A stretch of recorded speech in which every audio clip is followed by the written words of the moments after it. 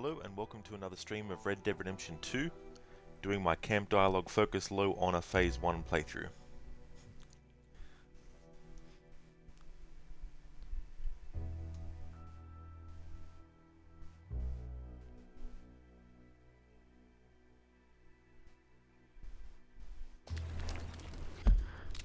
Alright, so, just need to double check where I was up to last week.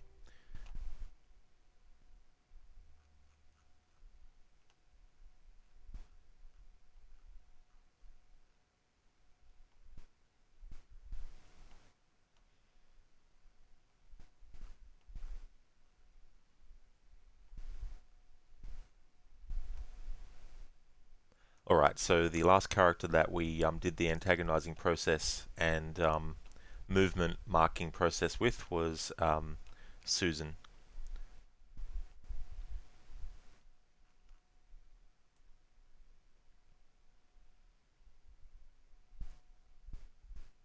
Alright, so adding Susan to the list of characters we focused on from 9 AM to 6 PM in game, that is, so far. 1, 2, 3, 4, 5, 6, 7. Okay, so we've gone through 7 characters. There's 16 currently in the camp. And the characters that we have left to focus on is Mary Beth, Molly, Pearson, Karen, Tilly, Strauss, Hosea, Kieran, and Micah. So I think that's the order that I put them in. So yeah, it's time to antagonize Mary Beth, which I'm not gonna enjoy. So that is the 8th. So Mary Beth.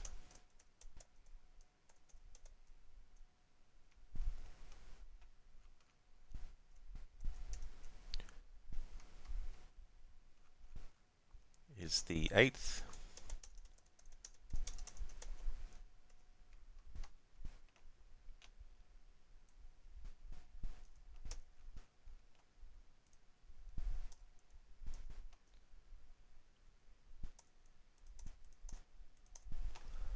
Now this is going to be interesting because this might be one where we can actually get multiple characters at the same time and their movements up until a certain point, but I still need to do the thorough process with them. But config 1 is what we need, and I know that it's loaded up already because Pearson is in front of Arthur. So that means that config 1 is ready to go. So Dutch will approach Arthur to talk to him, and Sadie will go over and taunt Kieran with food. Alright. So, we need to see where Mary Beth is. Morning, Mr. Morgan.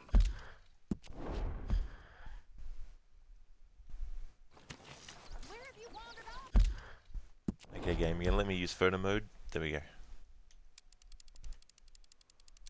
Alright, so where is Mary Beth?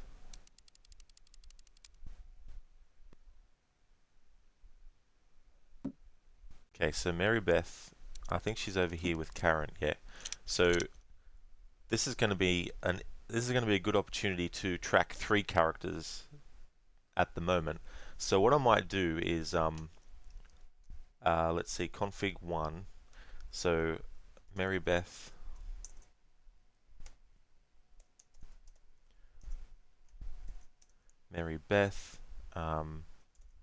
Karen, and Tilly.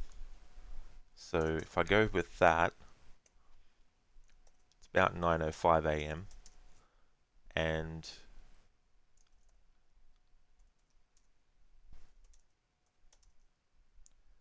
at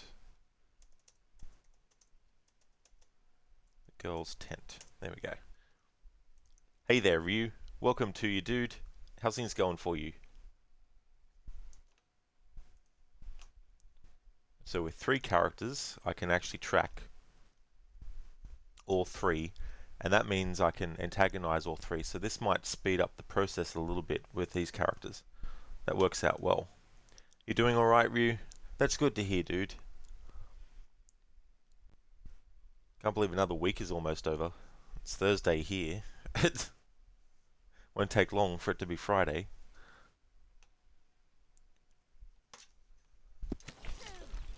So Dutch is going to talk to us, talk our ear off. Plan, plan, plan. Faith, money, faith. Arthur, my boy. Faith, plan, money. My dear boy. Money, money, money. What's going on? Nothing. Nothing. Nothing at all. For It's the like you're first wearing time nothing at all. in weeks. Nothing at all. Nothing. Nothing at We're all. free. We're free to plan Plan. our own futures Plan. once more. I hope so, Dutch. Plan. You kept Mangoes. the faith, Arthur. Tahiti. You always kept it. Tahiti. And I ain't losing it now. Tahiti. Tahiti. Tahiti. Could use a slug of whiskey in this.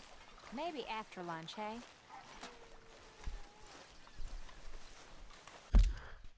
Alright, so we have about 10 past 9. Alright, we have Susan. Not Sue, jeez. I think I'll just do MB for Mary Beth, K for Karen, and T for Tilly. Yeah, Ryu. Stupid sexy Flanders. That reminds me, there was a band called the Flanders, I think, and each member was dressed up like Ned Flanders.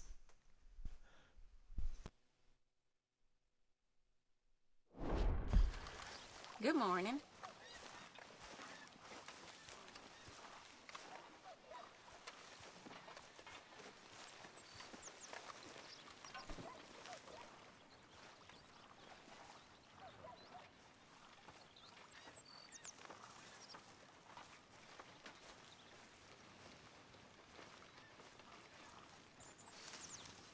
I wonder if I'll ever not smell of campfire again.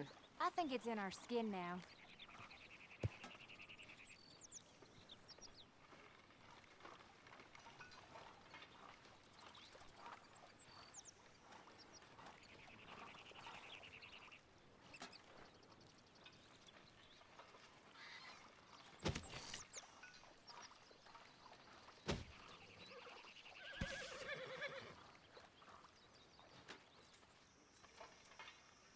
Here we are, another day older. And definitely not wiser.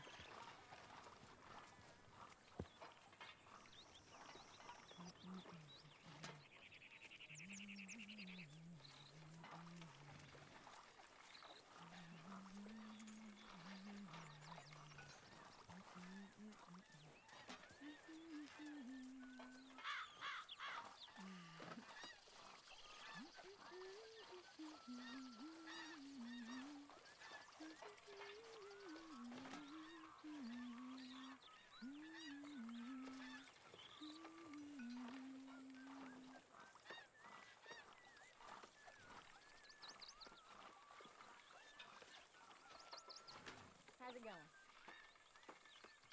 I have nothing to complain about. Good.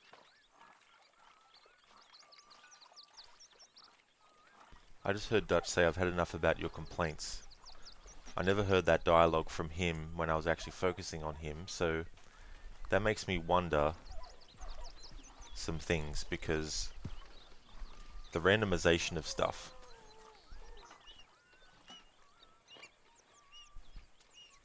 There's just so much to this game. Like, doing a playthrough like this is when you start to see a lot of programming, or you start to think in that way of, I wonder how they've programmed this part, you know, and all the variations.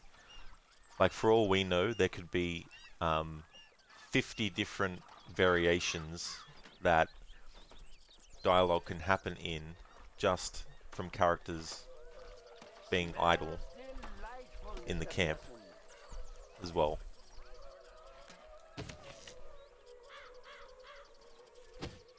Hey there, Tall. How's things going?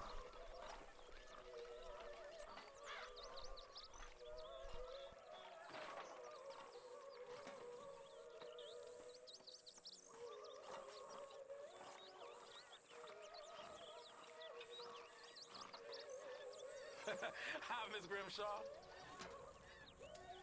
Hello there.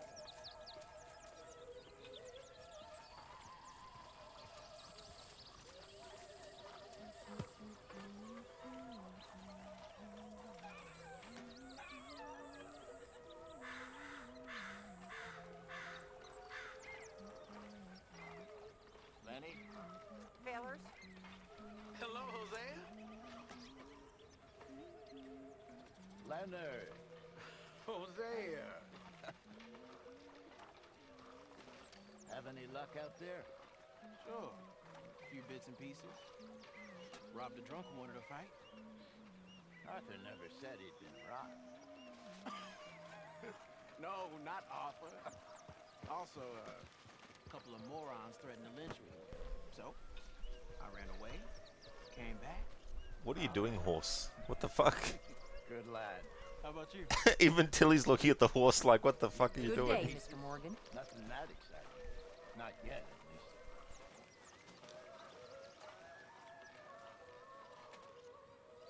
Tilly's like, get your horse tail out of my face. I'm trying to work here.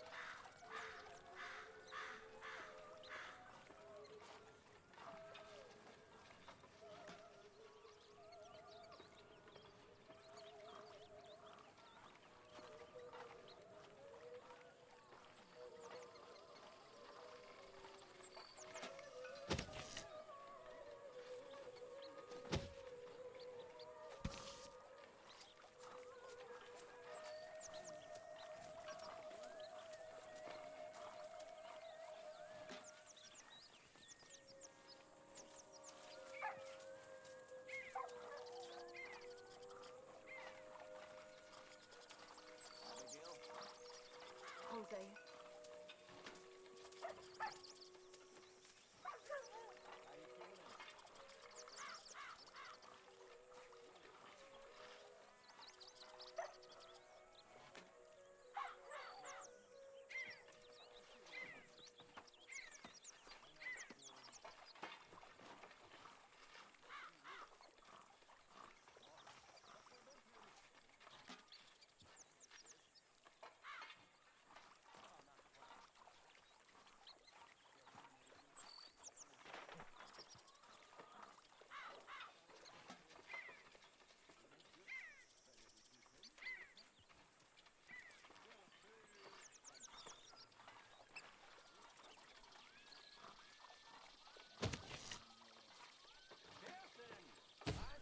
Alright, so far no movements from Tilly, Mary Beth and Susan.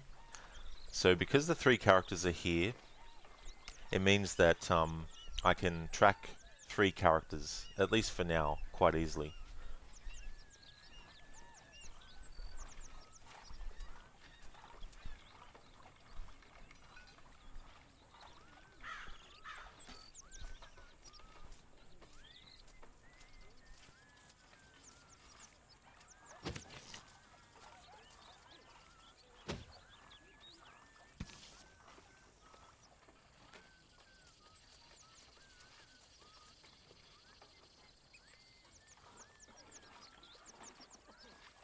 Oh, that's great, Tool.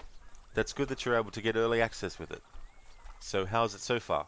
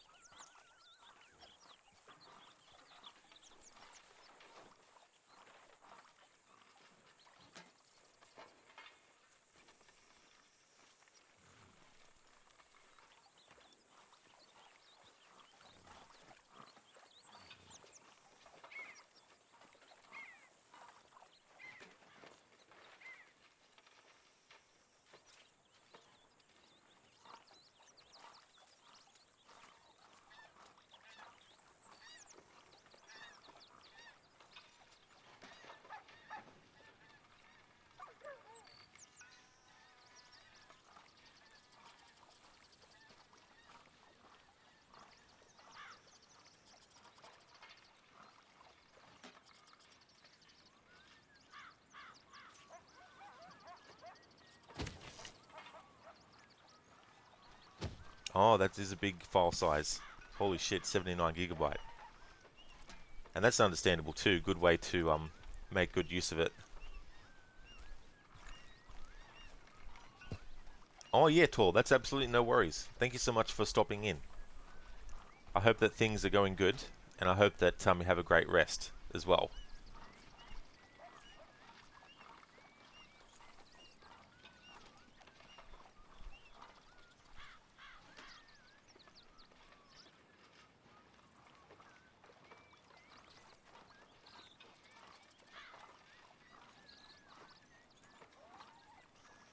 Enough staring into space, Dutch. We need a plan. Okay. Hosea telling Dutch what's what. This is so interesting. Getting so much different dialogue or hearing it from Dutch. We need to hunt for some better meat. Lenny says that. I've heard him say that before.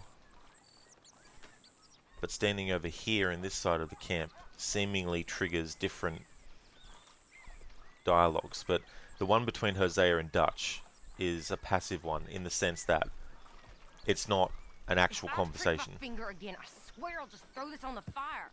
I'm happy to swap later if you want. I'm sure Grimshaw would find some problem with that.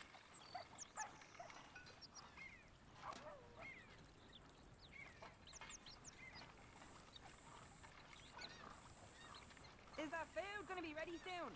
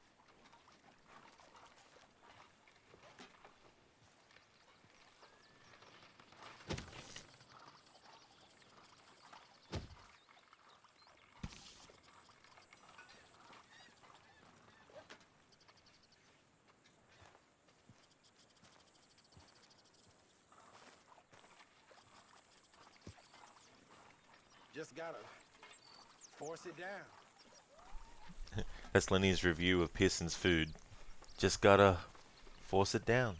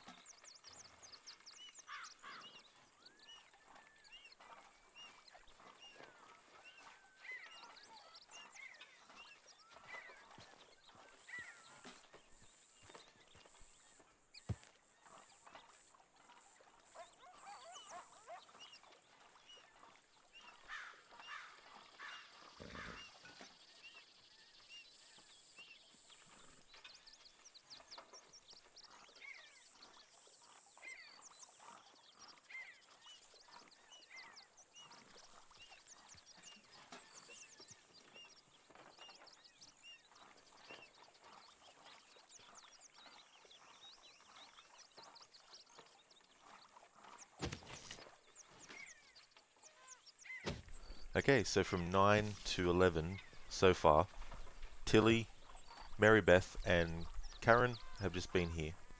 I won't even ask what's in this. But I do know that Mary Beth will go wandering somewhere in at least one of these configurations because she's got to go over to Kieran and she talks to him and actually gives him some food.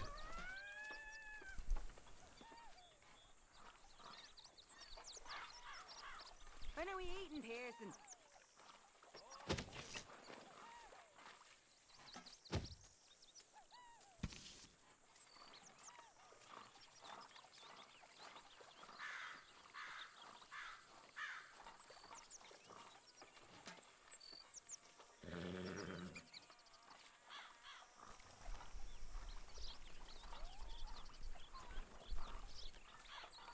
So it's now basically the second week of February. So I've already done a stream this month of this game. So that's 2. So we got, including Mary Beth, we've got 1, 2, 3, 4, 5, 6, 7, 8, 9 more characters to do this process with. So if I can get Mary Beth and Molly done today, that leaves 1, 2, 3, 4, 5, 6, 7 left, which would be next week. And then the following week after that, if I could get Pearson and Karen, then that's 1, 2, 3, 4, 5 left. Kieran, there's no point in worrying about where he's going to go. But the thing about Kieran, though, is that even though he's just tied up, other characters, you know, coming along. So hopefully, that is sort of like, I think for Kieran, what I'll do is just go through this process once of just standing near him and seeing what happens.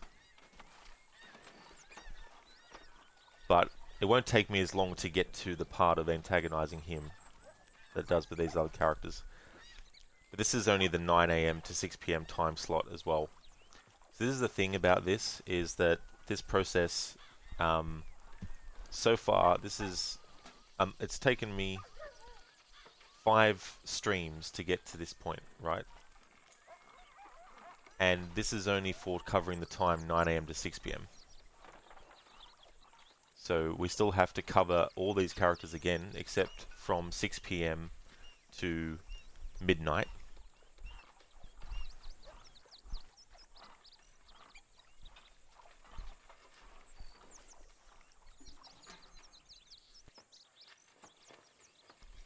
And that's just at this point in the story. There's missions that we have available, but I haven't done any of them yet.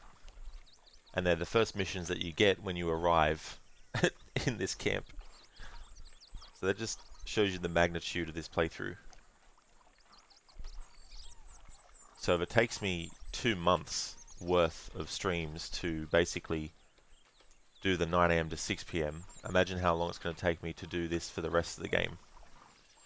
6 chapters. And every time I do a mission, I got to come back to the camp and do it all again. So I'll be doing one mission at a time, basically, before coming back to camp, and then boom, I have to do this whole process again.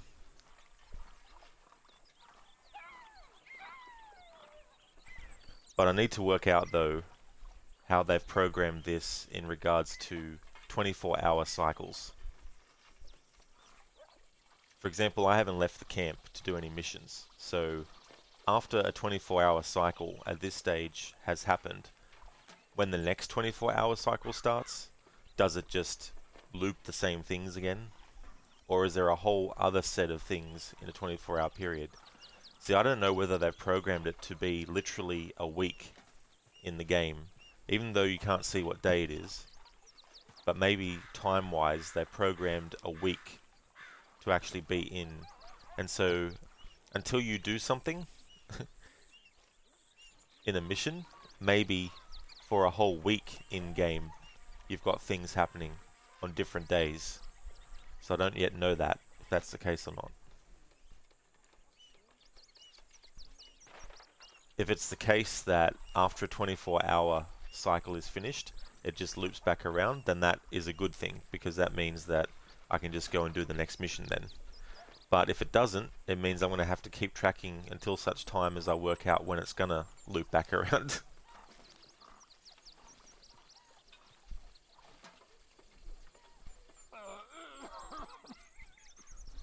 So yeah, this playthrough just to do this first phase will probably take half a year. Maybe, depending. Then I've got to make sure that I'm actually getting Arthur's honor down low. So if I know that the days just cycle, like the 24-hour cycle, things just happen the same way again, then at least I know that gives me some time to just go out in the game world and cause some havoc to get Arthur's honor level down low.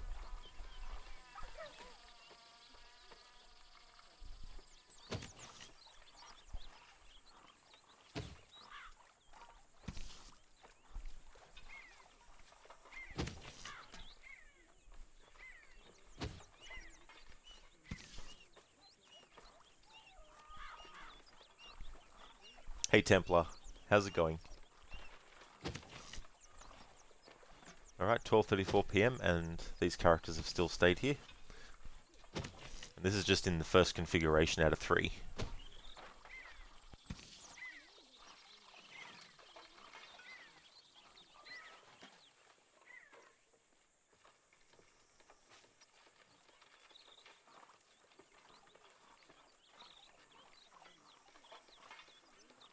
Ah, I see Templar. Reunion time, is it? Well, I guess you could just not go.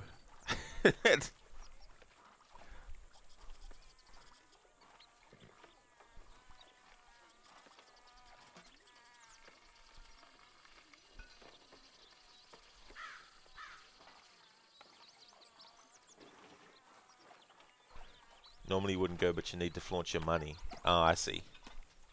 Need to flash it around and show people how rich you are.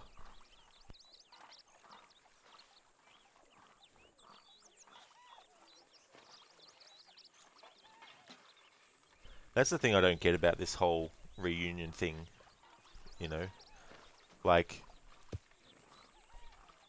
if there's people that you didn't like, you know, there's no point going.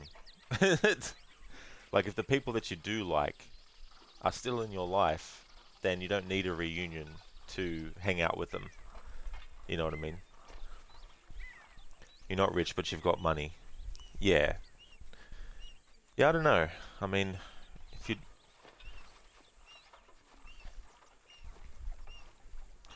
if it's something that you don't want to go to, even if you do have money to flaunt,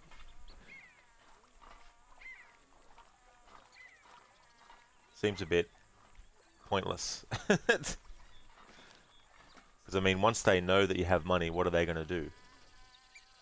Just go and live their life normally like they would have done if you didn't go to the reunion.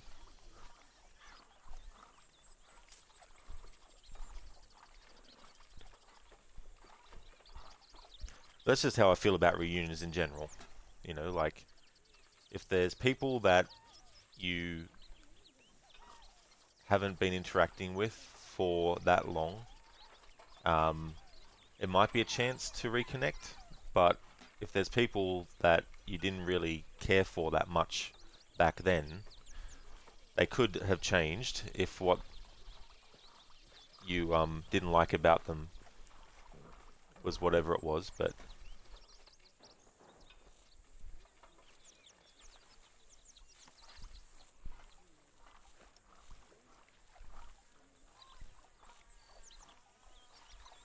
oh, you make almost 100,000 a year, but you ain't rich. True, used to not look the nicest in high school, used to get shit for it. Oh, darling.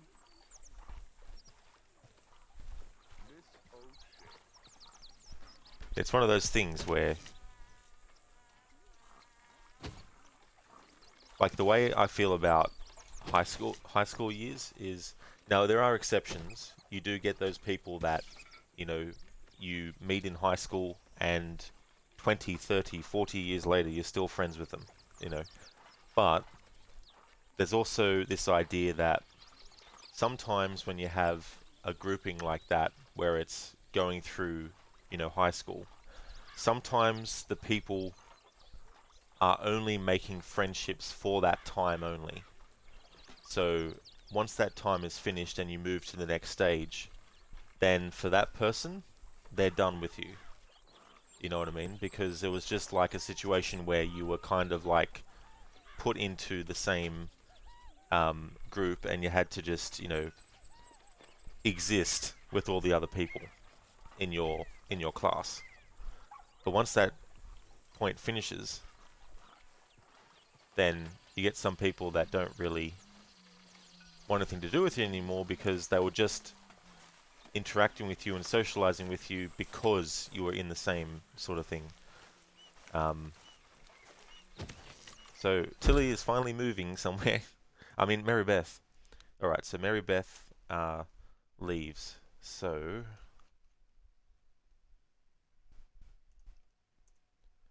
at 1:20 PM, MB leaves and goes to, let's see where.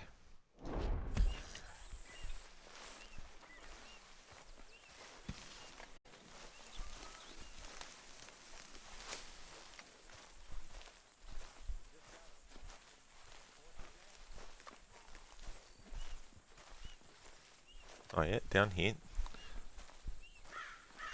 To read her book. Next to Old Wagon.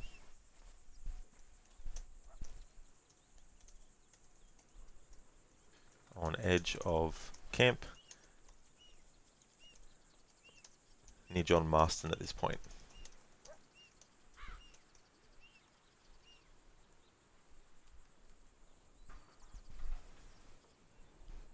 Alright, so Mary Beth goes there to read. Now I'm going to test something.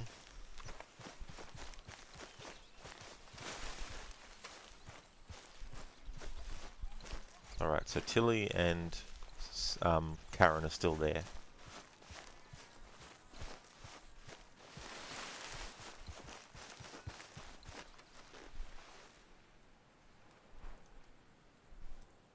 Templar, but now you can go in with your custom-made clothing and nice car. Okay, maybe the car isn't that nice, but it looks like it, so we keep that here in chat. Almost none of your friends made it past junior year, but you still have some good friends. Well, that's great that you do, Templar. That you still have those friends and you still stay in touch with them as well. And that's the true kind of like result when you go through things like, you know, going through school and stuff, is you're going to get the people that won't.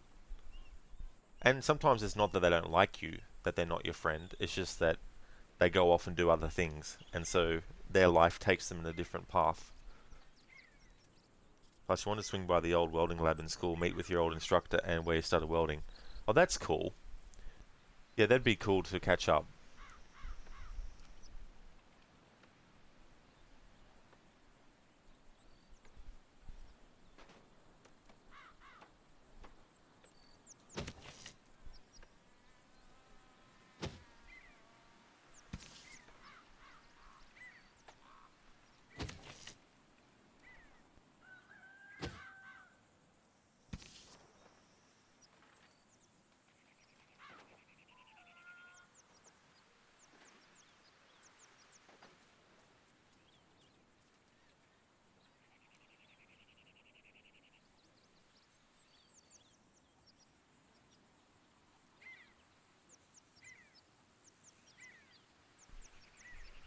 Templar, there was a very ugly falling out in junior year. It was wild. Some stuff was said that should never be repeated again, and some leverage with incriminating photos.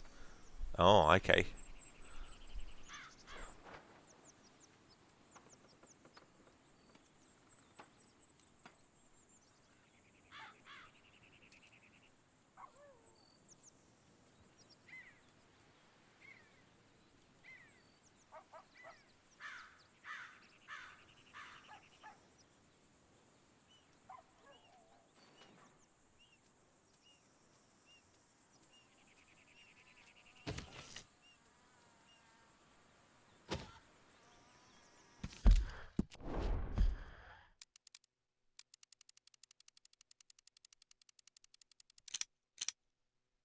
Alright, so Karen and Tilly are still over there.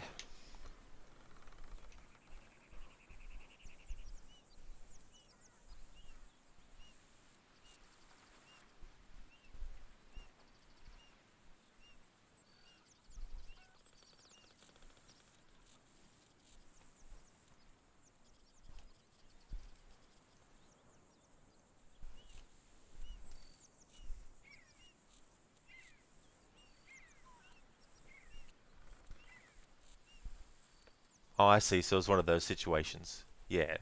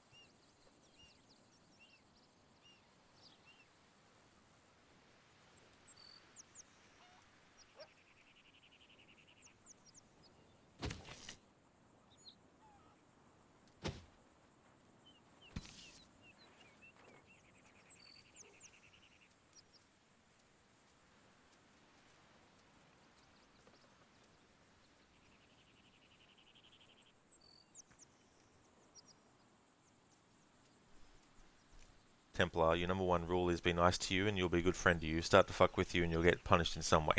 And they fucked with you to the highest degree. Definitely sounds like they did.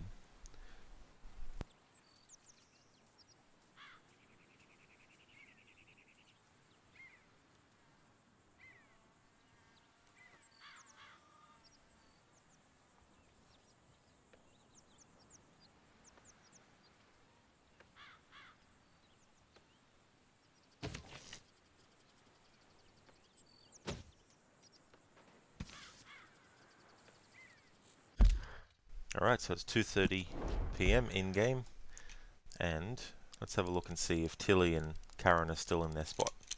They are, okay.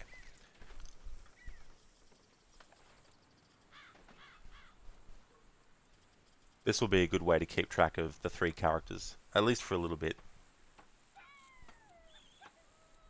To just keep track of their positioning. Because it might also make the process a bit quicker as well. At least the process of keeping notes on which characters are where and when.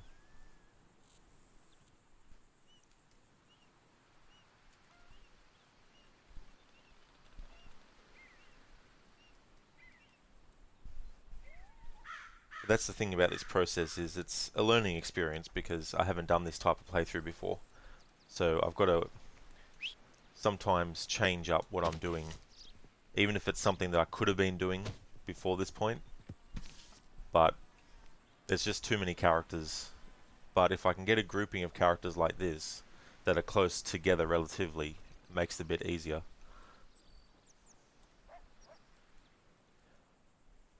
Of course, I can't be as accurate because while I'm here with Mary Beth, the time between me checking to see where the other characters are, they could have already started walking somewhere. Or they could have already been somewhere.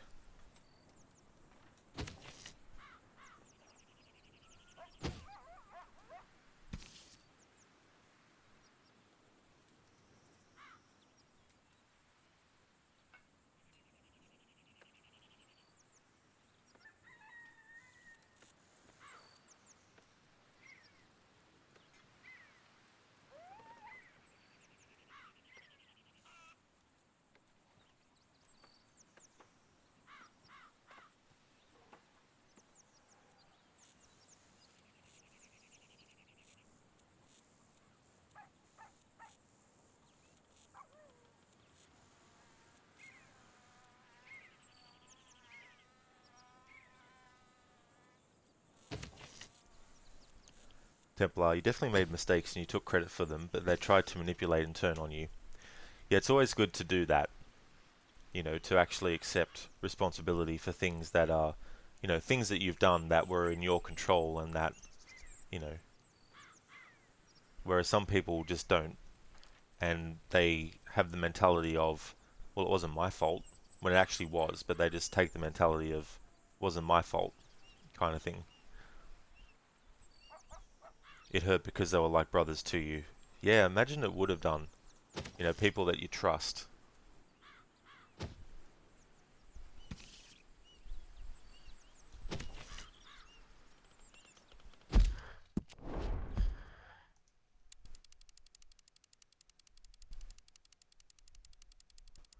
See? Tilly's already left, so I don't know where she's moved to.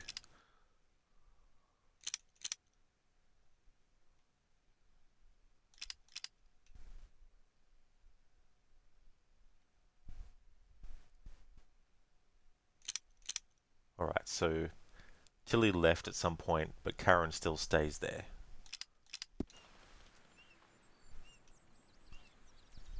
They were like a pack of dogs when one gets upset. Then when the back is in on it. Yeah.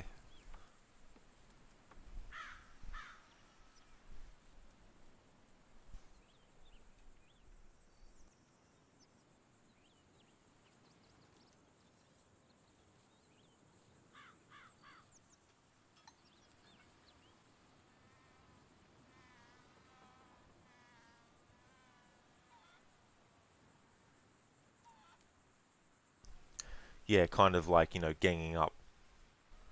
Jin, spoiler, watch out where those huskies go. Don't you eat that yellow snow. That sounds like lyrics of a song, Shin. Is that where that's from? How's it going, dude?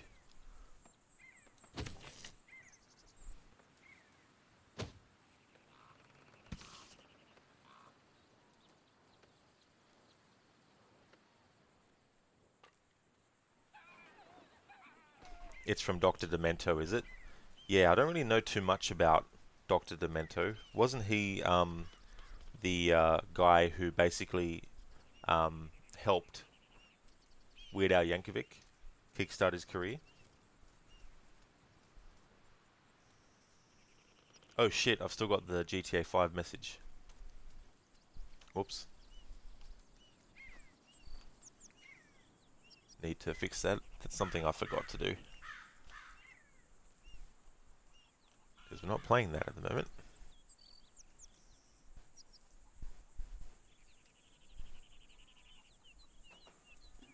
Alright, that should be fixed now. Templar, what shocked you to the core was how fast and eager they were to get rid of you.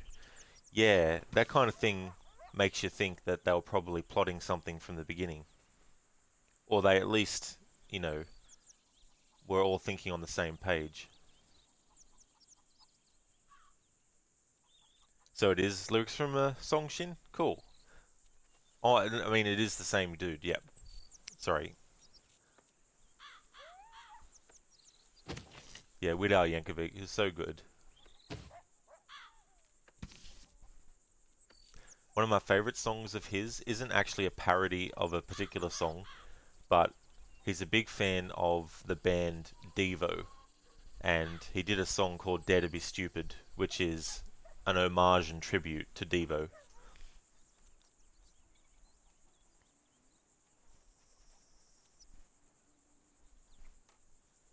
Oh yeah, the White and Nerdy song.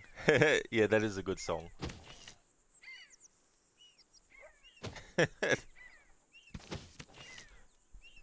Temple makes you think they had it planned for a while, just waiting for the opportunities to do it. Yeah, it's definitely understandable to feel that way. Especially if it just felt like it all happened all at once as well. Too coincidental for it to all come to a head like that.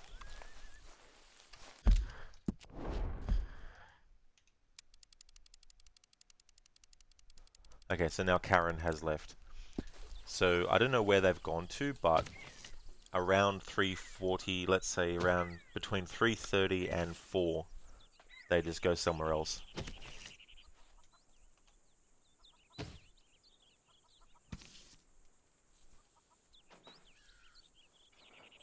So yeah, it might still just be easier to focus on one character at a time.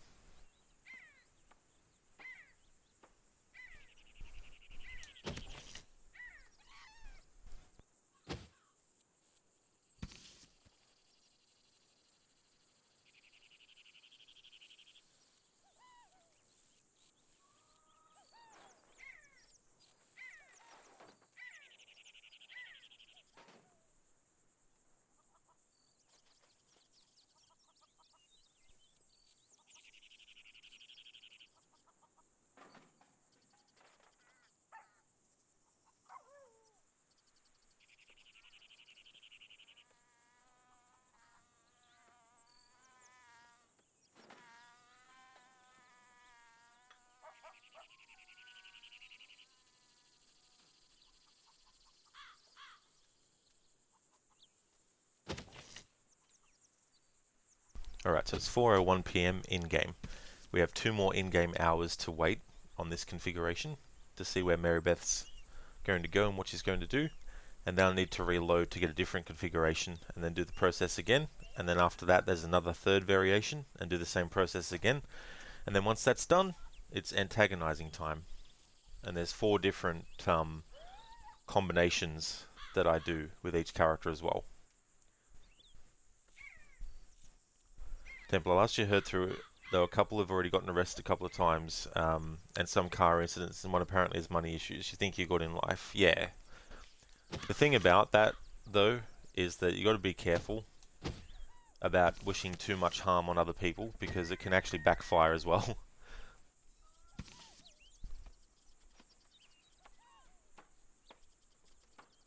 Like that old saying, he who seeks revenge should remember to dig 2 graves.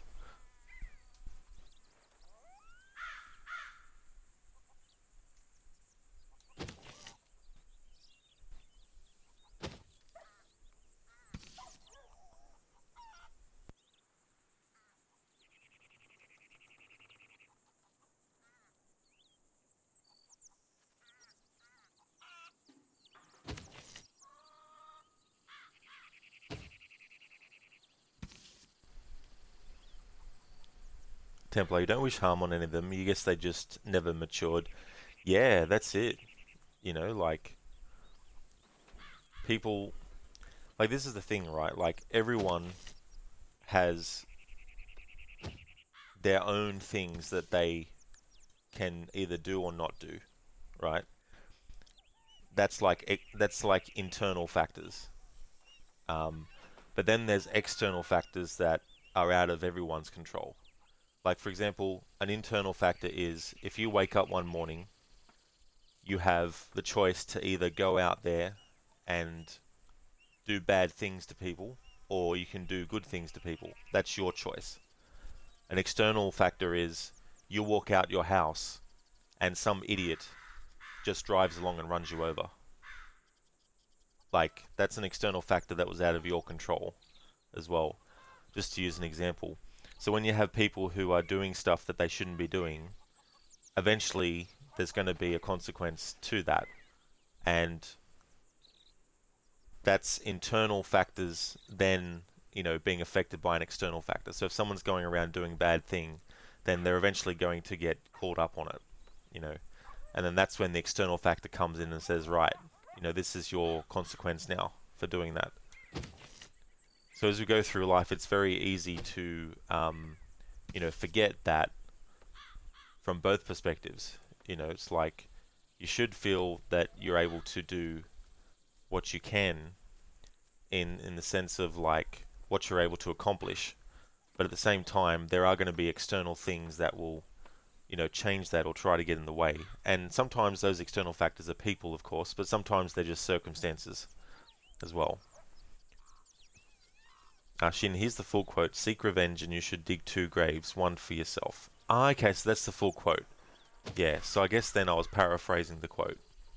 Because I was kind of going off on Xiao Jun in Chronicles saying that.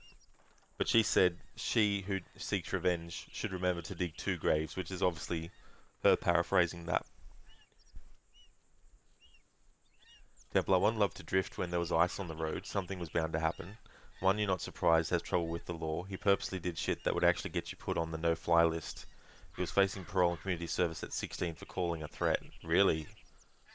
Yeah, that is very serious then. Like, holy shit. But yeah, that's the thing. You know, and the other thing is too, sometimes people can't be helped, no matter how you try. They'll still go and do whatever they were going to do. And sometimes they don't learn until they have to learn the hard way. And sometimes it can be fortunate for them because they learn the hard way quickly and they can bounce back. For others though, they learn the hard way slowly as well. Should you never wish death upon anyone who wrongs you? You wish for a sudden explosive diarrhea while stuck in traffic with frequent sneezes? Damn, now that would be a combination of bad shit to happen. Templar, you just love your, you just live your simple life, no revenge or anything. Yeah, and that's the best way to go. Like, if someone does wrong by you, obviously it's going to affect you, and you are going to feel, you know, what you're going to feel, obviously. But, you know, sometimes it's hard to get out of that as well, and you're just sort of like stuck in that emotional state.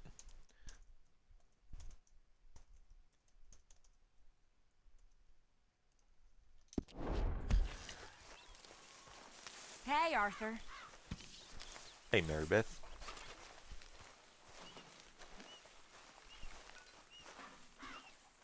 If Kieran didn't die, I could probably have seen Kieran and Mary Beth. At least not If it, Arthur, it is good to be off that mountain. I never knew I could be so cold. if at least not as, I you know, Mary Beth. more than just friends, but even just I friends. like it here. But where on earth are we? New Hanover. New Hanover. So I've heard this dialogue 100 times now. Ah, Lord. Maybe not literally 100 times, My but mother came from somewhere that's here. why I'm talking over it. You know where? No, I hardly know much about her. She died Template when I parents was said young. they would bail you out of depending on the Mine charges. too. You've almost gotten arrested but not ever arrested. Mine too. Well, that's good, Templar, as well, that you have that support.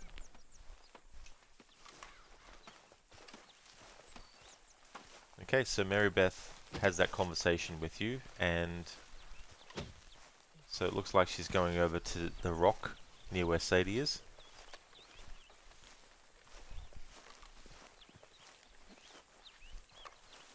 Past where Jack is. You okay?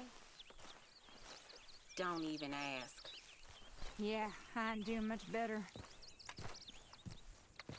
Arthur.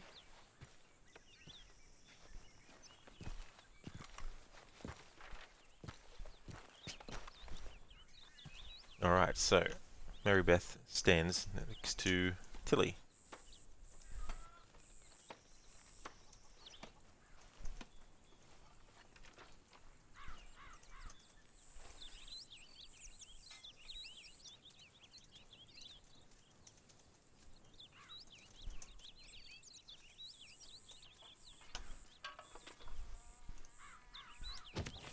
So it looks like this is going to be where these two characters stay until 6 PM.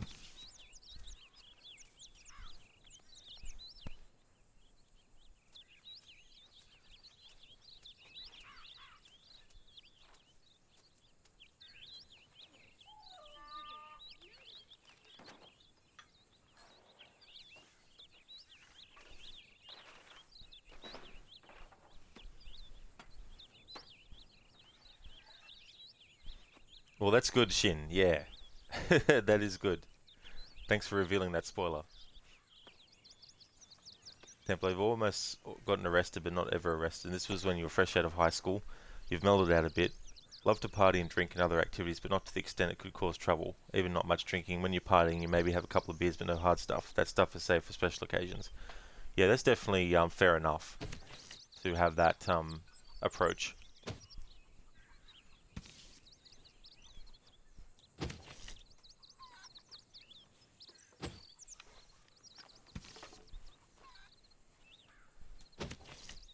(5:48 PM). Alright, so when it hits 6 PM, I'll be reloading the save, and this is just the first configuration. So I've worked out that there's 3 configurations when you reload your manual save at 9 AM on the first day in camp. You have Pearson in front of you, then you have Dutch, who walks up to you and has a conversation that you can't skip out of. Then you have Sadie, who goes over to Kieran and taunts him with the food that she has. Configuration 2, Dutch is at his tent, and Lenny is out of camp completely.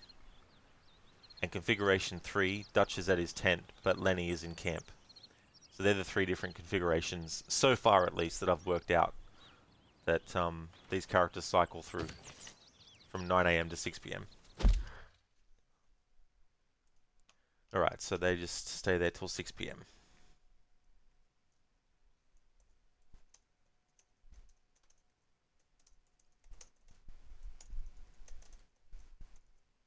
Alright, so config 1 is what we want. Okay, config 2 is, I mean. Dutch is at his tent. Lenny is not in camp. Alright, so that's what I need to track next.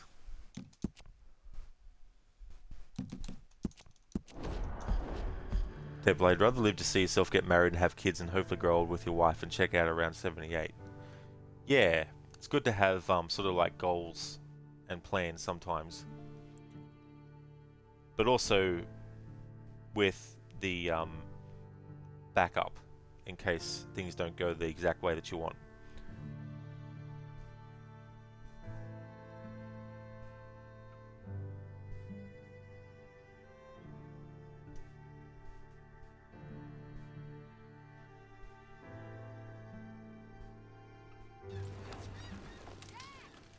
Alright, so Dutch is in camp, but is Lenny in camp? If Lenny is in camp, then this is the configuration I want. Good morning, Arthur. And this is the configuration I want. So Lenny's not in camp.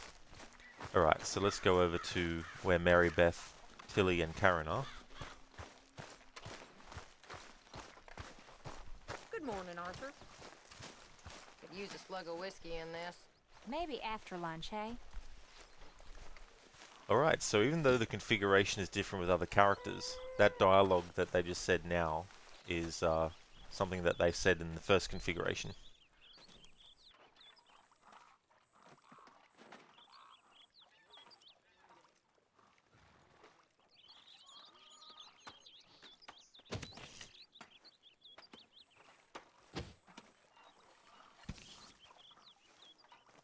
You know, all this, it used to feel like one big party. How wrong I was. It's not all so bad. That dialogue, however, they didn't say Good morning. in the first configuration that we just focused on.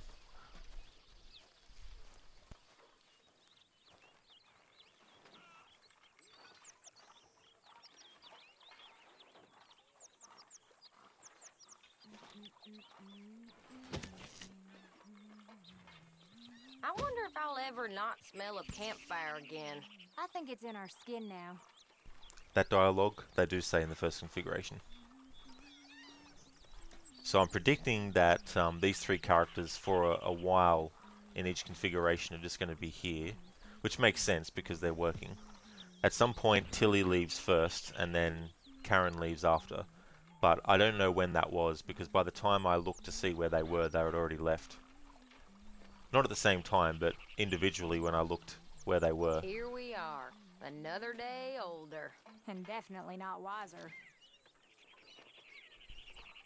Templar, if it doesn't, maybe retire at 50 something, live your days to the fullest. Yeah, that's the thing, you know. Just do the best that you can do.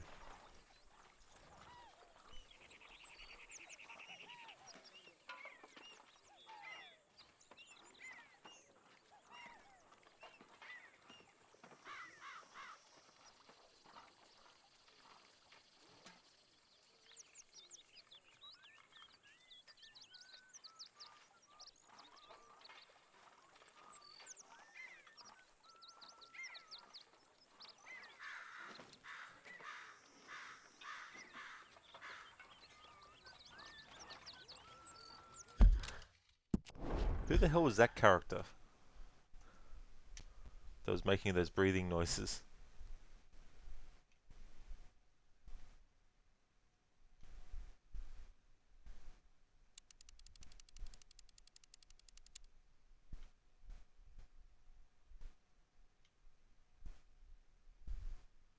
I mean, Uncle's all the way over this way.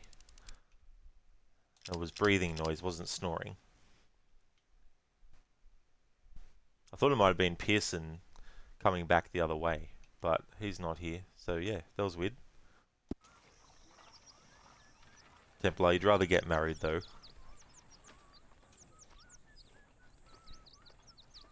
You never know.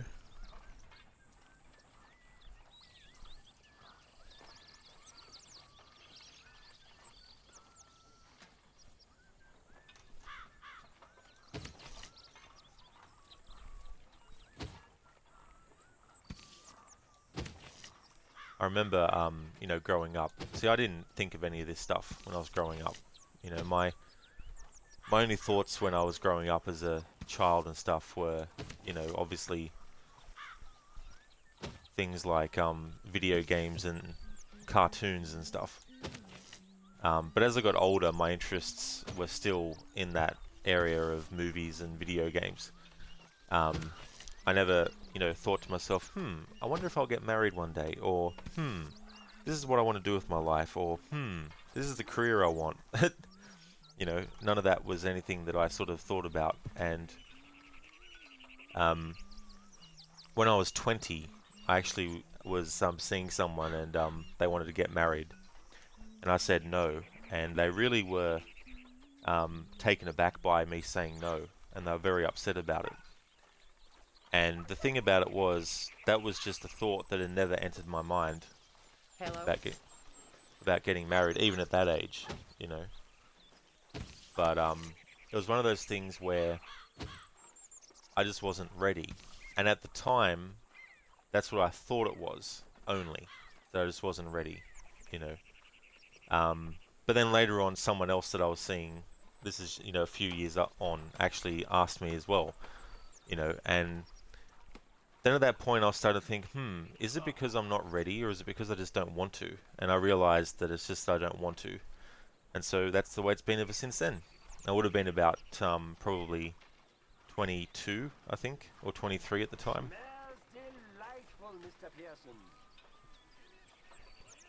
It's just one of those things that, you know, everyone has a different idea on what they want to do in their life, and, you know, obviously there's things that people do because it's tradition, as in, you know, their parents got married, which means they feel that they have to, and that, you know, when they have children, that they'll want their children to get married, and all that kind of stuff, which is fine to feel. But then going back to the whole idea of having like a backup, you know, people need to realize that you might have a child who grows up who just doesn't want to do the same things that you or your grandparents or their parents did. You know, they want to forge their own path, and I think you should be flexible to sort of like realize that and understand that, you know, they are their own person. You know, they are related to you and everything, but they are their own person still. And that goes for so many things, like whether it's a career, you know, like if a lot of people in a family were carpenters, for example, but then one in the generation is like, you know what, I don't really want to be a carpenter. And their parents are like, why not? Why don't you want to be a carpenter? Why? Isn't it good enough for you? Like, we're carpenters. Is there something wrong about, you know? Having that kind of attitude is not really the way to go. You know, so it'd be best to have an attitude of like, okay, that's fair enough. So what were you actually interested in? You know, actually find out, instead of just the instant, you know, rejection of, hey, you know, how dare you not want to do the thing that we have done and that our parents did. So I think sometimes people feel pressure to do things, you know, and sometimes the person isn't putting pressure on them, but still the person feels a certain pressure. And I think it's important to not want to push that. And there's just so many different variables that go into stuff as well. Example, your parents used to say, get your life thought out early so you live your life the way you want. You do sometimes wonder what you could do different in the past. Yeah, I mean, that's the thing, right? Like, there's so much stuff that happens, and there's stuff that, you know, was never in your control that you wish you were able to actually do something about. And then there's things that were in your control, but you know, obviously can't go back and change that either, kind of thing. That's why I think stories to do with time travel can be interesting for people. Like, if you look at a movie like Back to the Future, Marty and his girlfriend, they have plans for the weekend. And Marty's mother has always told Marty and his brother and sister that, you know, you shouldn't go around drinking, you shouldn't, you know, and to their daughter, she's like, you know, I didn't park in cars with a boy, you know, I never drank or anything like that, you know, when I was that age. What happens when Marty goes back to the past? He actually sees that his mother, when she was a teenager, actually did all that stuff, you know. But the thing about time travel stories is that it's a fantasy, right? Obviously. So, you know, if you could go back in time and change something, you know, but then the other thing is, you don't know how many different things, even unrelated to that event specifically, actually went into creating that event. You know, it's like, we know that when there's a snowstorm that something happens and all that snow builds up, but sometimes people don't see it until it's already hit. It's like, how did that happen? You know, but there's so many little tiny things that are happening everywhere. You know, like anything could have gone differently, and everything else. You know, like there's so many different threads to think about. Like you wake up in the morning, you go outside. Before you've gone outside, 10 million different things have happened around the world in small details. And when you go out and you go outside, a car might come screeching past. Now, how many things went into that happening? How many things could have not happened to make that happen too? Like, for example, the person who screeches past you in their car could either be late for work, or there could be a family emergency that they're rushing home for. You know, what caused that family emergency? Who knows? There could have been small little things. So, you know, the idea of wanting to go back and change things is, you know, a great fantasy to have. But let's say you could, then you'd have to keep track of all that stuff. You'd have to find out all that information. So you could prevent something from happening. If you want to prevent someone from dying from something that is savable, like if someone stupidly gets drunk and then jumps off. One of these days we'll actually get the men to help with the laundry. I wouldn't hold your breath. I like that dialogue. You know, you would have to know all the things that led them to do that, including what happened to them that day, or maybe that week or that month. Who knows? You know, there's so many things that you'd have to take care of. But in thinking about that, it just goes to show that there's so much stuff that's out of our control that we can't actually do anything about as well. But yeah, it's definitely understandable to feel that way. You know, wondering what you could do differently in the past. Your dad never ever wanted you to do his line of work, which was tree working. Well, that's cool. Like, it's good that he didn't put that on you as something that, you know, hey, you have to do this. This is what I want you to do, therefore you have to do it. Hey there, Nemesis, welcome. We are in camp, and we're looking at what the characters of Mary Beth, Karen, and Tilly are doing. This is the second configuration. Takes me about an hour of real time to go from 9 AM in-game to 6 PM to track this kind of stuff. Which means when we get to tracking the time of 6 PM to midnight, it's going to take even longer than an hour of real time to do.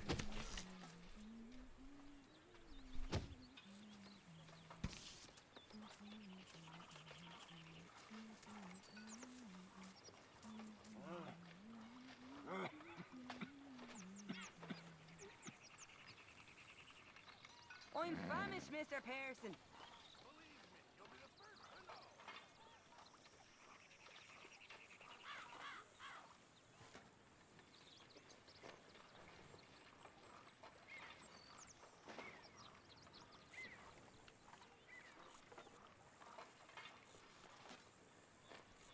Templar broke him down physically and mentally, so he never wanted you to do that. Yeah, that's the other aspect too that can happen. You know, someone's own experiences can make them think differently about other things, like, you know, what would I want my, you know, child to do, or, you know, what things could you sort of like let people know about who might be interested in that line of work, you know. Nemesis, you got Mafia Definitive Edition yesterday. It's been good playing on hard difficulty. Oh, that's cool that you got it on, yeah, definitive version. Yeah, they like I've seen Mafia 3, pardon me, being played a lot, and I don't know, it didn't really interest me. Like, I know that you play a character who obviously gets involved with the Mafia, but the first two kind of the first two kind of feel more to me what I would expect or want out of a Mafia game. You know, playing as someone who actually, you know, well, I assume they're sort of like being, sort of like that it's something that they wanted to do and that they came into, you know, being as, rather than someone who later in life decided to join up. You know what I mean? But I don't know, maybe because I haven't played the first two. Maybe that's not the case. Maybe the person felt forced to join or something. I don't know. But I think I like that aesthetic more. Because isn't Mafia 3 in the 60s or something? Whereas the other ones are in the 40s? Maybe it's the time period difference.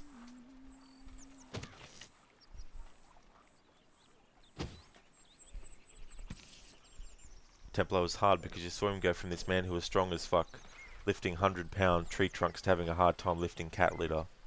That really would have been Templar. You know, and I imagine too for your father that it's also frustrating to go from that, you know. Nemesis PS Plus for Feb. Be glad Hangar 13 Games making a new game in 1920 Sicily. Oh, that's cool. Yeah. I think that's probably more what I was getting at, really, about why Mafia 3 doesn't really... Like, don't get me wrong, I don't mind a game set in that time period, but... I don't know, there's just something about it too, and... There's a lot of bugs and issues that were happening with it, so I was just like, eh. Mafia 3 in 1968, it should have been Vegas instead of New Orleans. So it was almost the 70s.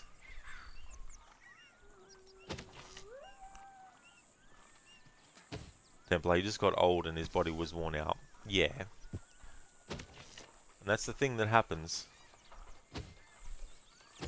That we can't, you know, control, unfortunately.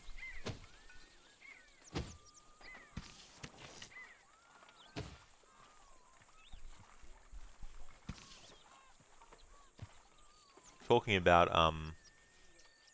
like, how I was talking about if you wanted to...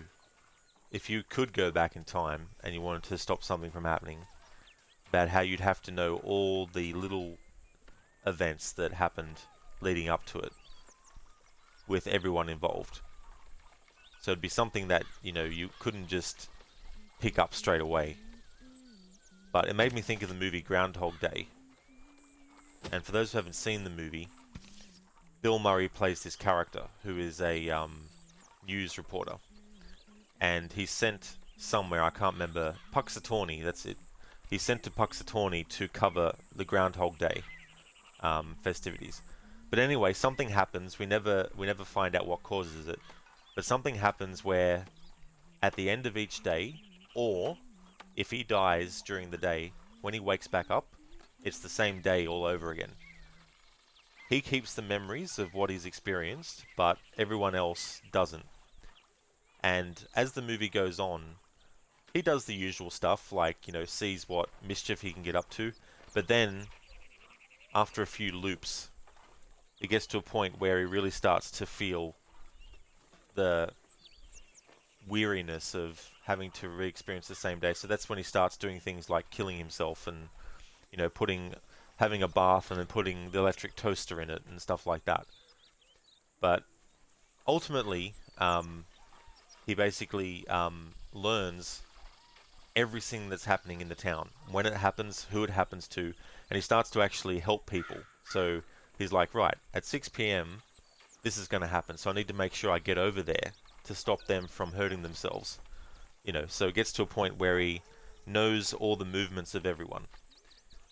So getting back to what I was saying about if you could time travel and trying to stop stuff from happening, you'd literally have to have that kind of experience where you know down to the second what's going to happen where and when along a certain path. But then you don't even know if your actions are going to cause something else too, which is another thing entirely. Templar, he's still alive though. You're talking like he died. He's alive and retired. Wise man he is. He's the man who taught you how life works. Yeah. But that's the thing too, you know, working in the industry like that as well for all that time is a stubborn piece of work though, I see.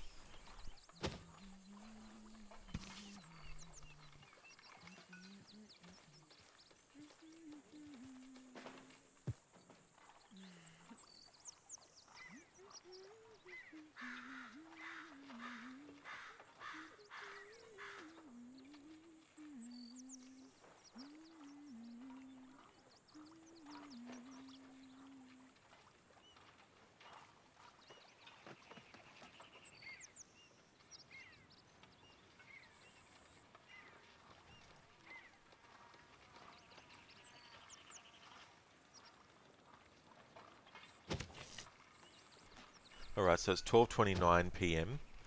in this second configuration. At 1:20 in the first configuration, Mary Beth gets up and leaves. So let's see what happens in this second configuration.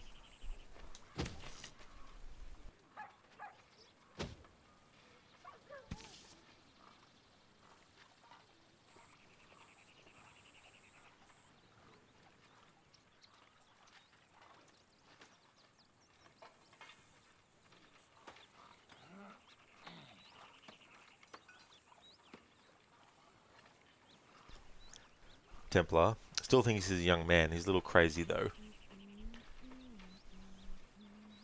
Once caught him work boots, underwear, only a hoodie, a hat with a headlamp, and a BB rifle hunting mice at night. Oh, did you really, Templar?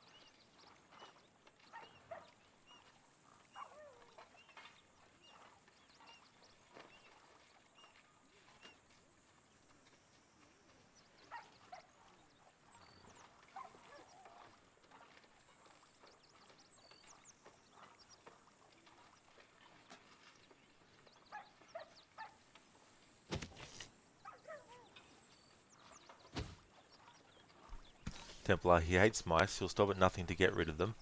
Me, you're a humanitarian, you like to think. You set cage traps at night, and every morning on your way to work you take this turn off and let them out near the woods, do you? Oh yeah. Well, that's a good idea.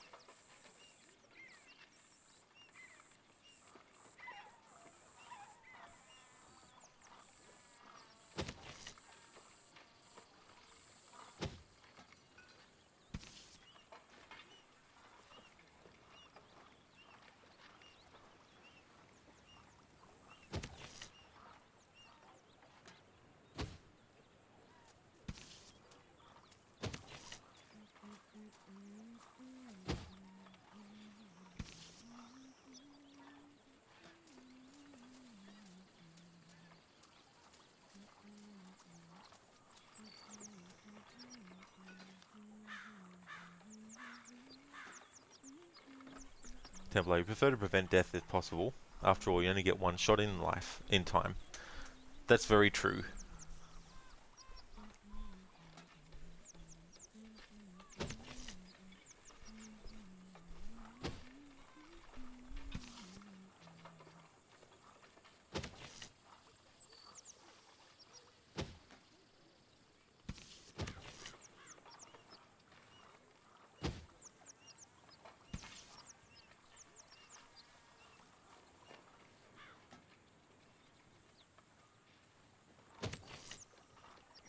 Alright, so Mary Beth is in configuration 2, also going somewhere at this time. Last time she went down to the wagon near John Marston and read her book for a little bit.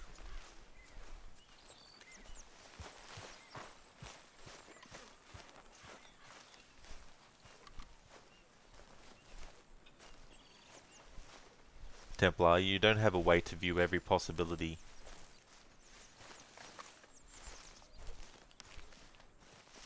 Shit, where'd Marybeth go? Oh my god, Rod, you take your eyes off the fucking screen for 2 seconds and the character completely disappears. What the fuck? Oh, there they are. This is quite a spot to choose this time, Marybeth. So she... Similar, so 9... I think it was around the same time, 9:20 AM leaves and goes to trees.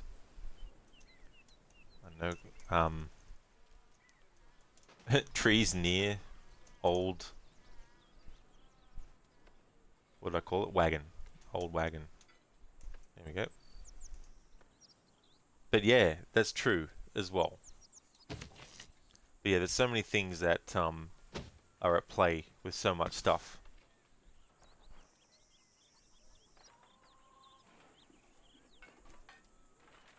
But then sometimes things that you thought were the best option fall away, and then an even better option actually pops up.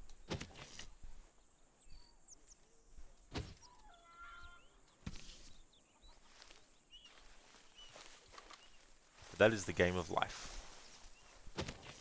In fact, imagine getting to a point where we can actually do a game, a video game that actually operates like real life does, in the sense of you have your character and you have the internal things that you want the character to achieve, the goals. However, you also have other characters in the world, obviously, who are living their own lives, but sometimes they decide to do things that interfere with yours, just like in real life.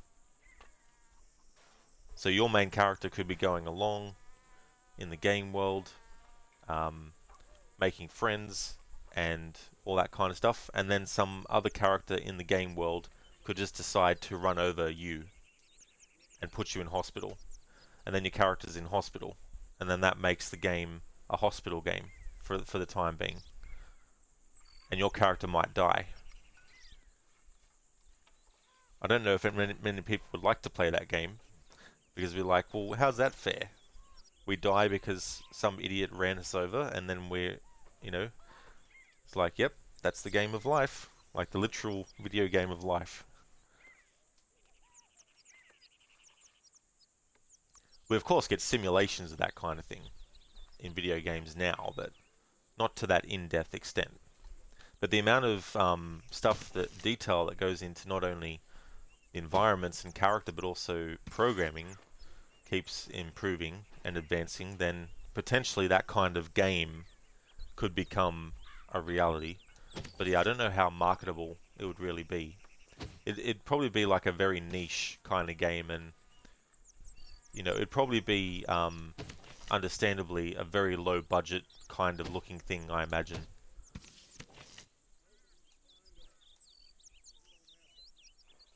But yeah, I've always wanted a game where, you know, the story will change completely depending on what happens to you as the character. Templar, time is such a weird concept, nothing can ever stop it. No matter what we try, it's the only thing in this universe we can never change nor manipulate. Time will always keep going even after this planet and universe dies. Yeah, and the thing about time too is we always think of it in seconds, minutes, hours, days, weeks, months and years and decades and centuries and so on and so forth. And we also think that things are just, you know, going in a pattern of one thing after the other. But the thing about time is every second of every minute of every hour of every day,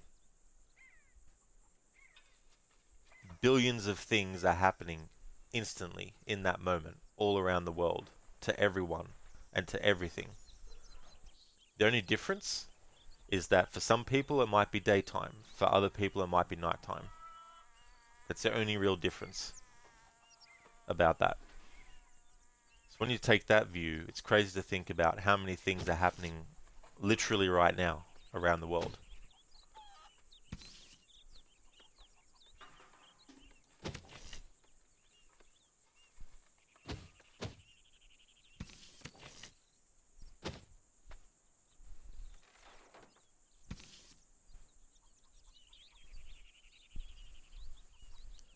I find the interesting thing about, you know, time travel in movies and stuff is it's using imagination, obviously, to think about what could happen. You know, and that's why you get different time travel stories where you have, you know, you can not only travel back in time, but magically you can be in America in 1950 and time travel to Japan in 1540. You know, and there's no explanation given in the movie or story why that happened. You know, then you get movies like Back to the Future where it's like wherever you currently are when you travel back in time, like your physical location, you will go back to that physical location. You will arrive in that physical location. Sorry, but back in a different time period. And the thing about this stuff is we don't know how it actually works, like literally fully works, because we don't have a full example. You know, like I can show you, here's a microwave. You know, people know how a microwave works, and or at least what it does. You know, we can't say, here's someone who's time travel. Hey there, Gary, how you going? Pretty good, thanks. Mitch, have you time traveled? Yes, I have, Mitch. Really, tell us your experiences. Oh yeah, I did this and this. See, here's a photo of me going, you know, like we don't have that kind of like tactile thing to be able to say, hey, this is something that's possible. So obviously there's, you know, theories about how time travel works, and there's things about that have probably been proven by now, but you know, until we actually have time traveled literally, it's kind of sort of like who knows how that process actually works and what the repercussions are of that. You know, does simply exiting your time period change stuff in that time period? You know, we don't know. Like if you leave present day and you go back in the past, does that instantly just change everything because you've gone back in the past? Or are the people in the present wondering where you've gone? You know, Templar, you like to think if there is such a creator, how does one manage that? To think being the one who decides billions of things that happen every second. Yeah, I mean that's the thing, right? Like this idea that there's some higher power that is playing a chess game with everyone and everything. Shin, any sufficiently advanced technology is indistinguishable from magic. That's a great quote. Reminds me of Outlast as well. Try to get the actual quote because I will probably misremember it from that game Outlast, which is another game that's celebrating its 10th anniversary, so I need to do something special for that too.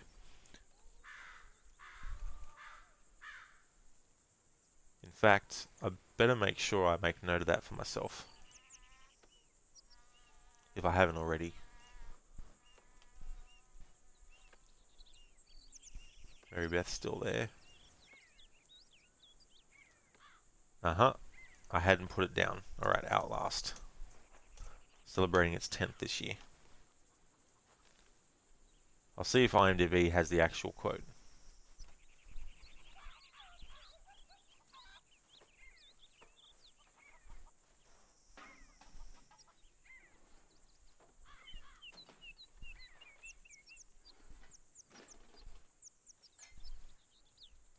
No.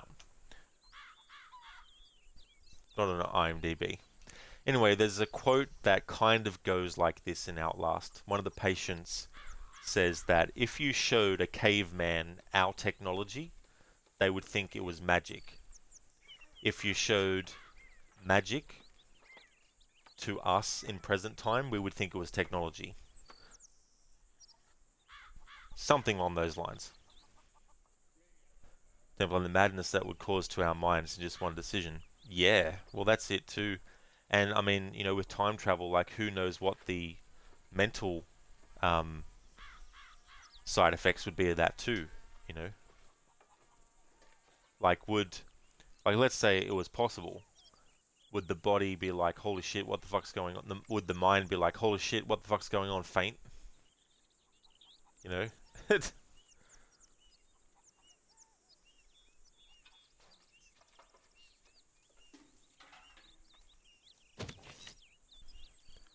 But yeah, I've always been interested in time travel because of the Back to the Future movie, because I saw that at a pretty young age. I think I was probably maybe 7. or 8 when I saw it for the first time.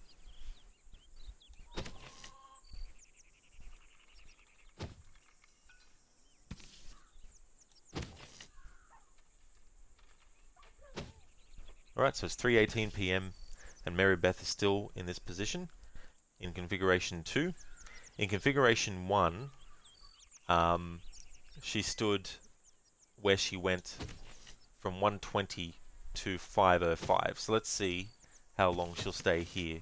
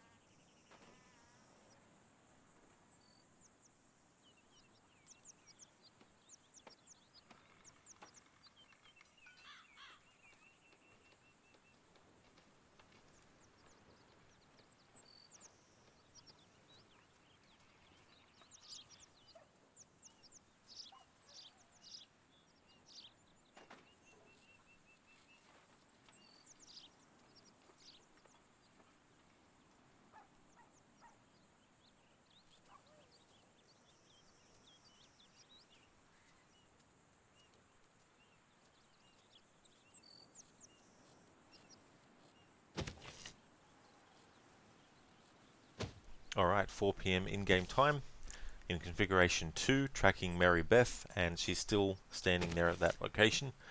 When it's 6 p.m. in-game time, we'll reload to get the other configuration where Dutch is at his tent and Lenny is in camp. This configuration is Dutch is at his is at his tent, but Lenny is not in camp. First configuration was Pearson is in front of Arthur, Sadie goes to taunt Kieran with food, and Dutch automatically speaks to Arthur in a dialogue that you can't skip. So we've done that first configuration. This is the second one, and then when this is finished, we'll do that third one. And then once that is done, it's time to antagonize Mary Beth, which I'm not looking forward to. Which is something that I'm not looking forward to continually doing in the game. Let alone the characters we haven't even antagonized yet. But for those wondering who we've actually antagonized and done this process with,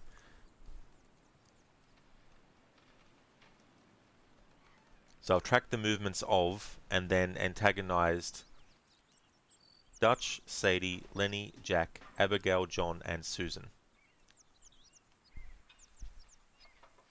And that's just from 9 a.m. to 6 p.m. Why 9 a.m.? Because the earliest the game would let me manually save when we actually got to this point in the story was when the in-game time was 9 a.m. So I've been using that manual save as the jumping off point to work out these configurations. But I wanted to do till 6 because I just wanted to do it until, like, it's not literally night time when it hits 6, but I just wanted to create a clear separation between night and day by having 6 p.m. be the cutoff time. But once this process is finished with all the characters that are actually currently in camp that I have left, that's when I'm going to put the playthrough on hold, restart the game from the start, and do my annual playthrough. Because with my annual playthroughs, my rule is I can start it whenever I want, but I have to finish it before the year ends. And so doing this playthrough as my annual, which is what it was at the start, doing all of this and finishing the game before the year end, no, wasn't going to happen. So that's why I've had to rename this playthrough, so I can then do my annual playthrough at a later date. But it's not that later date yet, because this process is pretty time consuming. Number one, for it to go from 9 a.m. to 6 p.m. in-game takes 1 hour of literal real time. And considering there's 3 configurations, that's 3 hours of real time, just focusing on what characters are doing and where they're standing and all that type of stuff. And then the antagonizing process. However, there's 4 different combos for that process. There's the antagonize with all the options. There's antagonize diffuse combination. Then there's greet antagonize diffuse, and then there's greet antagonize diffuse.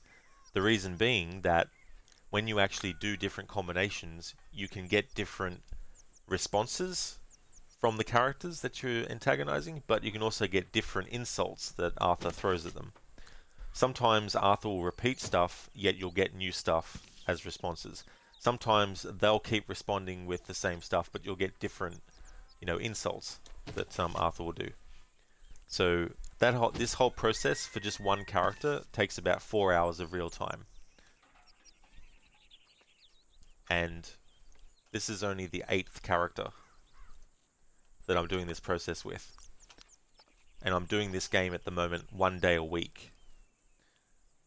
So it's a very long process. And Mary Beth is the 8th character, and there's 16 in camp. There's actually 17, including Uncle, but I don't include Uncle because he's asleep and interacting with him kicks off a mission. And I'm not ready to do those missions yet because I still need to track all this time. And then, when a 24-hour in-game cycle is complete, I need to work out whether or not all the same stuff happens for another 24 hours, or if they've actually programmed it to have days of the week with 24-hour cycles, and within those 24-hour cycles, within that week, there's different things happening on each day. I don't yet know that side of things.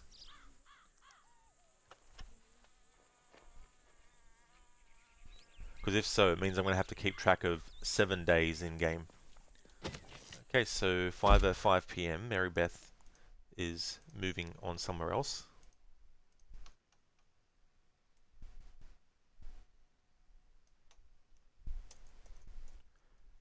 Which is about the same time as configuration 1.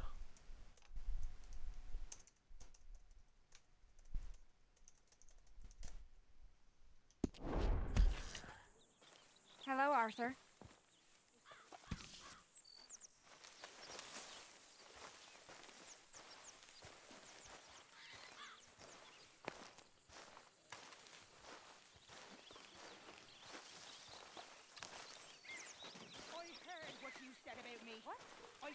I heard what you said about me. Did you? Okay. I don't think it's very fair. Okay, good for you. You're not so high. and mighty and above everyone than you think you are. Oh, Arthur, it is good to be off that mountain. I never knew I could be so cold. Alright, so I know, Mary Beth. Kind of like it here. But where on earth are we? New Hanover. New Hanover. Ah, Lord. My mother came from somewhere here. You know where? No, I hardly know much about her. She died when I was young. Mine too. Mine too. yeah, so I heard Molly talking over there to Karen, so when we are actually tracking Molly, we'll be able to get that dialogue in full. So you will still hear some dialogue from other characters, but I won't be focusing on them straight away. I know. You know, if I had any courage if I wasn't so damn weak, I'd kill myself too.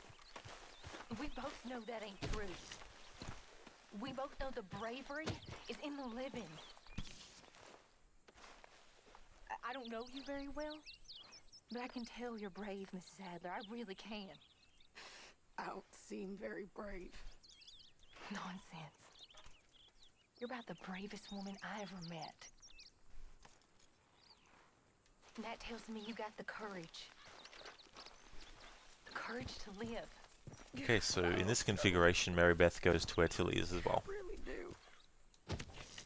Alright, when it hits 6 PM in game time, time to reload the save and get the third configuration where Dutch is in camp, but Lenny is on the edge of camp. Around there. Arthur. I'm always around. If you need someone.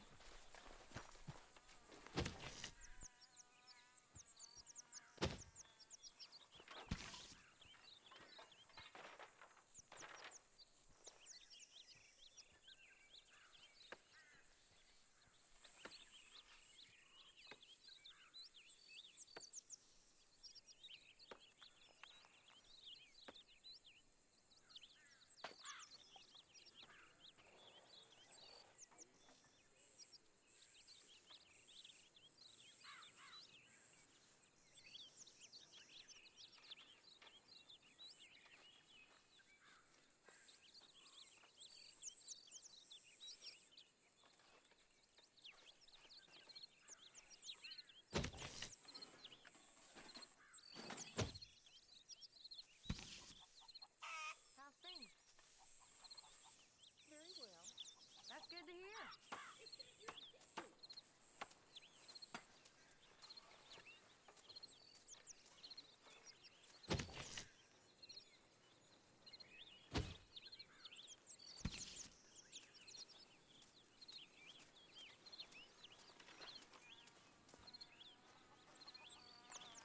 How's it going? I wish I could say things was good. Oh, well.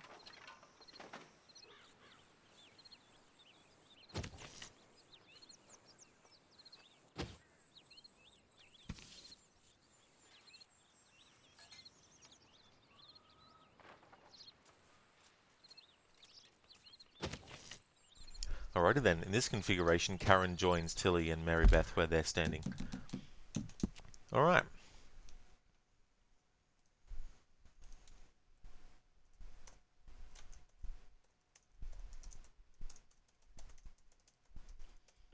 Okay, now we need to get configuration 2. Now when I reload this save, it might not actually load the configuration that I want straight away. It might load the other ones that I've already covered with Mary Beth.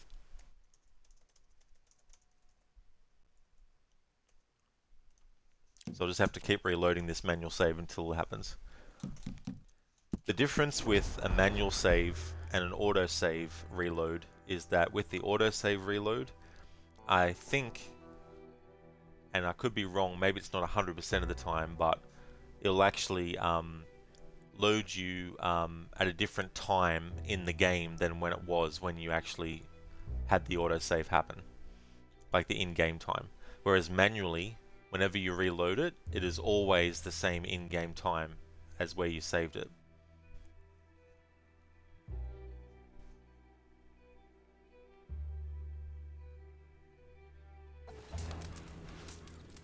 Okay, so Dutch is at his tent. Is Lenny in camp? If so, then this is the third configuration. Good No. morning, Arthur. Lenny's not in camp, so it's reloaded the second configuration. But we want the third one where Lenny is actually on the edge of camp.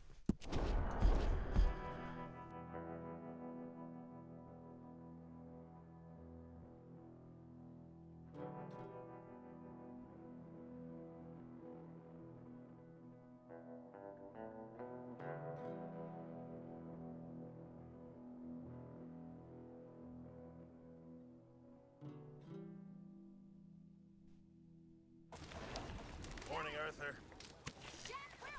And now it's the configuration 1, where Pearson's there, Sadie's there, and Dutch is automatically going to talk to us, so we need to reload the save again.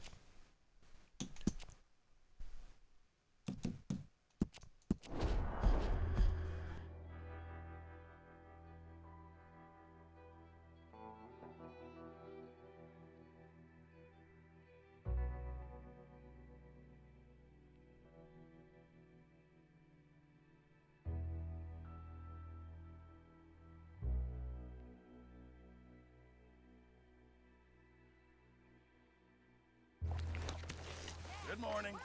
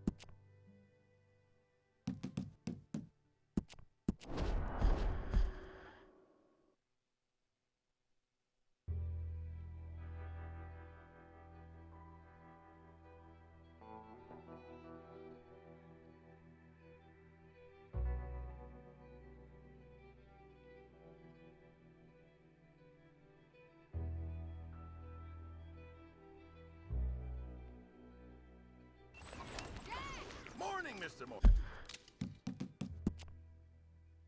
Okay, so the game wants to reload this configuration over and over again at the moment, it seems. Which I've classified as configuration 1 out of 3.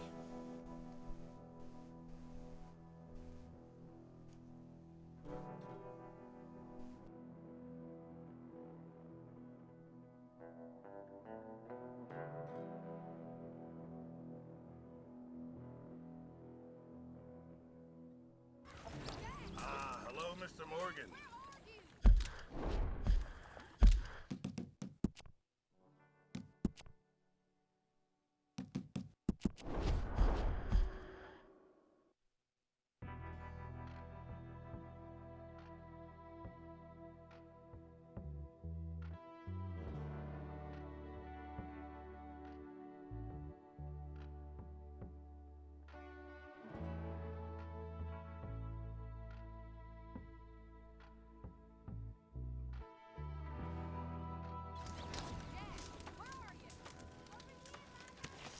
Alright, finally a different configuration. However, is it the one where Dutch is at his tent and Lenny is at the edge of camp?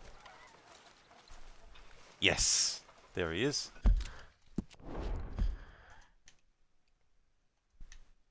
Lenny! Lenny!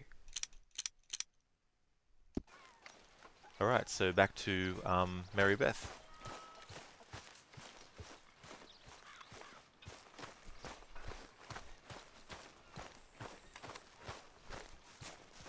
Use a slug of whiskey in this. Maybe after lunch, hey? That's interesting. Tilly isn't here with them in this configuration. Interesting. 9:10 a.m.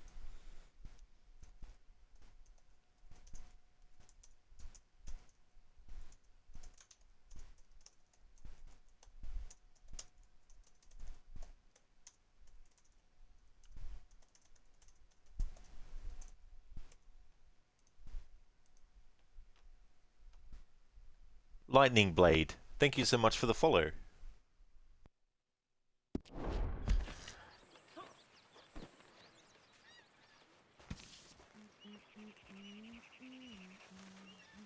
Hi there, Arthur.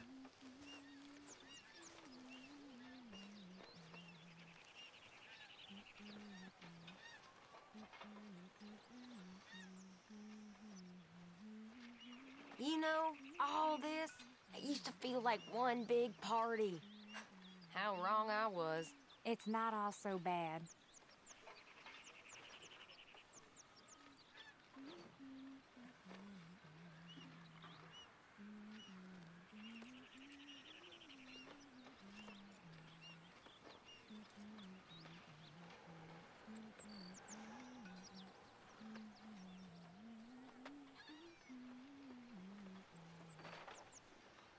I wonder if I'll ever not smell of campfire again. I think it's in our skin now.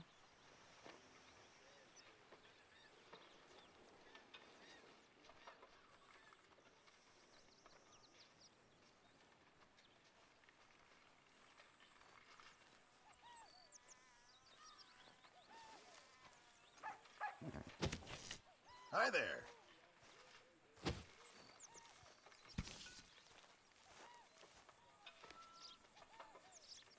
Here we are, another day older. And definitely not wiser.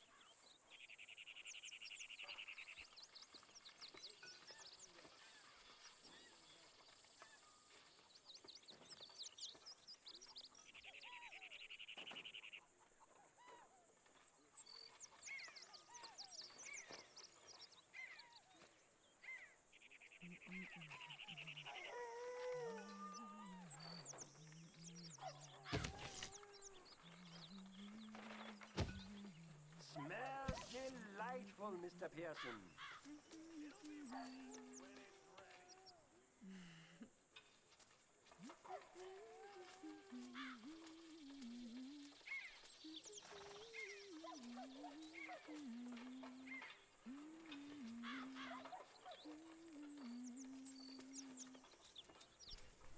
I wonder then, in this configuration, where Tilly is. Because in the first two configurations, she's here with Mary Beth and Karen.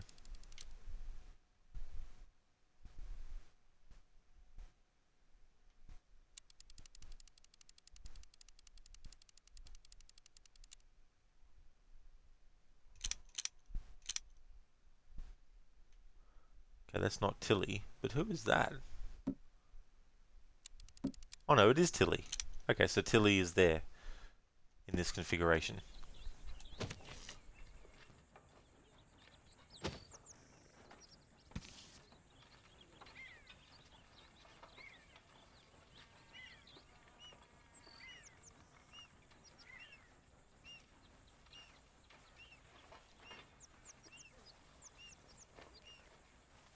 Morning, Arthur.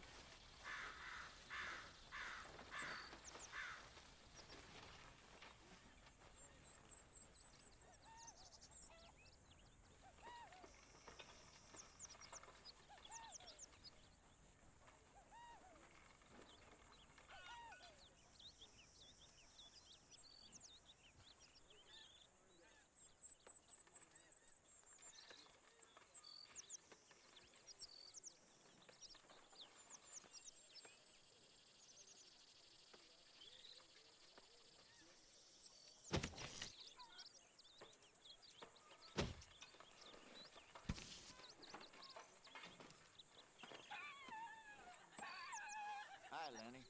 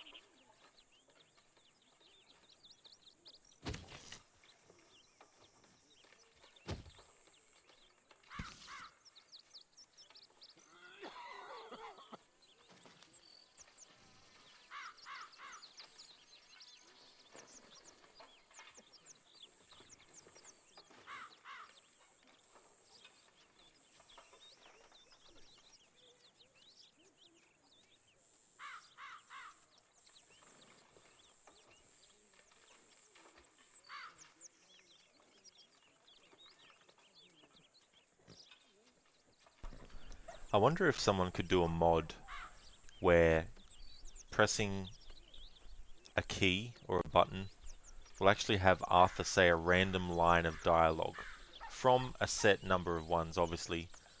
But then again, it'd be funny to have just a random, out of context audio for Arthur saying something.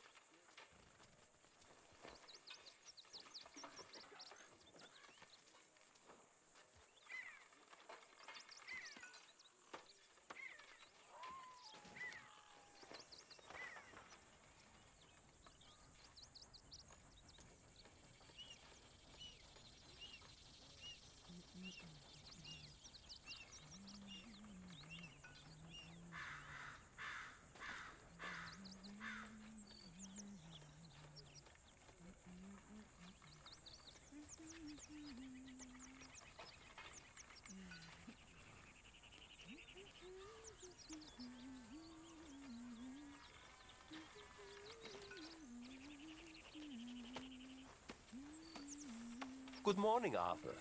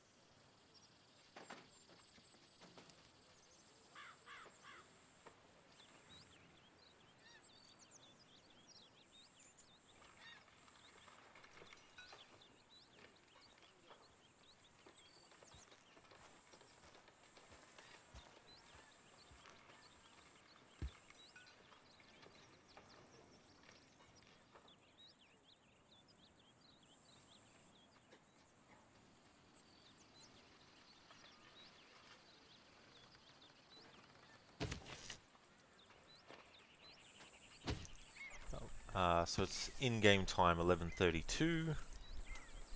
In the first configuration, Mary Beth stays here till 1:20. In the second, she stays here until 9:20.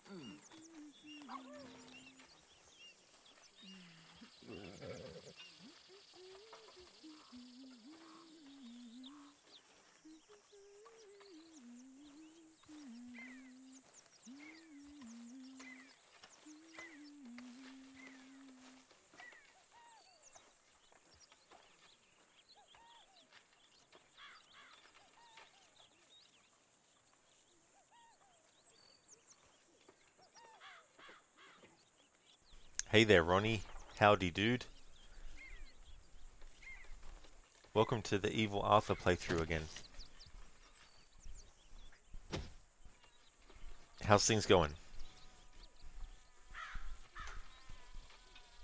I started my playthrough as well to celebrate GTA's 10th anniversary. GTA 5, sorry. Its 10th anniversary. So I'll have a double dose of Rockstar games on the channel for a few, well, probably for a month or more. Well, months and months for this game's case, but maybe a month or more with GTA 5. No, we can't, Ronnie. We're not doing that. Are you insane? Poor Jack. Poor Jack and evil Uncle Arthur.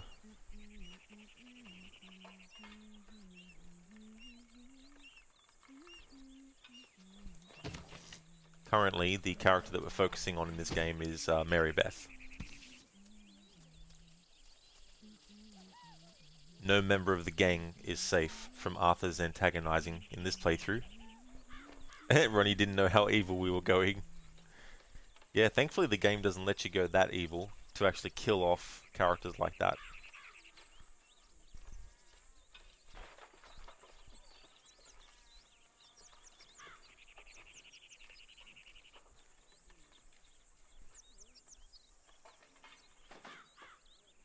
Hey there, Lidus. Welcome, dude.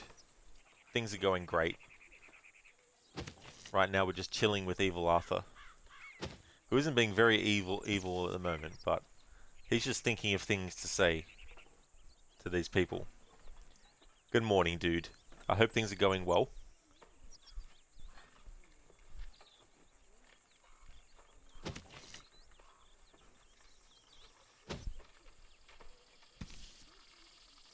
How's things going with your story, Ronnie, as well, that you're writing?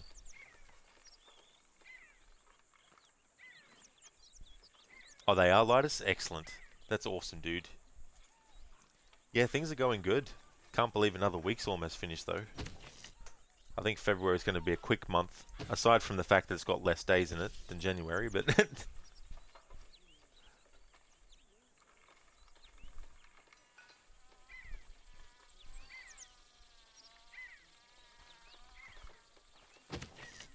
So we're currently in the third configuration out of 3 to track Mary Beth.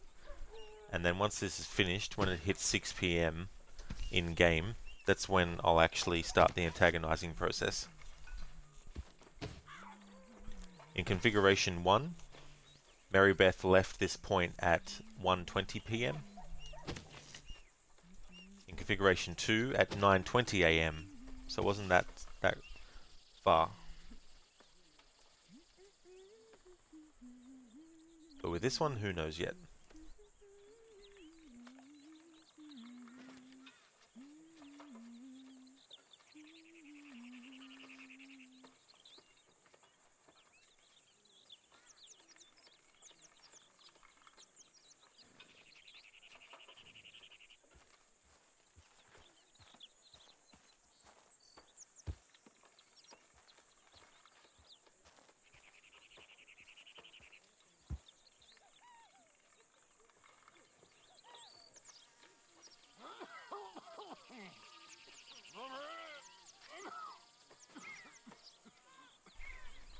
Don't know who that is in the game that's coughing right now, but Pearson's cooking must be very bad.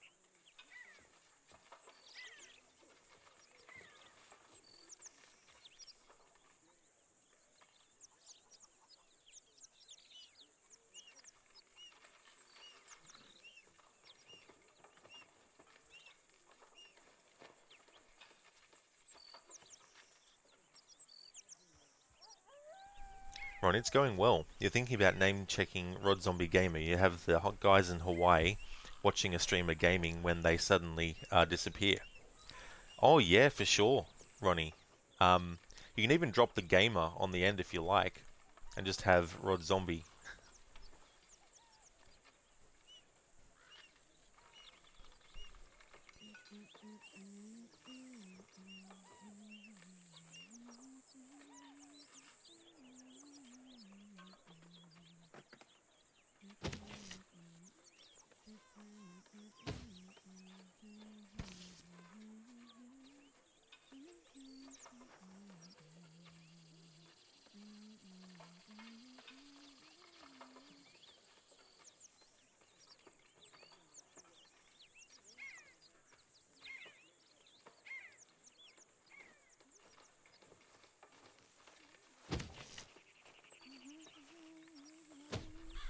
Alright, 1:20 PM in configuration 3. Let's see if Mary Beth goes to the spot near John Marston where she reads, or the old wagon on the left. Looks like she's going to the old wagon this time. There we go.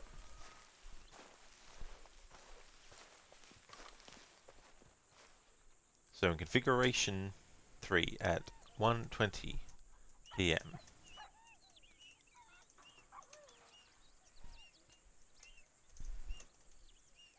Mary Beth leaves and goes to the old wagon.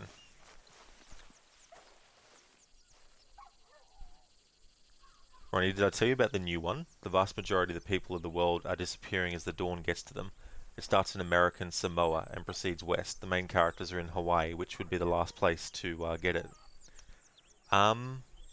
I do remember you telling me about the Dawn, about how you wanted to have like a horror story where Dawn played a big part in what was actually happening in the story.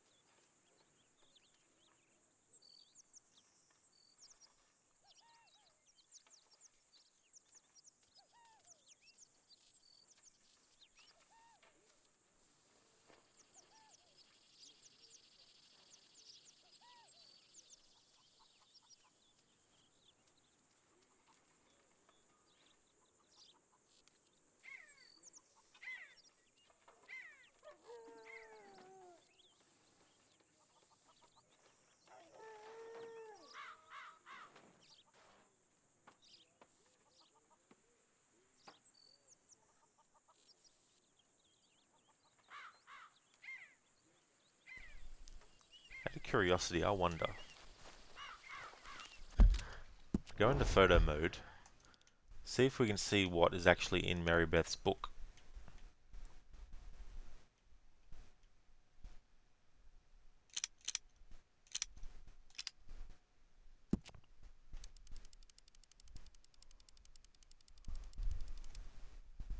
Oh yeah, so it looks like, well, it looks like a list of names because we've got the line down the middle of the page that she's drawn.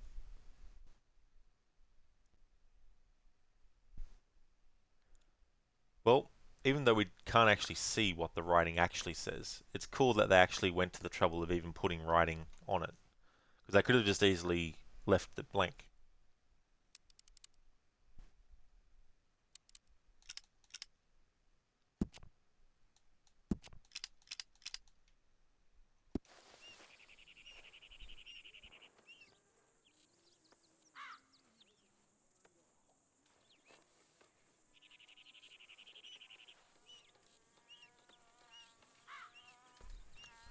Ronnie, so this is a little more developed version of that. You want a character running a 24-hour stream of the Ezio trilogy, and as the dawn gets to the streamer, they disappear.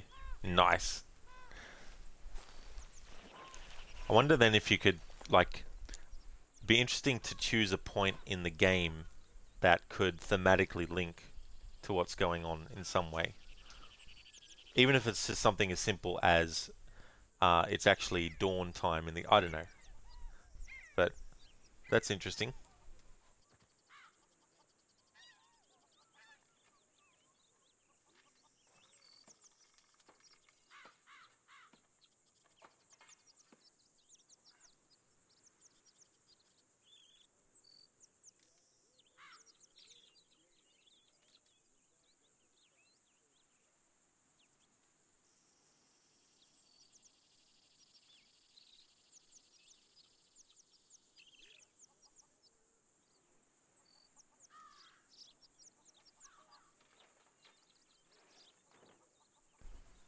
Ronnie, you tentatively have it right before the big betrayal. Spoilers in AC2. Oh, yeah, that's definitely good timing.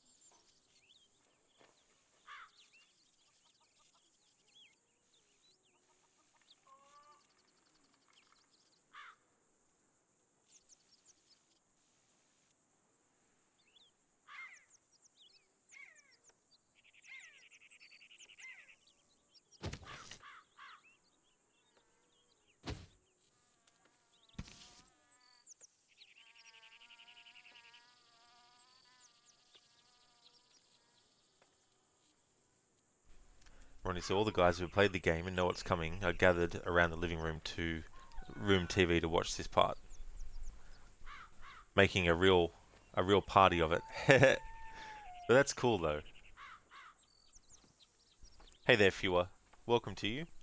The soothing sounds of the outdoors in summer, until Arthur starts insulting everyone, which I will be getting to eventually with Mary Beth. How's it going, Fewer?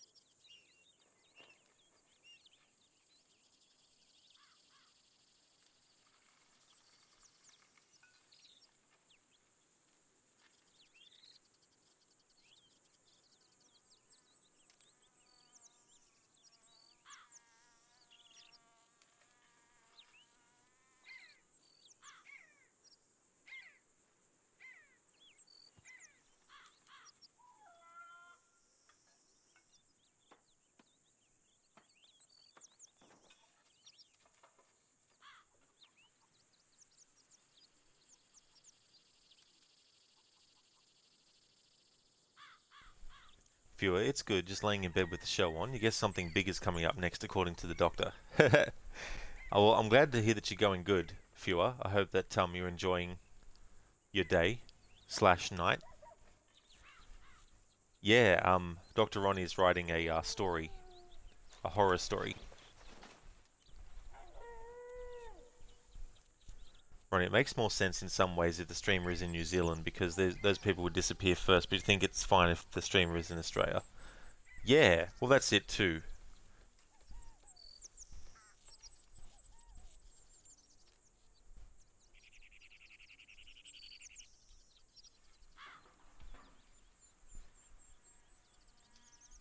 But that is also the interesting thing about your concept as well, is the different time zones and when it becomes dawn for one person, but not someone else yet because they're in a different part of the world.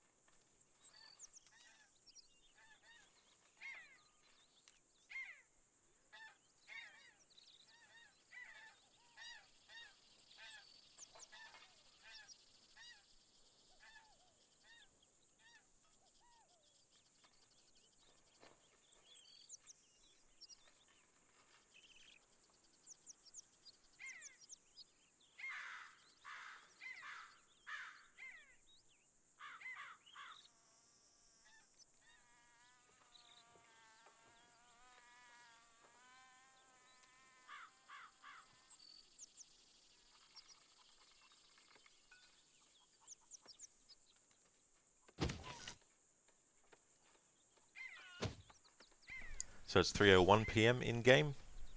When 6 p.m. in-game hits, that'll be this third configuration with Mary Beth from 9 a.m. to 6 a.m.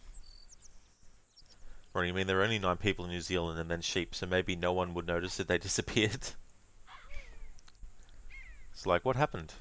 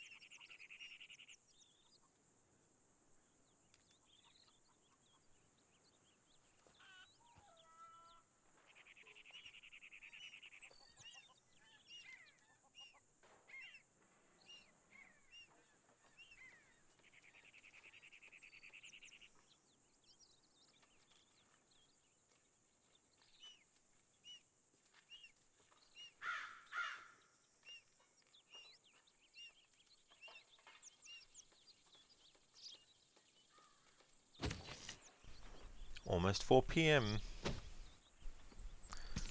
Okay, so in configuration 1, Mary Beth goes to this spot and she stays there until 5:05 p.m. In the second configuration, she doesn't actually stand in this spot. She actually stands over this way in that spot in configuration 2. This is configuration 3, and she goes to that wagon like she did in the first configuration.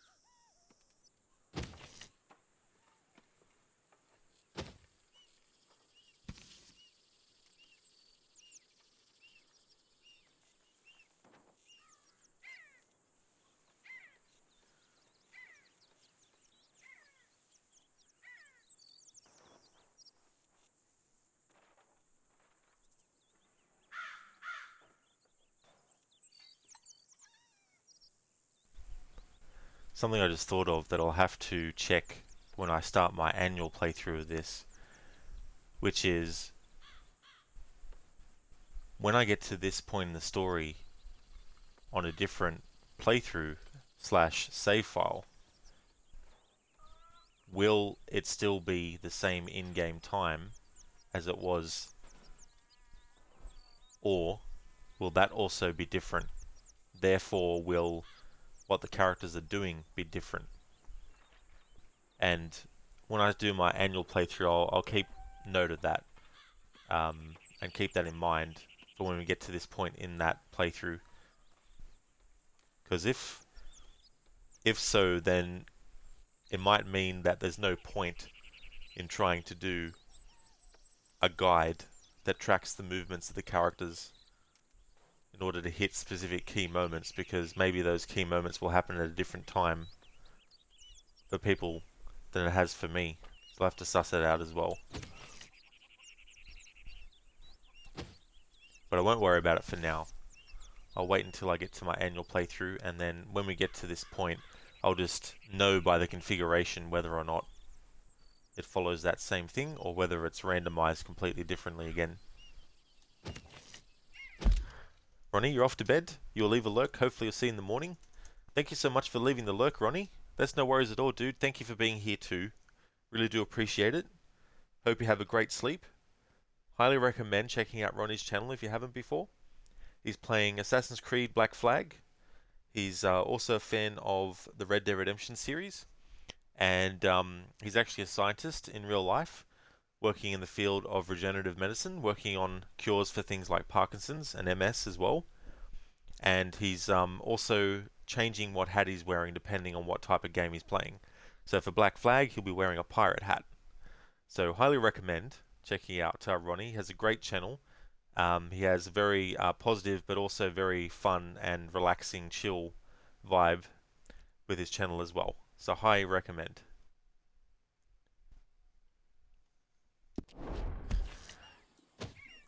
I definitely will, Fewer. Thank you so much for being here too. Thank you for leaving the lurk and also for watching. I hope that you have a good rest as well. And no doubt I will still be here hours after antagonizing people.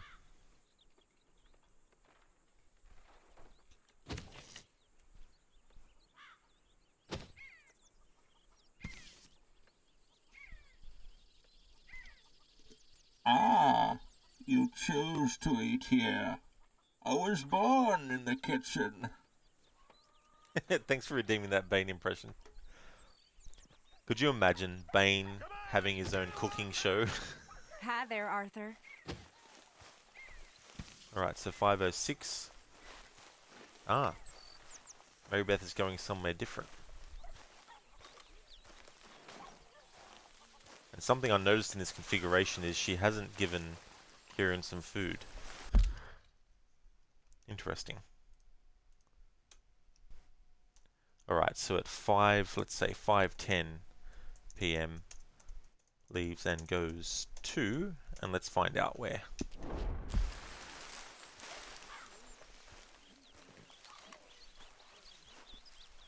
Oh, Arthur, it is Oh yeah, good so to she be off that automatically has mountain. this. I never knew I could be so cold.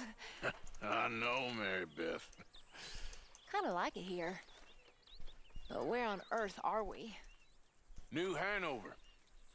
New Hanover. My lord. My mother came from somewhere here. You know where? No, I hardly know much about her. She died when I was young. Mine too. Mine too.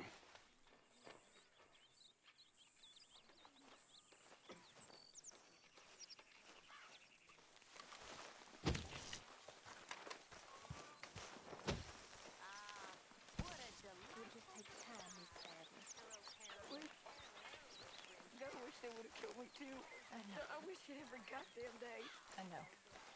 You know, I had any courage if I wasn't so damn weak. I'd kill myself too. We both know that ain't true. We both know the bravery is in the living. You right there, Arthur? I don't know you very well, but I can tell you're brave. Okay, so Mary inside. Beth I goes really to speak to can. Tilly. I don't seem very brave. Nonsense. You're about the bravest woman I ever met. And that tells me you got the courage. The courage to live. I hope so. I really do. Okay, which now makes me think, because maybe also things happen differently depending on where you are positioned in the camp as well. Because there was a time, and I wasn't focusing on Mary Beth as a character in that in that instance, but she actually went over to Kieran and gave him some food to eat. So I'm wondering if when I actually get to antagonizing Kieran, I wonder if she'll come along and actually give him that food. And if so, that presents an interesting dilemma for me, because it's like that creates a whole different variable that I need to think about whether or not I want to follow and pursue that.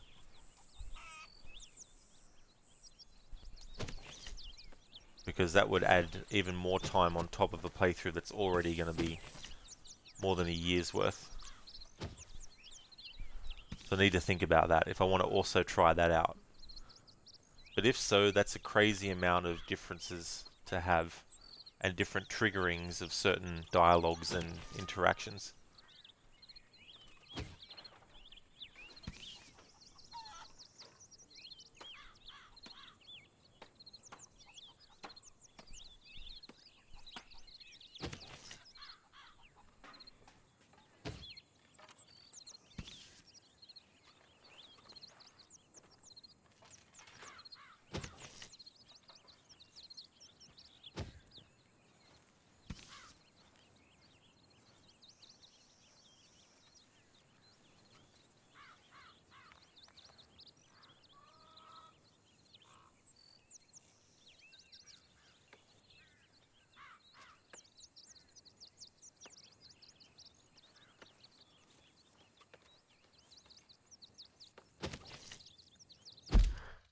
Alrighty then, that is that process done.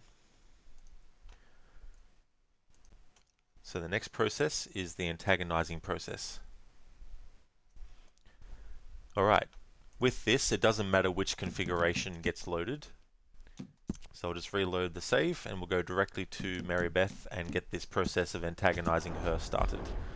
So the first combination of antagonizing that I'll be doing is just the straight up antagonize throughout the whole conversation.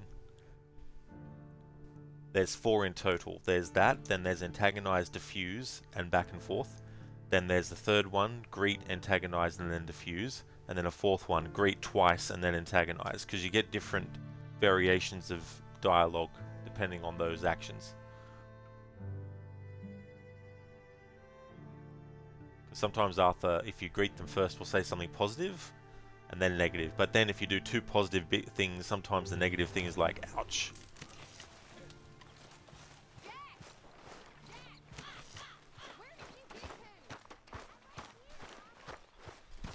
Morning, Arthur. Could use a slug of whiskey in this. Maybe after lunch, hey? Sorry, Mary Beth, I Good don't morning, really... Arthur. I'm not going to enjoy doing this. You been giving Grimshaw lip again? Don't, Arthur, come on. You blame it on Karen, but you're as bad. Why are you doing this? Too much griping around here. You do what you want. I'm ignoring you.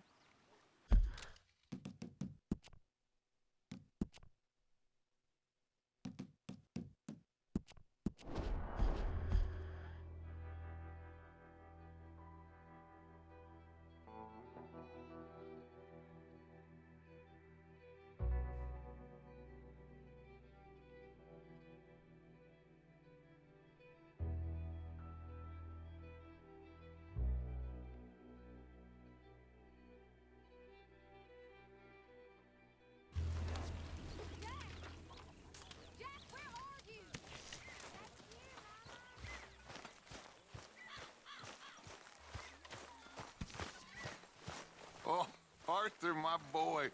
My dear boy. What's going on? Nothing. Nothing at all. For the first time in weeks. Nothing. We're free. We're free to plan our own futures once more. I hope so, Dutch. You kept the faith, Arthur. You always kept it. And I ain't losing it now.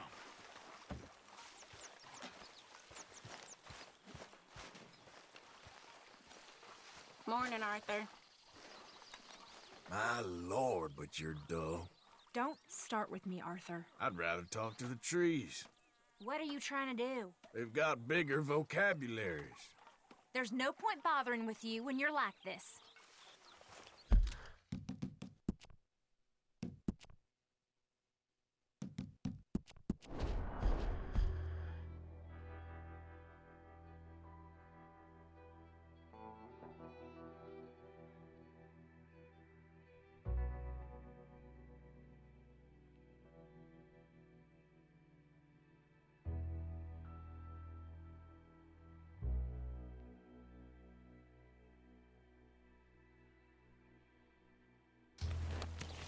Good morning.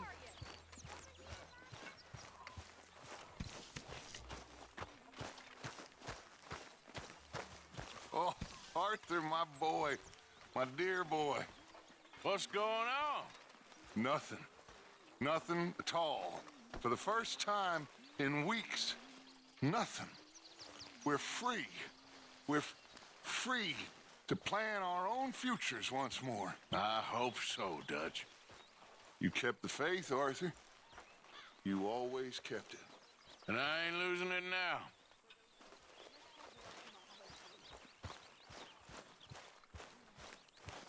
Could use a slug of whiskey in this.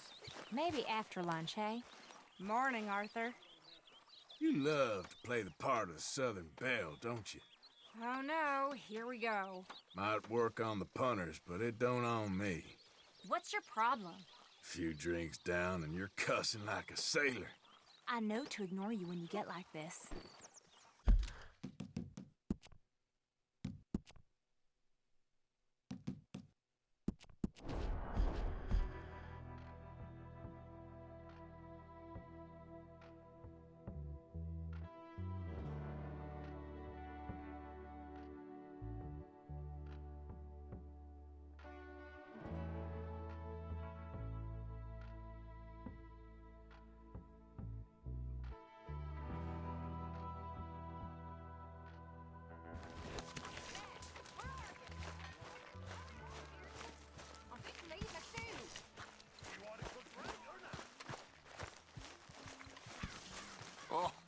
Arthur, my boy. My dear boy. What's going on? Nothing. Nothing at all. For the first time in weeks, nothing. We're free. We're free to plan our own futures once more. I hope so, Dutch. You kept the faith, Arthur. You always kept it. And I ain't losing it now.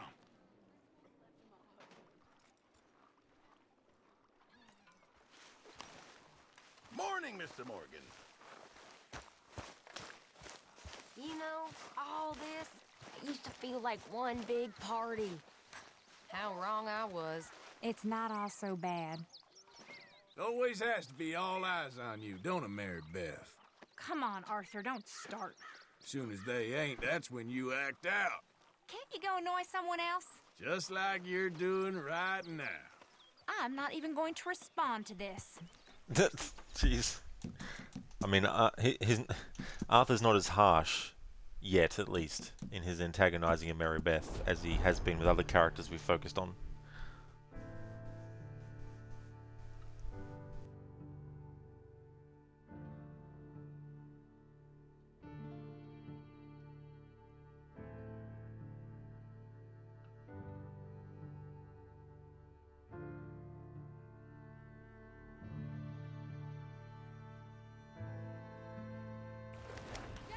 Morning, Arthur.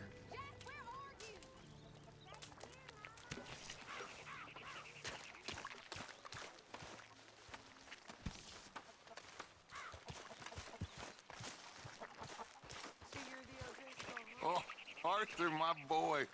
My dear boy. What's going on? Nothing. Nothing at all. For the first time in weeks, nothing. We're free. We're free to plan our own futures once more. I hope so, Dutch. You kept the faith, Arthur. You always kept it. And I ain't losing it now.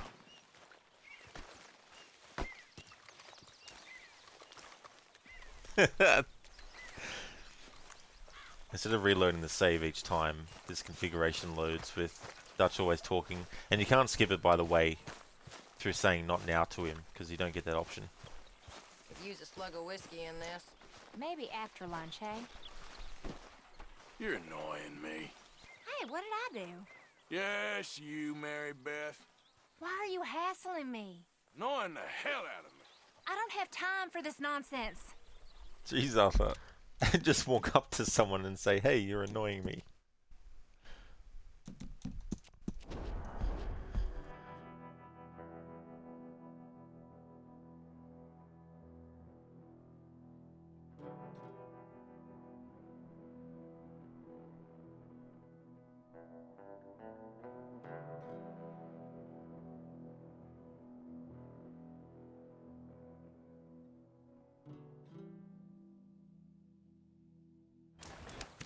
Hello, Arthur. Jack!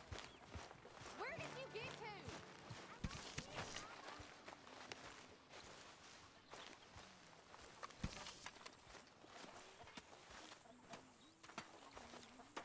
Oh, Arthur, my boy. My dear boy. What's going on? Nothing. Nothing at all. For the first time in weeks, nothing. We're free. We're free to plan our own futures once more. I hope so, Dutch. You kept the faith, Arthur. You always kept it. And I ain't losing it now.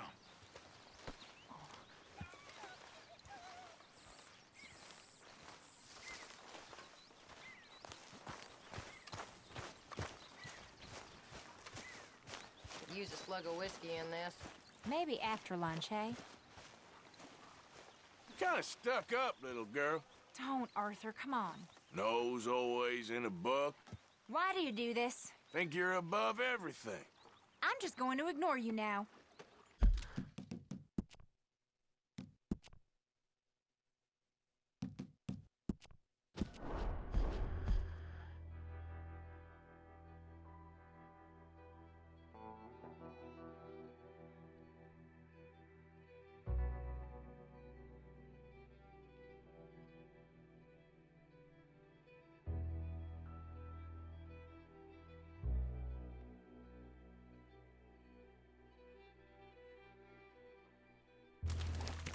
Mr. Morgan.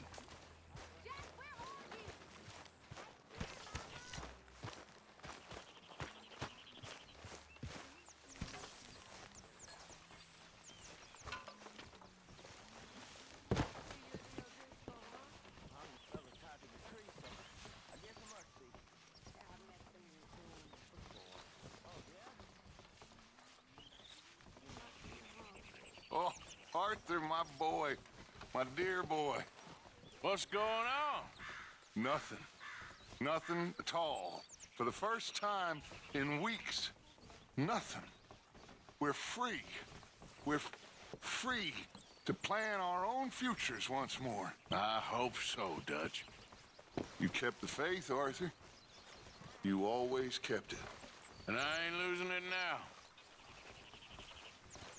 Could use a slug of whiskey in this. Maybe after lunch, eh? My lord, but you're dull.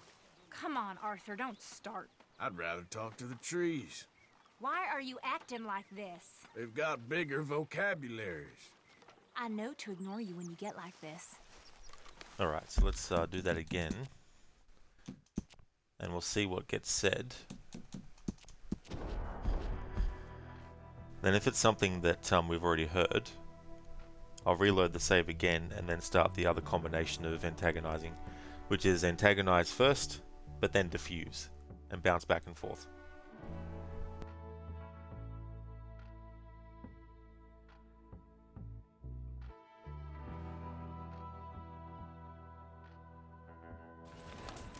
Okay, Mr. Morgan.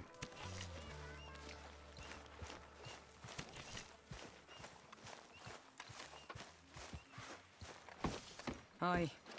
Good morning.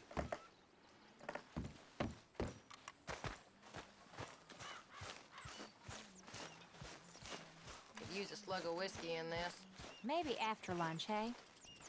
You love to play the part of the Southern Belle, don't you? Hey, what did I do? Might work on the punters, but it don't on me. Is this meant to be funny? A few drinks down and you're cussing like a sailor. There's no point bothering with you when you're like this. Alright, so that was slightly different from Mary Beth. She did say something different, so I just want to test that combination again.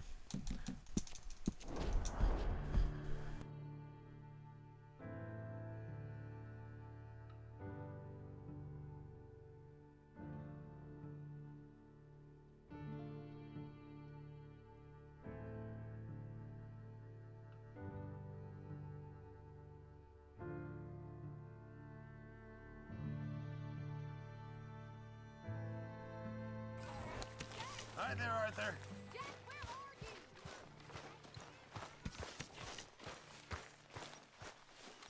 Good morning, Arthur.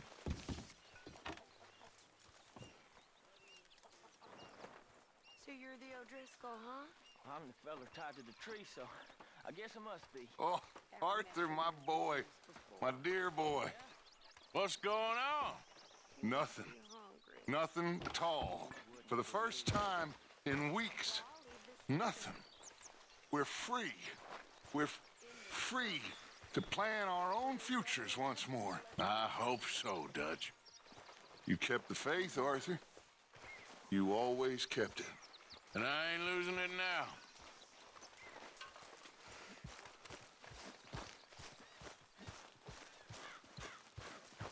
Susan. Could use a slug of whiskey in this. Maybe after lunch, eh? Morning. You kind of stuck up, little girl. Oh no, here we go. Nose always in a book. What's your problem? Think you're above everything. You do what you want. I'm ignoring you. Alright, so let's move on to the next variation of dialogue.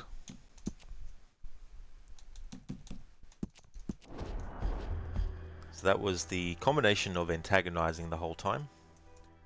Next up is antagonize and then diffuse and then keep on going.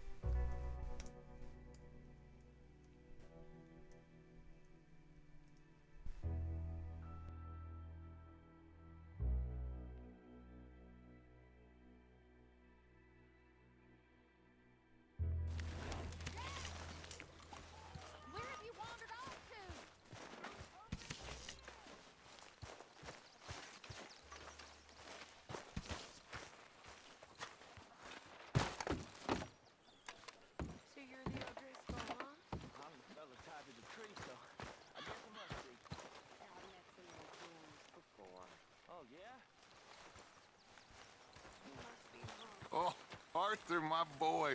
My dear boy. What's going on? Nothing. Nothing at all. For the first time in weeks, nothing. We're free.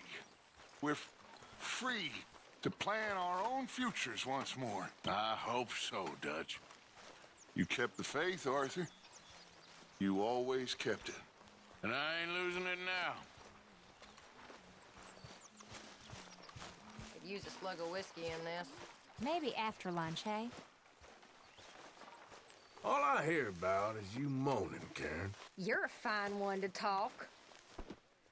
My lord, but you're dull. Are you going after everyone today?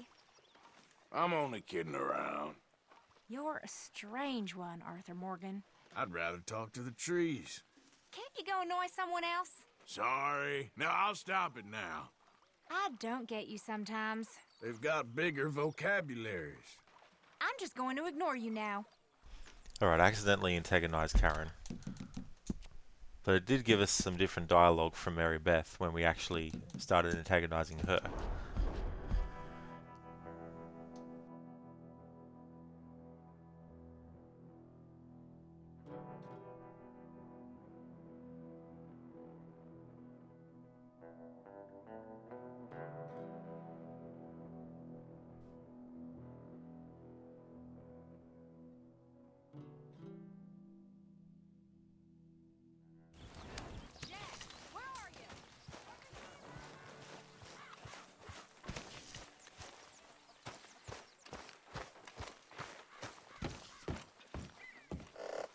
Morning. So you're the O'Driscoll, huh? I'm the fella top of the tree, so I guess it must be. I met some of your boys. Oh,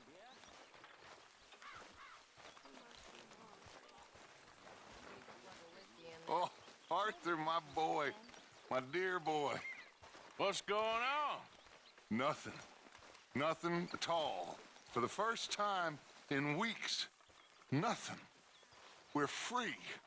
We're free to plan our own futures once more. I hope so, Dutch. You kept the faith, Arthur. You always kept it. And I ain't losing it now.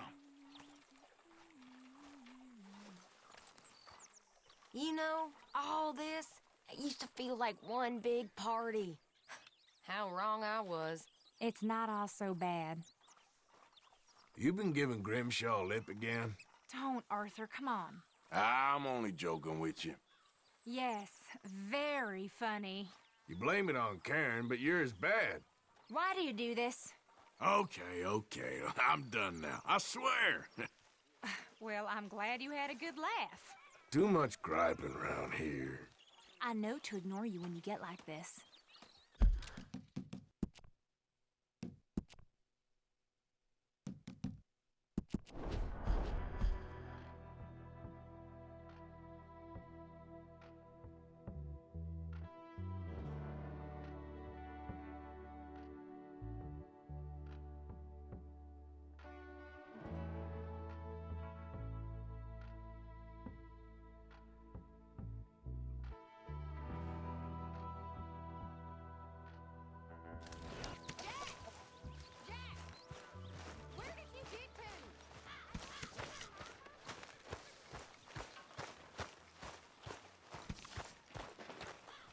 Oh, Arthur, my boy.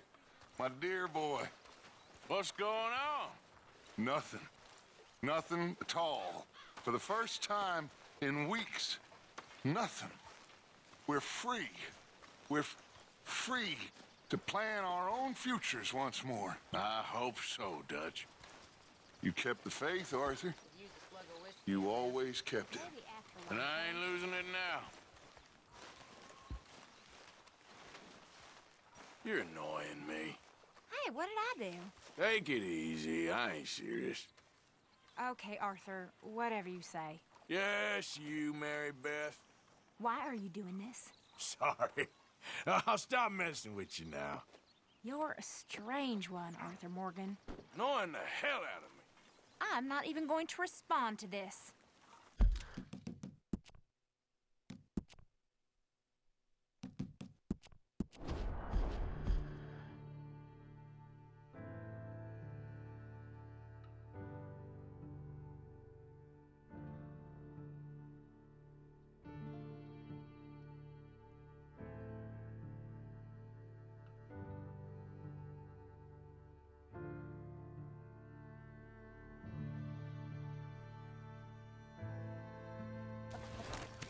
you doing?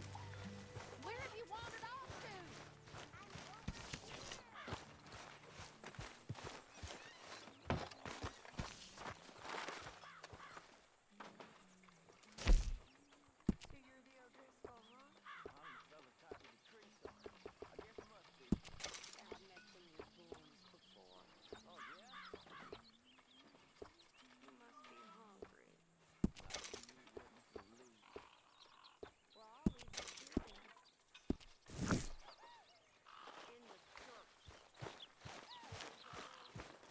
Could use a slug of whiskey in this.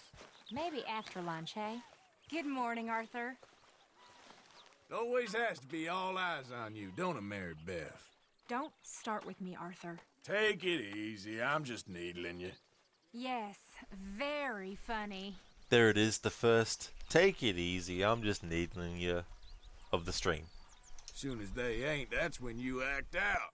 Why are you acting like this? Okay. I really am done now. Well, I'm glad you had a good laugh.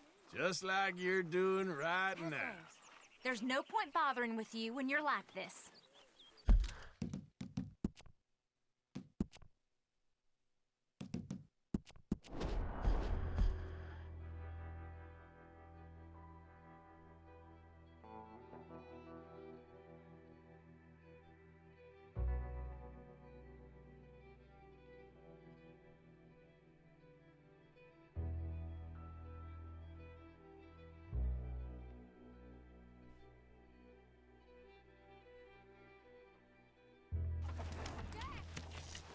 Jack, where are you?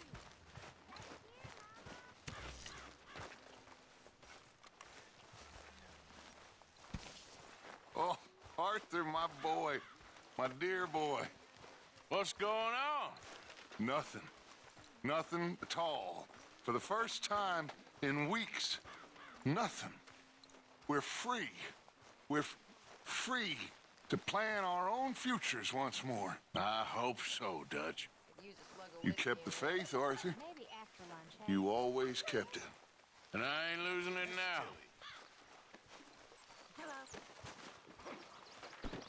My lord, but you're dull. Come on, Arthur, don't start. Don't worry, I'm just playing with you. You're a strange one, Arthur Morgan. I'd rather talk to the trees. Is this meant to be funny? Sorry, I don't know why. I find this so entertaining. I don't get you sometimes. They've got bigger vocabularies. I'm just going to ignore you now. Alright, let's reload the save again and try that configuration and see what we get. So we might be getting dialogue too that Arthur says to everyone that you antagonize that's not actually catered to them as a character. Things like, "Take it easy, I'm just needling you." So things like that I'm not really looking out for when they start to happen a lot. It's more what the other character is actually saying as well that could be different.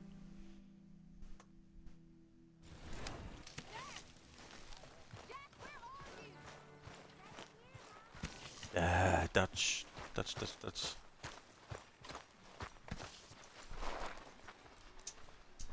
Oh, Damn it. Arthur, my boy. I was holding My the button dear down boy. before the prompt What's going appeared, on? which doesn't, Nothing. Nothing game doesn't at accept all. that. For the first time in weeks, nothing. We're free. We're free to plan our own futures once more. I hope so, Dutch. You kept the faith, Arthur. You always kept it. And I ain't losing it now.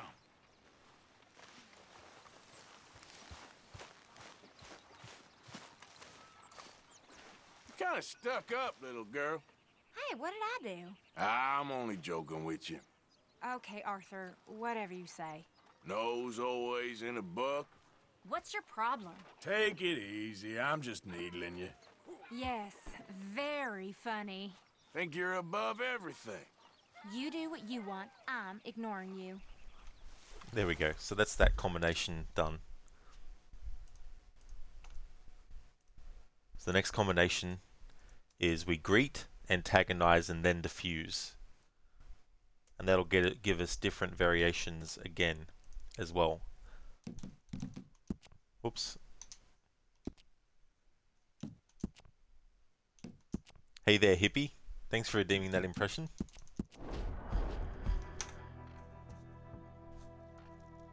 Take it easy, Batman. I'm just needling you with my needles.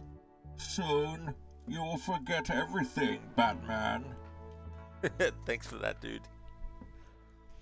I like the incorporation of take it easy, I'm just needling you. Good morning. Jack, where are you?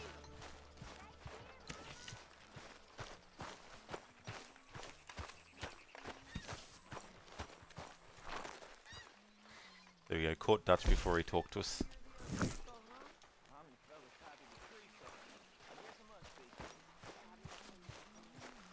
Could use a slug of whiskey in this. Maybe after lunch, hey? Ladies, Hi, Arthur. at least say it like you're pretending to like me. Yes. Hello, Arthur. Don't worry, I'm just playing with you. I don't get you sometimes.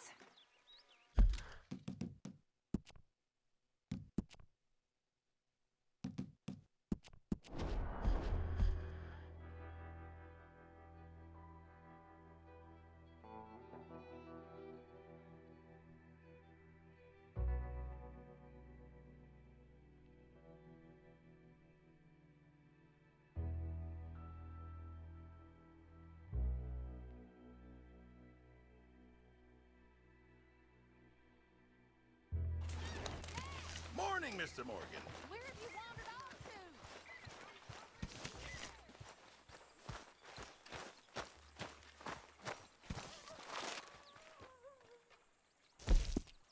Hurry up, Mr. Pearson. Could use a slug of whiskey in this. Maybe after lunch, hey? Hey, Arthur. Ladies. Madam, you can do better than that. Hello. I'm only kidding around. Okay, Arthur. Whatever you say.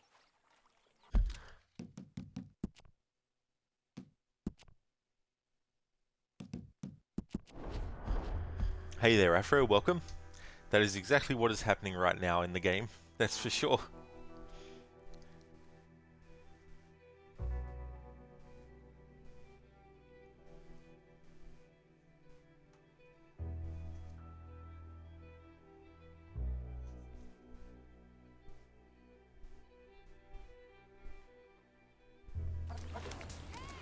Hello, Mr. Morgan. Of course, the Dutch is at his tent. Don't have to worry about him saying his same dialogue all over again.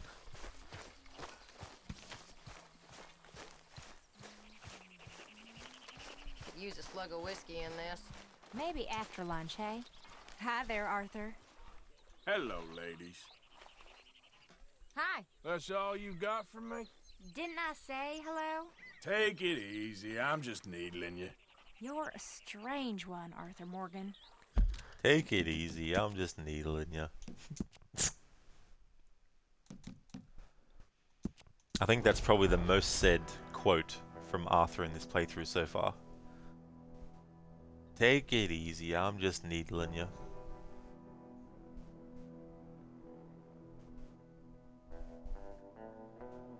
Hey Cherry Heart, hello to you. How's things going for you today?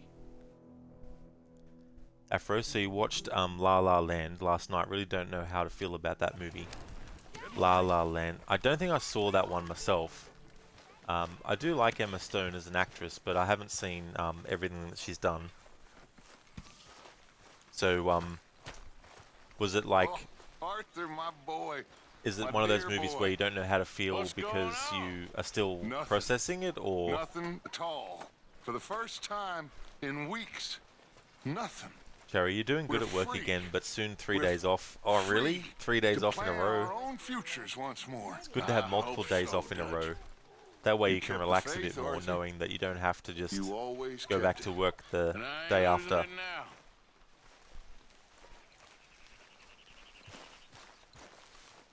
Hello, ladies. Hello, Arthur. Hey, I don't know. Let's try that again. Not again. I'm only joking with you. Yes, very funny. Very funny. Jerry, doing a challenge on stream for 3 days straight. Oh, are you really? Cool. So what game and what type of challenge?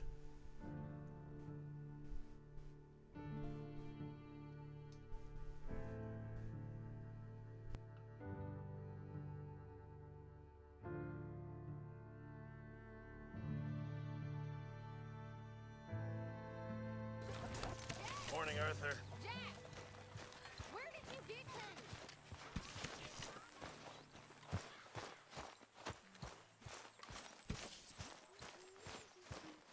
Could use a slug of whiskey in this. Maybe after lunch, hey? Morning, Arthur. Nice to see you, ladies. Hey there. Okay, one more time. Hello. I don't know. Don't worry, I'm just playing with you. Well, I'm glad you had a good laugh.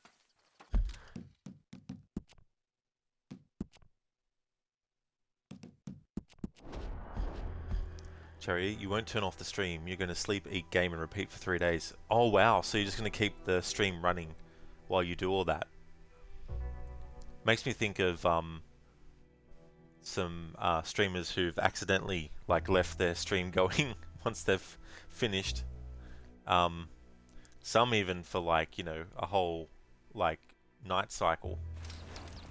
Okay, Mr. Morgan. Where have you wandered off to? Well, that will be quite the long stream. 72-hour stream. People are like, I'm going to do a 24-hour stream, and you're like, 24 hours? Make it 72. Could use a slug of whiskey in this. Maybe after lunch, hey? Hi, Arthur. Morning to you. At least say it like you're pretending to like me. That's how it goes. Take it easy, I ain't serious. Okay, Arthur, whatever you say. I like how Marybeth is like, that's how it goes. There's a lot of dialogue that can happen when doing this combination where they don't get subtitles for what they're saying. After it's your first musical in a very long time, it's a really fun movie. It makes you chuckle. The ending is sort of left to be interpreted by the viewer. There's nothing bad with the movie. It was such a ride of emotions you really don't know. Of course, yeah, it's, movies like that have that effect. You know that there's something about them that has worked as well sometimes. Like some movies rely upon reflection after you've watched it, and that's when you find or figure out new stuff.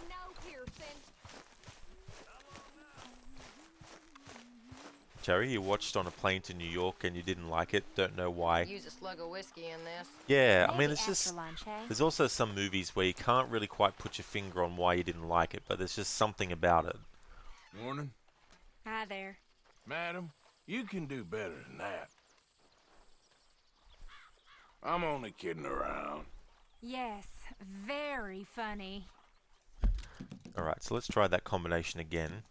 And then I think that would probably be enough for that combo. And then there's one more combo of things to do. After it was really nice to Ryan Gosling in a funny, sarcastic kind of role. He would really do well in a comedy. Yeah, there was that movie, was it called Fall Guys, I think? Maybe I'm remembering the name wrong. I know there is the game called Fall Guys, I think. Hi there, Arthur. Where have you wandered off to? Cherry, why you repeat it? So there's different dialogue that you can get with the characters when you antagonize them, and doing different combinations will also give different dialogue as well. Not only from Arthur himself, but also from the character that you're interacting with. Maybe So the point of this playthrough is to focus on all of that with all the characters in the game as we go through the game. Morning. Hello. That's all you got from me? Don't worry, I'm just playing with you.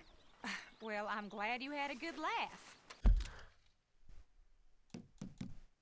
Oh yeah, Nice Guys, Hippie T. Yeah, the Nice Guys, that's the one, sorry. I don't know why I said the Fall Guys for.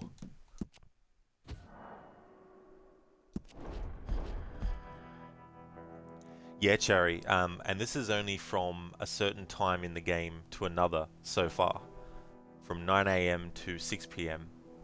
I'm actually also tracking the characters' movements in camp during that time. So that process is a lot more involved because it does mean waiting around near a character to see what they do. Oh, hello. But I'm going to be putting this playthrough on hold soon so I can actually do my annual playthrough of it, because I started this playthrough calling it my annual, Use a slug of whiskey in there. and with my annual playthroughs I always like to get them done before the year ends, and there's no way doing a playthrough like this one I'd be able to get it done before the year ended. So I decided to rename this and then put it on hold soon, and then do my annual playthrough of the game, and then when that's finished, jump back to this playthrough and continue on. Alright, so we've done that combination, which was greet, antagonize, and then defuse, and there's one more, which is greet twice and then antagonize. Not 100% Cherry, only because I'm not really a big fan of Harry Potter. Like, I liked the movies and the books, but I haven't seen them a lot, as in, like, I haven't rewatched them a lot of times and haven't reread the books. So yeah, I don't know if I'd ever play the game, but you never know. Mary Beth, Hi there. doing a good job there. Thank you. Better than writing nonsense in that journal of yours. Don't start with me, Arthur. Take it easy. I ain't serious. You're a strange one, Arthur Morgan.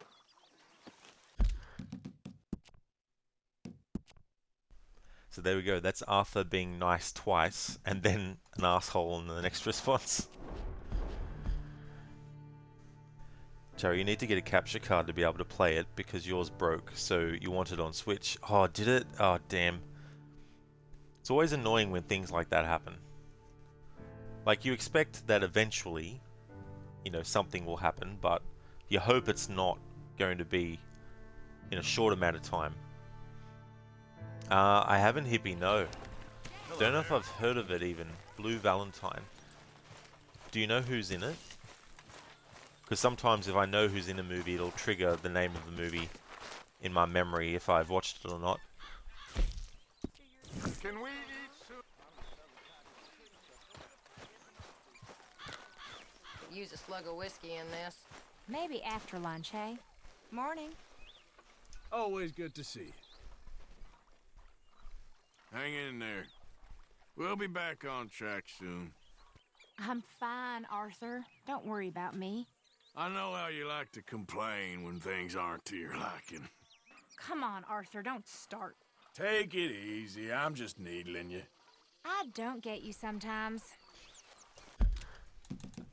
Imagine doing a drinking game where every time Arthur says, "Take it easy, I'm just needling you." After a while of drinking, it would sound like he was saying, "Blah, blah, blah, blah."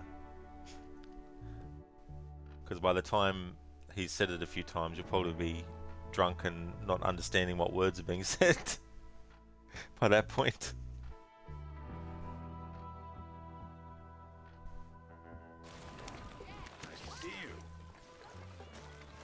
Cherry, yeah, there wasn't anything wrong with it, but because it can't update due to being old, so can't use it. Ah, damn. That sucks too. Afro, you also rewatched Ryan Gosling's Drive from 2011. Sweet little movie. Yeah, I've never actually seen a lot of his movies. In fact, the only movie I saw was, what was the name of the one? The First Man, I think it was called. Where he played, I think, Buzz Aldrin. I saw that movie. I thought that was quite good. It's a simple plot, beautiful cinematography, and good music score. Oh, nice Afro. Yeah, I haven't actually seen that movie. Hey, Mary Beth. Hi. So, you ain't bored of this place yet? I guess not. Surprised I ain't heard you moaning about it. Oh no, here we go. I'm only kidding around. Well, I'm glad you had a good laugh.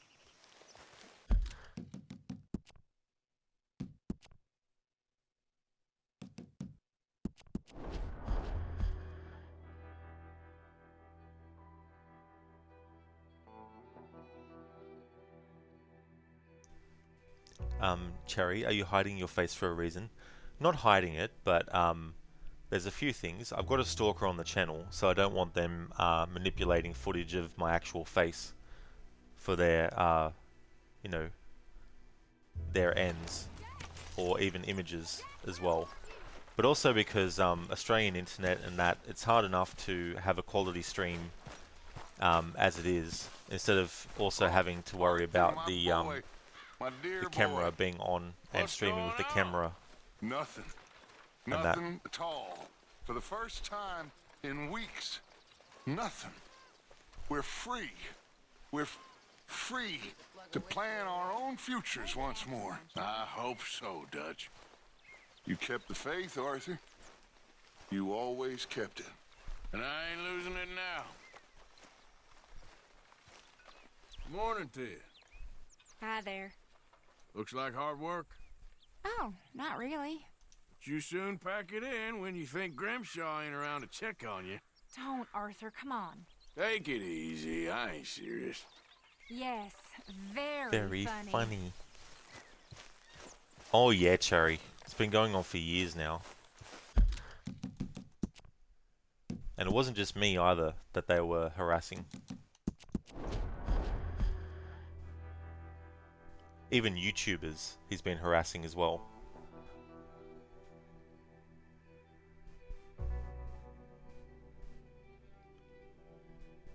Oh really? Oh holy shit, Cherry. That would have been scary, like, you know, being in your town and having that experience. Bloody hell. That's good that you had some form of protection with you. Yeah, I couldn't imagine what that would have been like.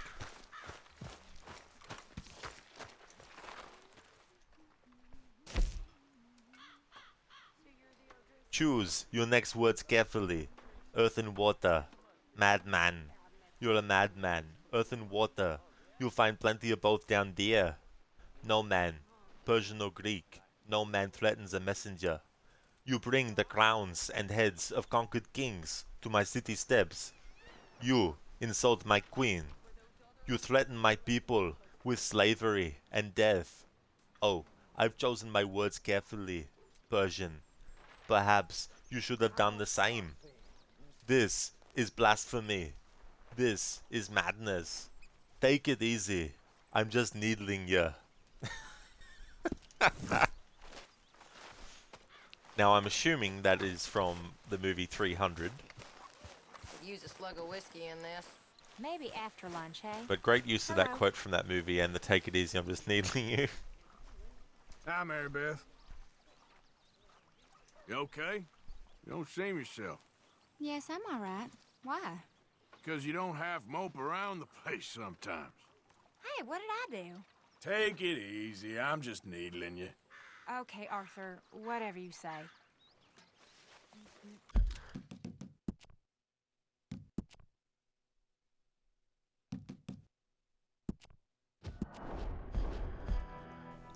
Cherry, what happened was he started like lurking you with his car, then at night when you walked your dog he would just always walk on the other side but follow you. And after a while he would try to say hi to you and you would ignore him, etc. And then after many months like this, he took one day his car behind you while you were walking your dog. And you didn't hear him, and he turned and he looked at you with the most evil eyes you can imagine. You had God on your side for sure. After a while you told your mother and friends about him, and your mom met him in a store. She went up to him and told him if he ever came near me she would kill him. Yeah, holy shit, Cherry. Like, for someone to go to those lengths, like, that would have been very frightening. But also, what a piece of shit as well to do that. And the audacity of them to try and, you know, say hello to you as if you're going to have a normal conversation with someone after they've done, you know, all that. Nothing at all. For the Like, first time in weeks.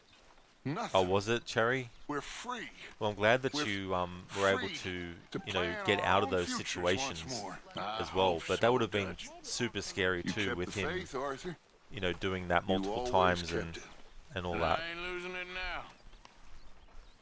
Hippie, you find it so weird how people can be so persistent with malicious intent. It's weird. Some people really need to get a grip of themselves.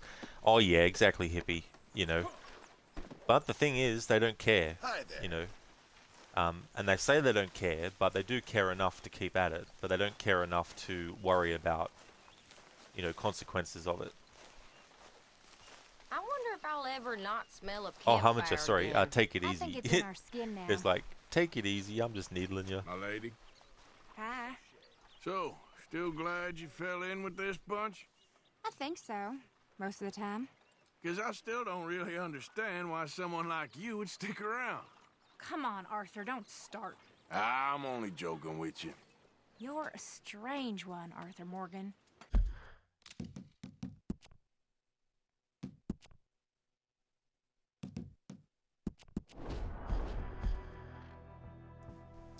Jerry, then when you told the restaurant that he usually sat in, he never was welcome. But it's not the first time weird men do a lot of weird shit like this to you. Yeah, I mean, it's good that you were able to get that to happen as well. Like, for him to not be welcome there at that restaurant anymore. Because that's the thing, people like that need to have consequences for their actions.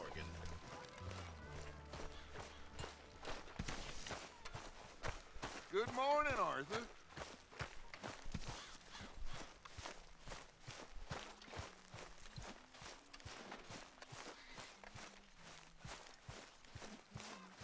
Could use a slug of whiskey in this.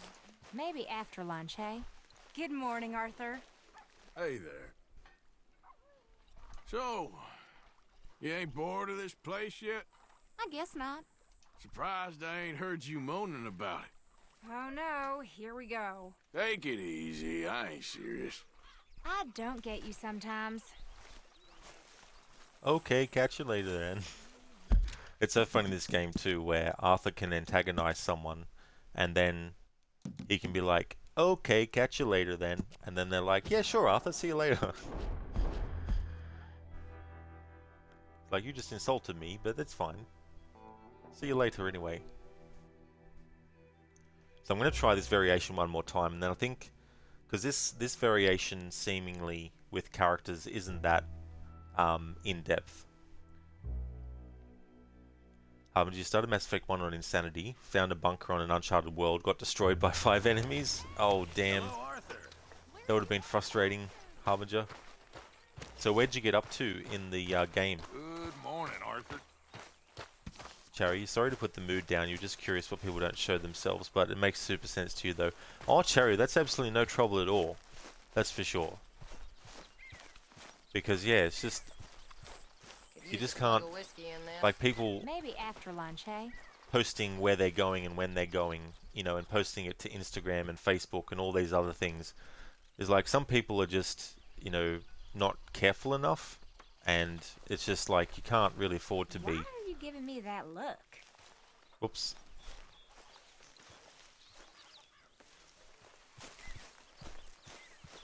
Geth Prime can kill you in 2 melee hits. You did everything in the Citadel and have landed on 7 to 8 planets. Oh, so that's cool that you've got that stuff done. I'll have to reload the save because that option to defuse will still be on there. You can even get dialogue by from characters just by simply locking onto them. But that's good that you did everything in the Citadel, because that's a lot of stuff on its own, and that you got that done with the planets. Cherry, by any chance anyone know how good the Asus TUF capture card is? Not sure myself, Cherry, but you never know, there might be someone who knows their capture cards. Morning, Arthur. If you just imagine Rod is probably a famous voice actor, or Arnie, that would be cool if he happens to be Arnie. Now, that would be quite cool if it turns out that I am him. Because I'll be like, why didn't I know this before? Could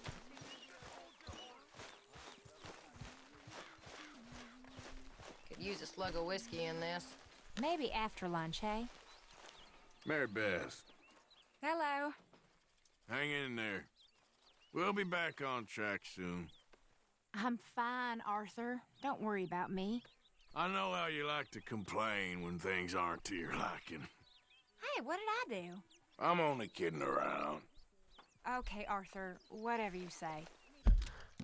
Okay, let's try one more of those just for luck. as Peter Jackson would say when he's doing takes when filming. It's like, get all the takes that you want and that you need, and then just take an extra one for luck.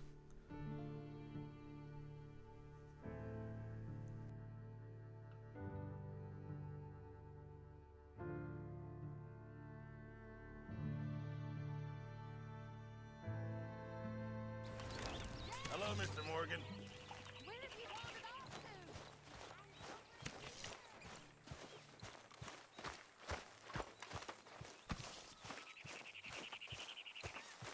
Could use a slug of whiskey in this. Maybe after lunch, hey?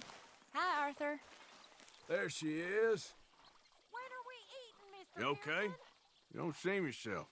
Yes, I'm all right. Why? Because you don't half mope around the place sometimes. Come on, Arthur, don't start. Take it easy. I'm just needling you. Well, I'm glad you had a good laugh. Yes, he said it again. Excellent. Alright, cool. So that's a wrap on doing those combinations of antagonizing. So I've done all 4 variations now. So as I said, there's a whole lot of other things that you can do. You can have Arthur stare at the characters and then they'll say something different again. But I think what I'm going to do with that aspect, I'm going to leave that as like a separate stream to do with that as the focus. Because then what I'll be able to do is basically just go to each character in camp and do that process. So I'm leaving that until a later point in the playthrough to do. But for now, we're just focused on tracking the characters' movements and then getting their dialogue by antagonizing them. So that means that that's a wrap completely on Mary Beth as a character.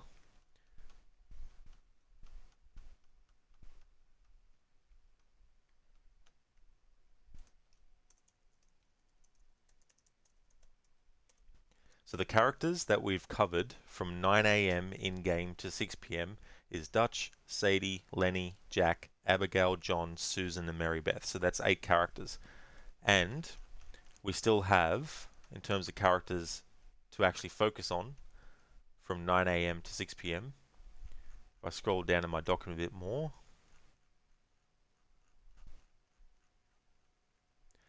then we have Molly, Pearson, Karen, Tilly, Strauss, Hosea, Kieran, and Micah. So we have 8 more characters left to do this process with. Alright. So the next thing that we're going to do is we're going to focus on Molly. So this is going to be interesting because Dutch is hanging around Molly. So when we antagonize her, it's going to be interesting to see what dialogue we get from both her and Dutch as well.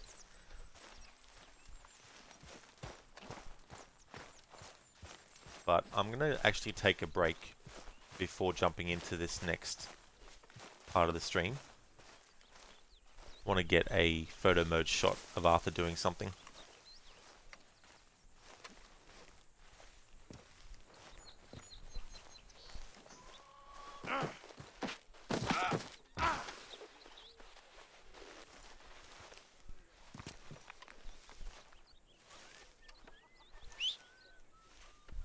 Hang on.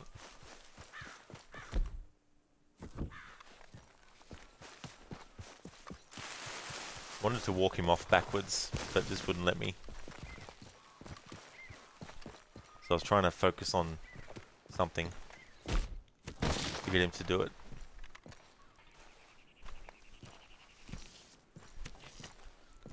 Actually, let's see if I can just get him sliding down somewhere.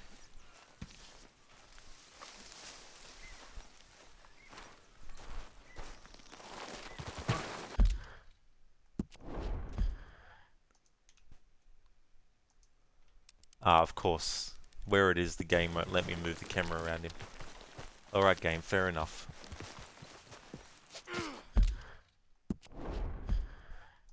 Now it will. It looks like he's swimming through the air.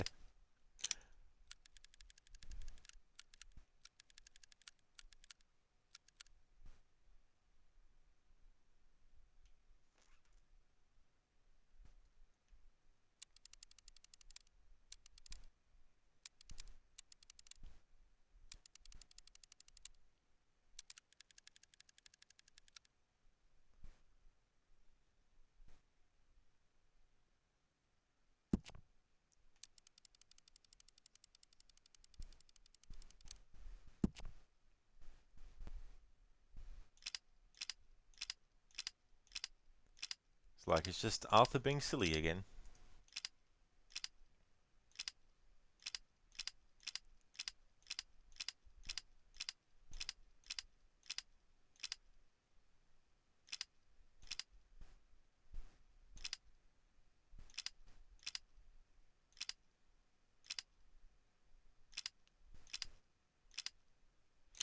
The drunk look looks good for this, because it's like he's drunk when doing it.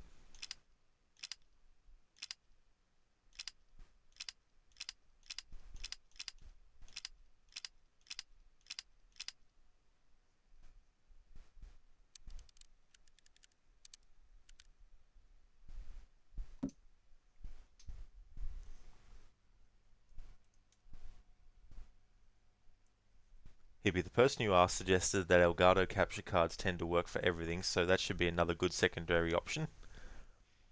Hey there, Drake. How's things going? As much as you hate seeing me do this, you would rather hire you as a witcher? Hire me as a witcher to do a job that won't get done because I'm too busy playing Gwent. How's it going, Drake? Super Merry One, thank you so much for the follow.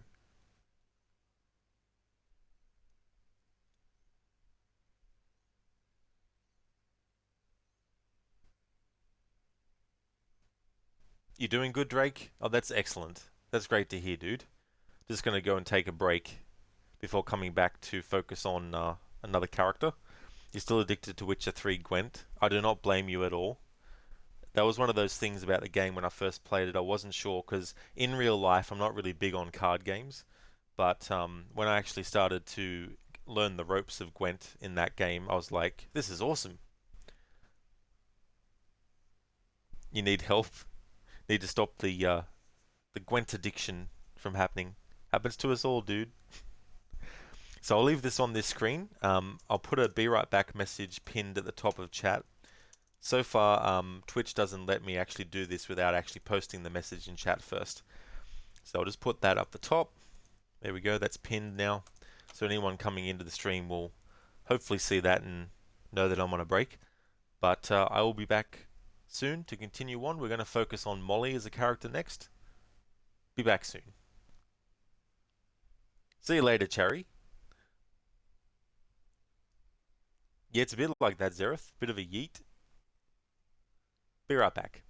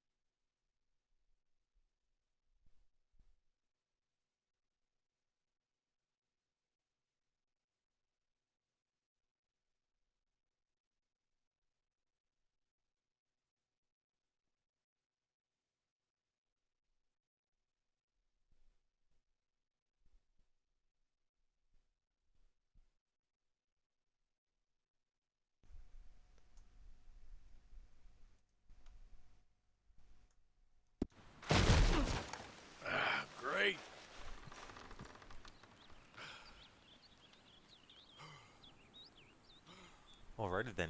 Back from our break. And Arthur survived that. Never know sometimes.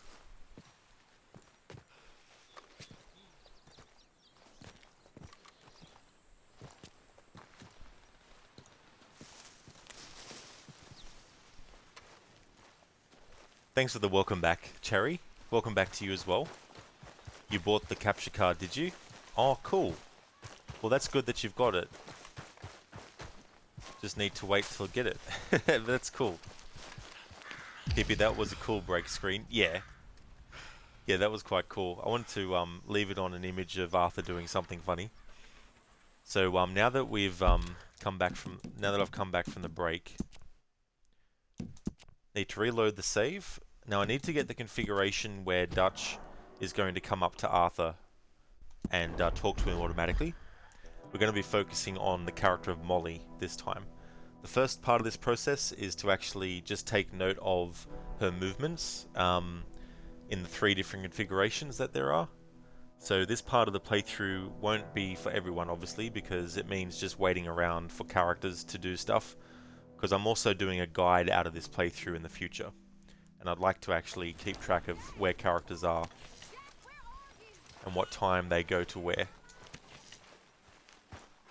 So Dutch should be somewhere. Sadie's over there with the food. So this is the configuration that I want. Alright, so Molly should be here. There we go. Alright, so if I go to my page I'm working on, so we have config 1. First of all, this is Molly. 9th character during the day. And we're not ready to do the antagonized patterns yet, but I'll just put them in place in my document for Molly. So we have config 1, Dutch approaches Arthur, and Sadie taunts Kieran with food. Alright, so in-game time, 9:05 AM. And Molly is in Dutch's tent. Thanks for the welcome back, Hippie. Cherry, you need it for the 3 days and you get Harry Potter. Well, that's good. Hopefully it comes to you in time, so you're able to take advantage of that. Harbinger, can't believe it's only part 6. This game looks huge. That's like 40 to 50 hours and still in the second area. Yeah, that's the thing, Harbinger, you know, and this is only from the in-game time so far of 9 AM to 6 PM. I still have to do from 6 PM to midnight, and then from midnight to 6 AM. But I'm going to have to do something. I'm going to have to do one of those as extra hours as well. So what I'm probably going to have to do is, instead of doing it from because this first day starts at 9 AM. So I don't want to do a thing where it's like 9 to 6 and then 6 to midnight, and then midnight to 6 in the morning, and then 6 to 9, and then 9 to 12. You know, I don't want to do it like that. So somewhere along the line, I'm going to have to do 9 to 6, and then 6 to midnight, and then midnight to maybe midday. But that's going to take even longer. More time's going to happen because it takes about an hour of real time to go from 9 AM to 6 PM. Cherry, if you're not busy, I hope you can pop by. Yeah, Cherry, you never know, depending on time zones and things like that. But it would be good to catch a stream of yours, though.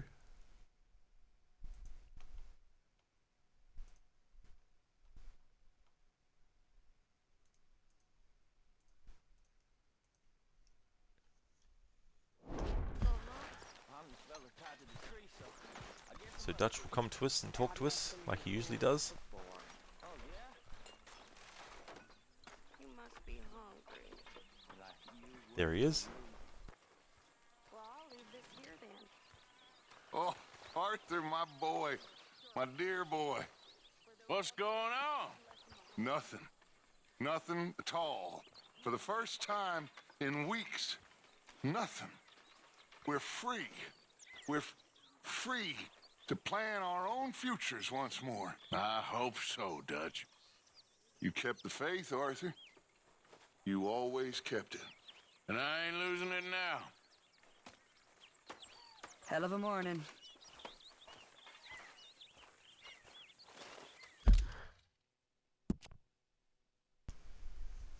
Thanks for redeeming that, Cherry. I am the Lord of Lords, and I will be your worst enemy. Thanks for redeeming that.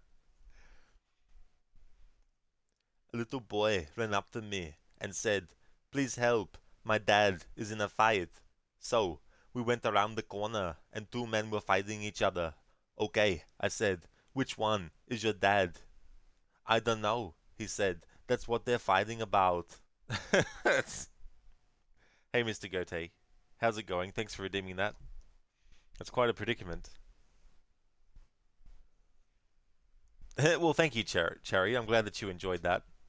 Yeah, I actually take a Pringles can and put it around my mouth to get that effect.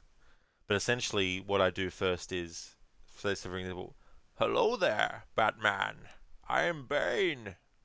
You know, sort of do that, but then just add the Hello there, Batman. I am Bane. to get that effect. You can also cup your hands over your mouth. Oh, Batman, you say. Coming for you. Although that's not as effective, I find. It's better to use like a Pringles can or a glass or a cup or a mug, whichever you can do.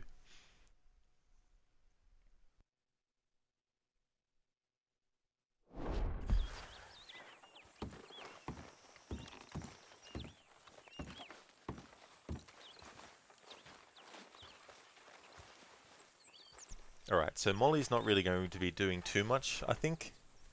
But there will be points where she will leave that tent and go and do stuff. But the question is when that will be, and who knows. I did hear a conversation that she was having with the other characters, where she's like, "I know what you were saying about me," kind of thing. But I can't remember now which configuration that was in. So this configuration, Dutch comes up to Arthur to talk to him automatically. You can't actually skip that unless you actually do something like interact with an object. I've found that if you interact with Arthur's shaving kit, it actually makes Dutch go off his path of going straight to Arthur, so you can at least do other stuff. And when he does that, you also have Sadie going over to Kieran, and then you have Lenny is over at the edge of camp, and then you've got like Susan at the what I called the eating table, doing that, cleaning it, and you got Sadie sitting over by a rock eventually, you know. So there's 3 different configurations of characters' positionings that I've Mr. Morgan. sussed out, and so this is the first one. The second one is Lenny, who is just walking in the background right now in the distance, is not in camp at all, but Dutch is actually next to his tent on the opposite side to what he's actually standing on now. And then that's the second configuration. Then the third one has Lenny at the edge of camp and Dutch on the other side of the tent where he is now. So that's the third configuration. So that's what I'm working from when I'm actually focusing on individual characters and their movements and where they're going. That lets me know which configuration I'm in to know, hey, this is a different one. So sometimes characters will have the same path at the same in-game time, but sometimes they'll have a slightly different thing that they do, a different part of the camp they go to. Sometimes they'll even have different people that they interact with. The interesting thing is, with Mary Beth, I've actually seen her interact with Kieran and give him some food, but when I was focusing on Mary Beth in this stream, not once did she go over to Kieran. So I'm also thinking that where your position in camp at a certain time will also dictate what characters are actually doing. So I don't know how to trigger that, because I don't know if it was because I was near Kieran in the first place, but we will be focusing on Kieran as well in this same way. So maybe when I do that, I'll be able to figure it out. Maybe she'll go to him if you're standing next to him and actually give him something to eat. So there's just so many different like moving parts. And that's only from the in-game time of 9 AM to 6 PM. I also have to do this for the other time to complete the 24-hour cycle. I don't yet know if after a 24-hour in-game cycle is complete, that for the next 24-hour in-game cycle, it just repeats the same stuff, or if there's a whole different set of configurations again that actually get initiated. So I won't actually know that until we get to that point. But for now, my focus is just getting the 9 AM to 6 PM time slot sorted with all the characters in the camp. Then the plan is to actually put the playthrough on hold. When I started the playthrough, I called it my annual playthrough. But because it's going to take a lot longer to get through the game doing this process, there's no way that I would also get the game's story and that completed before the year ended. So I decided to split.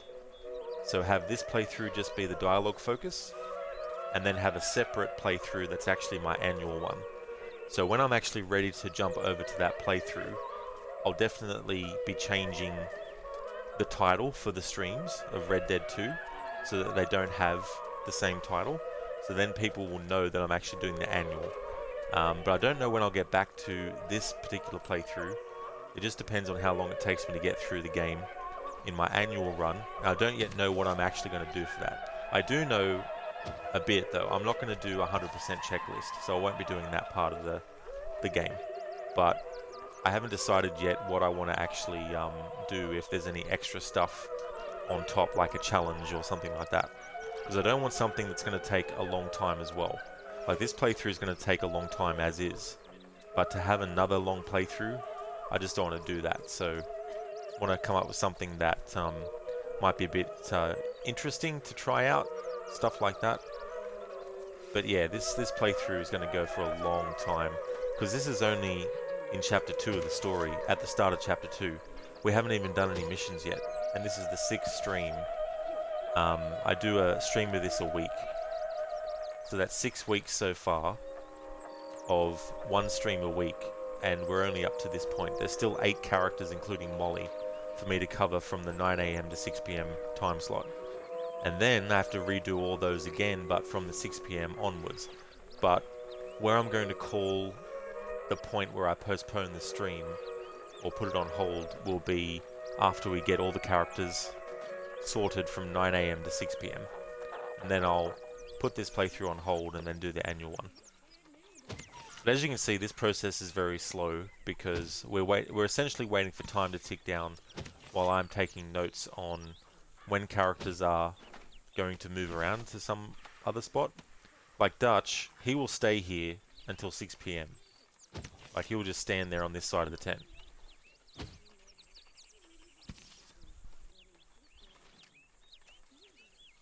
It's relatively easy right now in the story to do this though, but later it's going to be more difficult as more missions get done and obviously things change in the story, dynamics between characters, but also which character is actually in camp.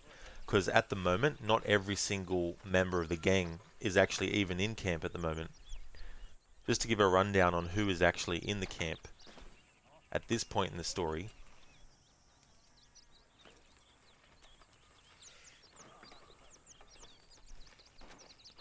So let's see. At this point in the story, the characters in camp are Dutch, Sadie, Lenny, Jack, Abigail, John, Susan, Mary Beth,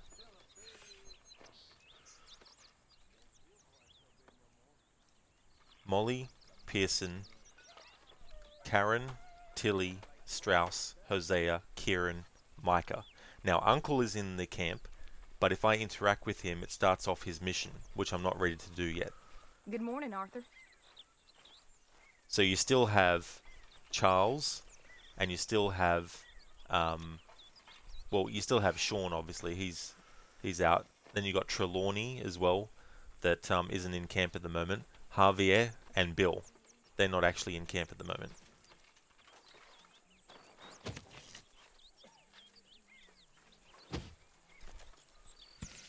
I wonder if have a look at stats, if I can bring it up.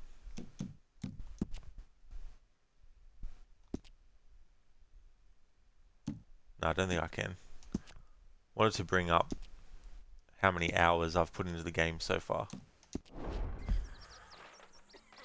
But it's a lot. Focusing on one character, doing the 3 configurations, takes 3 hours of real time. And then maybe an hour or a little less to actually do the antagonizing part.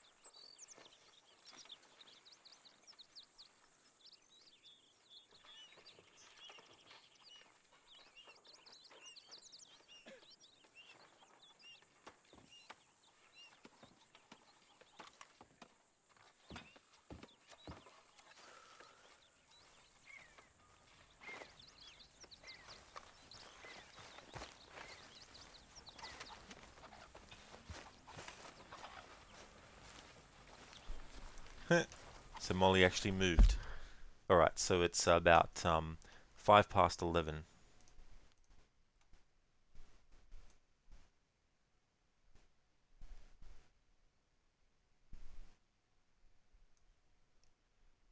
Alright, so 11:05 a.m. Molly basically goes from sitting in the tent to standing.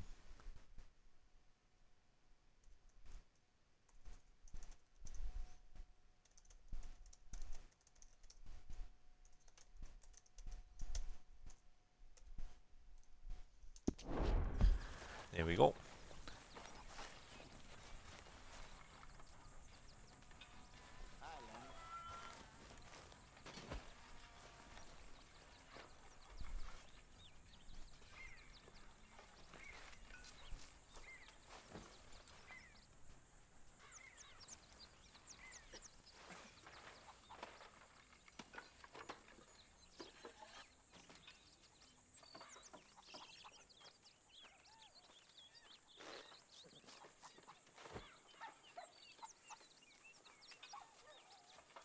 Just gotta force it down.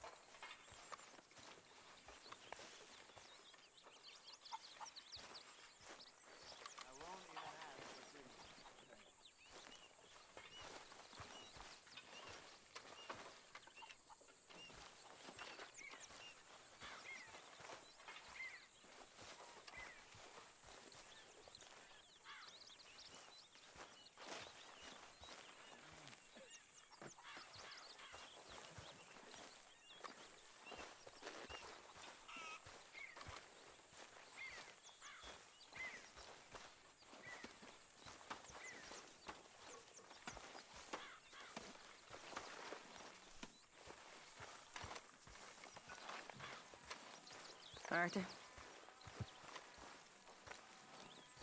How are you? It's interesting, I actually got him up on this table before. But not now. Interesting.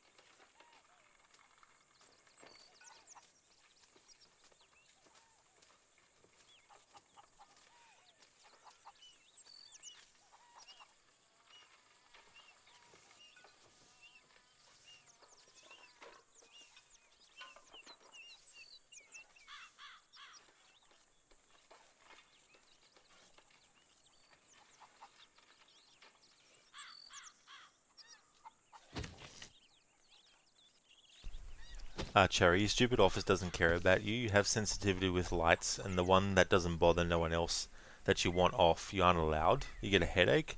That is really wrong. That they don't. Like, that's really ridiculous.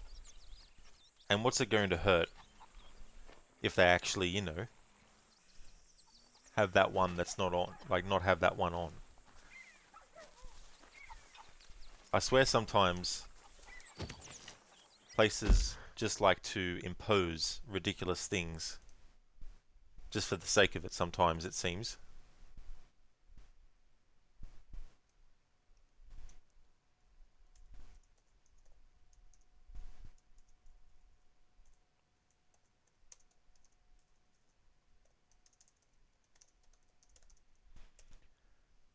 Let's see where Molly's going.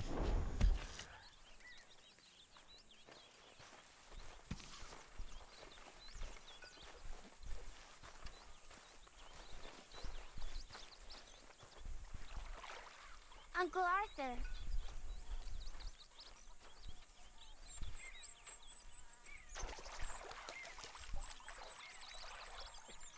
You cook all day, Mr. Pearson. Oh, hello. Jerry, they think it's better with light due to office rules, but it's not more people are complaining about it. Yeah, well that's the thing. Like, sometimes these rules, too, are so old that they should be changed, and you wonder why they still stick to that, especially when you have, as you say, a lot of people pointing out. So it's not just a case where it's only one time it's happened. It's something that's constant.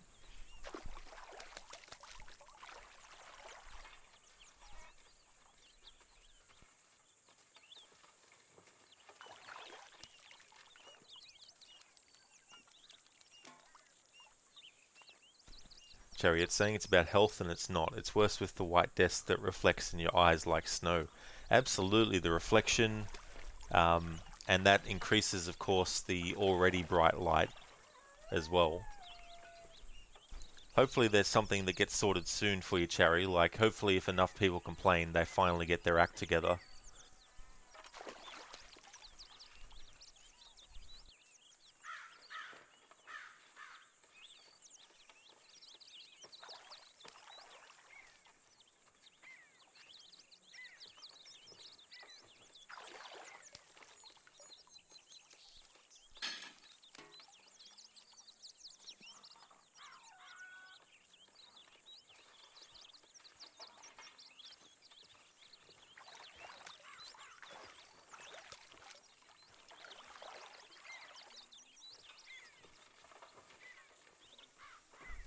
Cherry, you need to go to the doctor and ask for paperwork to say that you can't have it on.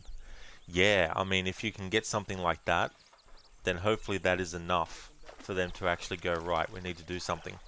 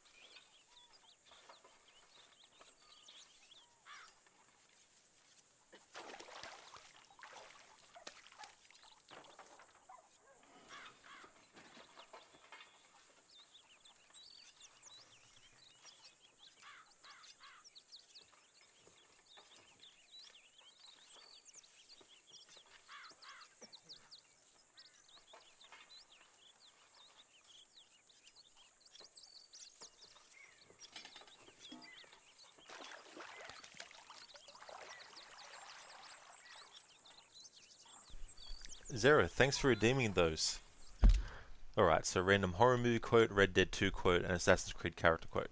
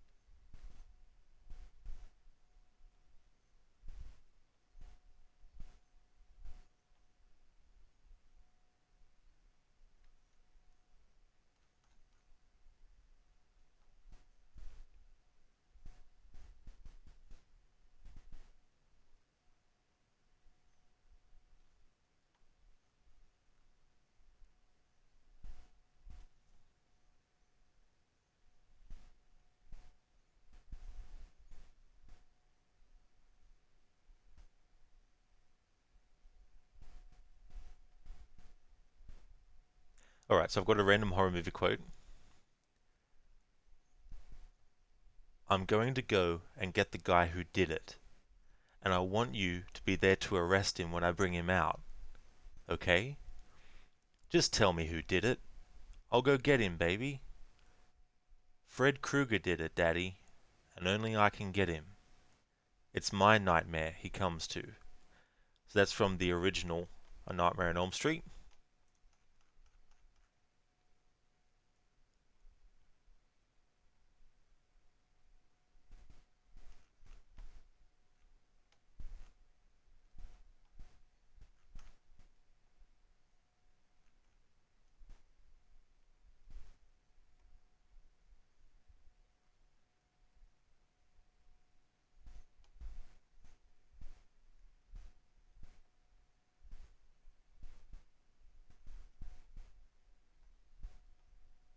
Okay, so here we go. Got a Red Dead 2 quote.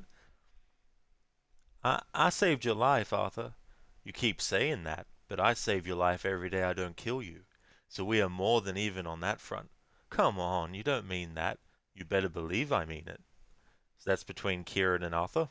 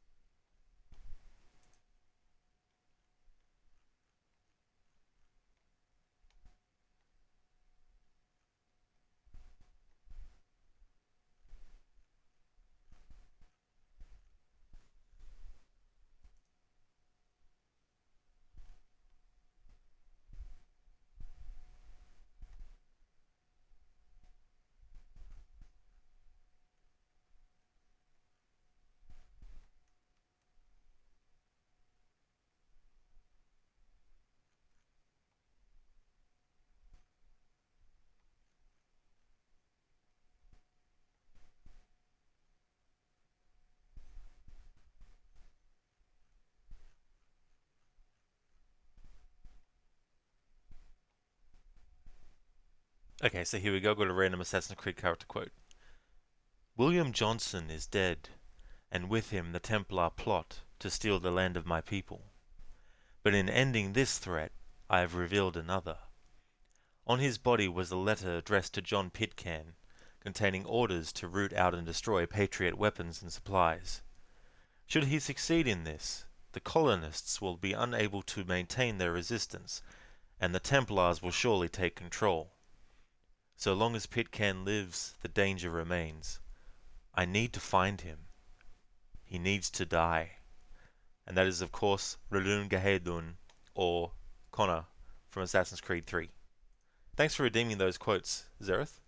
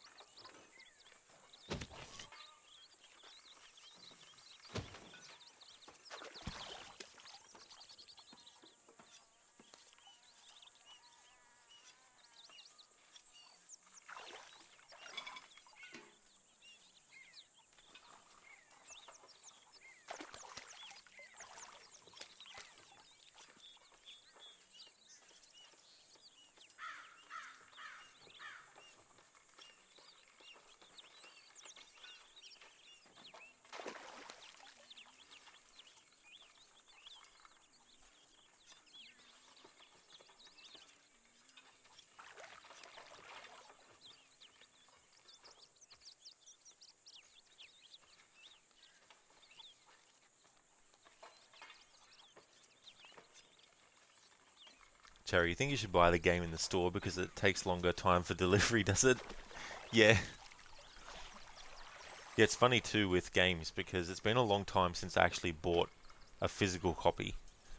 The last one would have been Splinter Cell Blacklist in 2013.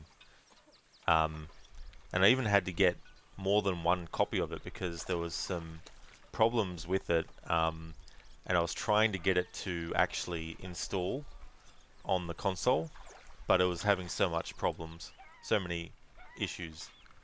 And so I was just like, you know what? I may as well just get games digitally from now on. So I just went with that. Thankfully, Blacklist became backwards compatible as like a digital version, so that helped.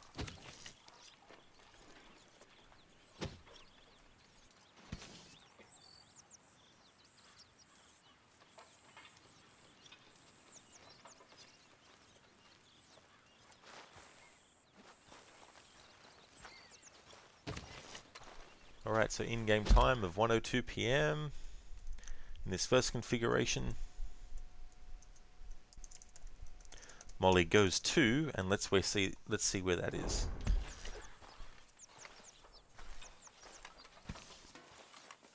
Hey there.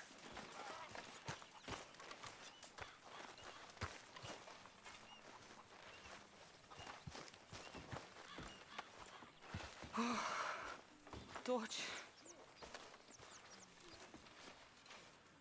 Oi.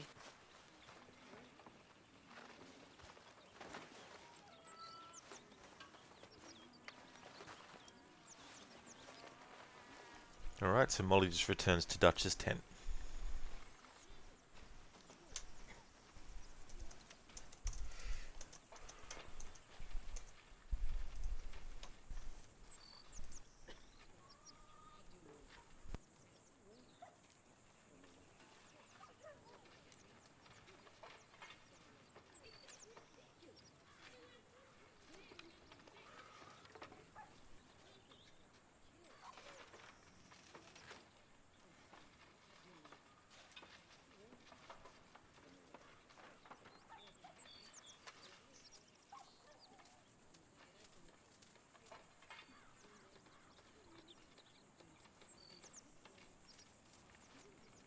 Hey there, Ryu. Welcome back, dude. We're now focused on Molly as a character.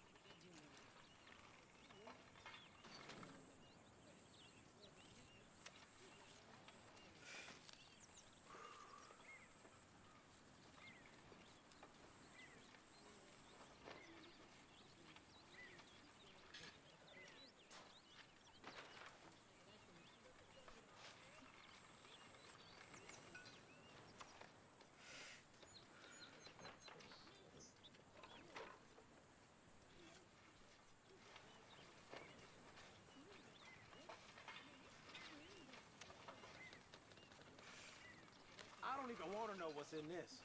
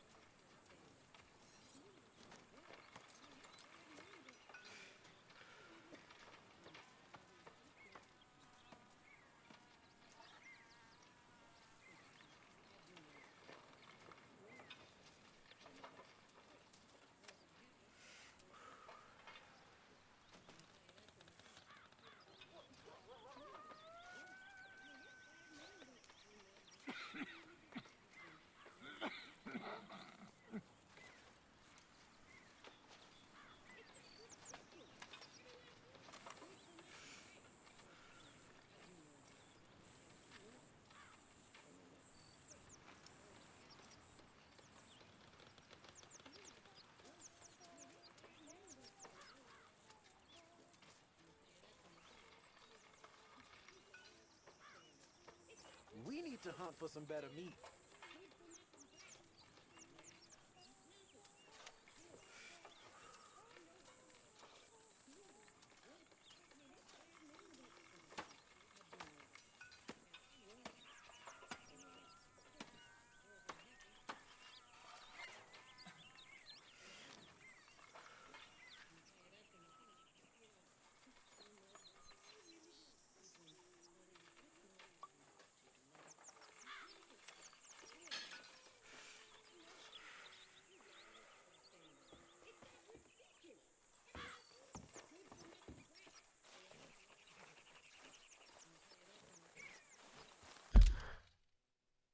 Alright, so in-game time of 2:05.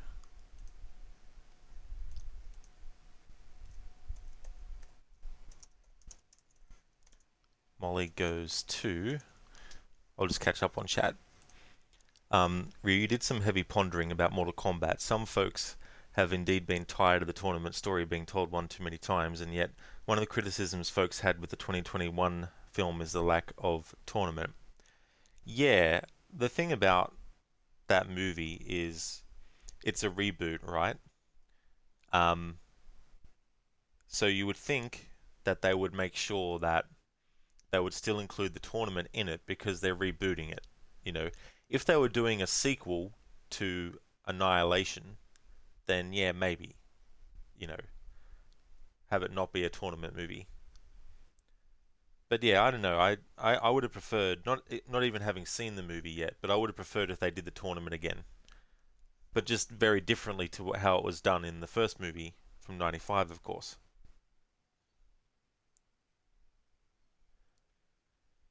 Oh, from the past, Cherry, but still probably active as well. But it's definitely been more than 3. Well, this is 2023. I think it was 2019 when it all started. Oh, no, Cherry, no. It's just some random on the internet that started following other channels that I'm friends with, and then just basically like a virus infected other people, and yeah, it's all been just online. He lives in a different country as well, but uses a VPN, so don't know exactly where he is. But yeah, it's all online, and all through Twitch and Discord and stuff. Like, he's made fake accounts and everything on Twitch and Discord as well. Like, for example, he makes a fake Discord using the names of actual Discords and posts, you know, explicit content in that person's Discord, and then the person who doesn't know that it's, you know, not the actual person's channel or whatnot comes in and basically says, why the fuck are you sending through this shit, you know? And then it's like, well, sorry, that was actually someone who's been, you know. So it's been all that kind of stuff over the years as well.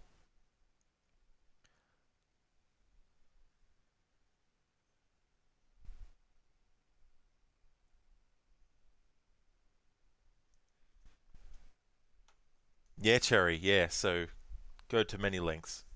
I mean, you'd think that we were famous people or something, the amount of time and focus that this person has had, and probably still has.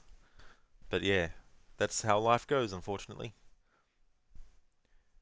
Rewrite, and that's another thing. The tournament in Mortal Kombat 9 and Scorpion's Revenge had many events that played out similar to what was seen in 95. That's true as well, Ryu. You know what I mean? You've got that kind of stuff too. But yeah, I mean, there's so many different ways you can do it, but you've got so many years worth of content. Oh no, definitely not Cherry. No, definitely not anyone famous, that's for sure. Nor do I want to be anyone famous. I just like being myself.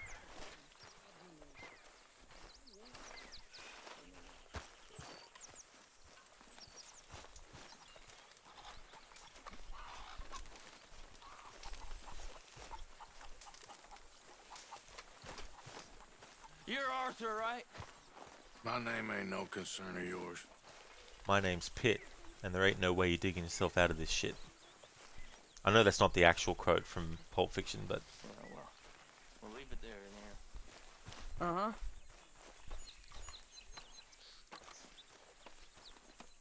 Okay, so Molly just basically goes through camp to the other side near Kieran.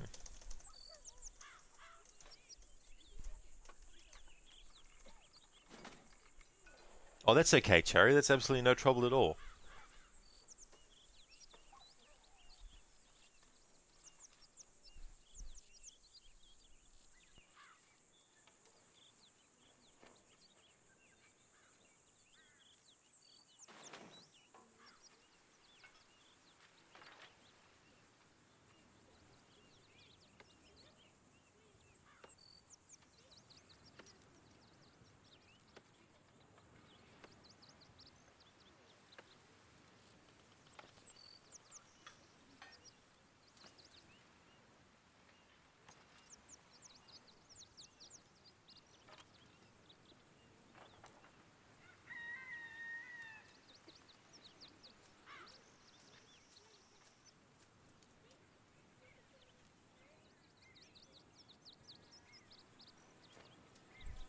You, of course, you still need to introduce your audience to this new timeline. That's true. But yeah, it would have been simple just to basically start the movie with Goro fighting the Great Kung Lao. The Great Kung Lao dies. Fast forward, and Raiden, you know, is basically visiting the combatants. We see a little bit of what their life is like when he shows up. So kind of like, you know, Tony Stark going around getting the Avengers, except it's Raiden going around rounding up all the fighters, you know, and then basically telling them what's what, using some of his powers to prove to them that he's actually, you know, not just a regular human, that he's not some crazy person. And then they all just go to Shang Tsung's island. They have a fight, and obviously Shang Tsung gets killed, you know, and Shao Kahn turns up at the epilogue, just like in the 95 movie, but in a very different way though. Actually have Shang Tsung not get killed.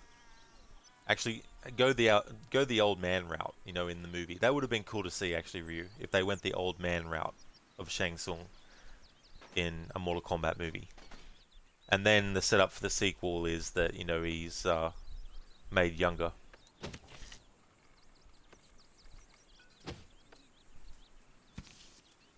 Hey Charlie, it's me, Arnie, Rod's roommate. Definitely not Rod himself. I'm the famous guy here. Maybe you've seen me in the movie Terminator.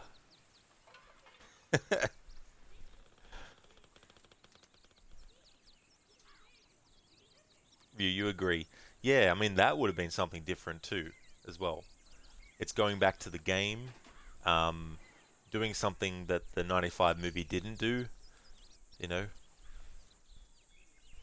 But yeah, I think there's so much stuff that they could have done differently and still use the tournament in the movie and use it in sort of like fresh, different ways as well. Because something that was, you know, always the case with the game, it's like, in the game, obviously, you pick which character you want to play as, and then you fight your way through the other fighters, but all the other fighters aren't quote-unquote evil, you know, so you've got two Earthrealm fighters fighting against another Earthrealm fighter, you know, when it's supposed to be Earthrealm versus Outworld, when you think about it. So it should be the Earthworld fight, like the Earthrealm fighters fighting Outworld, and including people like Kano, who is on the side of Outworld, basically. But when it came to the '95 movie, they wisely made it a really big tournament where you had multiple people, not just the main key characters from the games, but you had multiple people making up the roster of fighters. But yeah, it's not a thing where it's not like Liu Kang versus Sonya is going to happen, in the movie adaptation. It does in the game though, but not in the movie adaptation. That's why you don't have Sonya fighting Johnny Cage in the '95 movie or anything like that. Scorpion's Revenge did the tournament story, but with Scorpion as a protagonist. Yeah, giving it a different character to have the perspective from.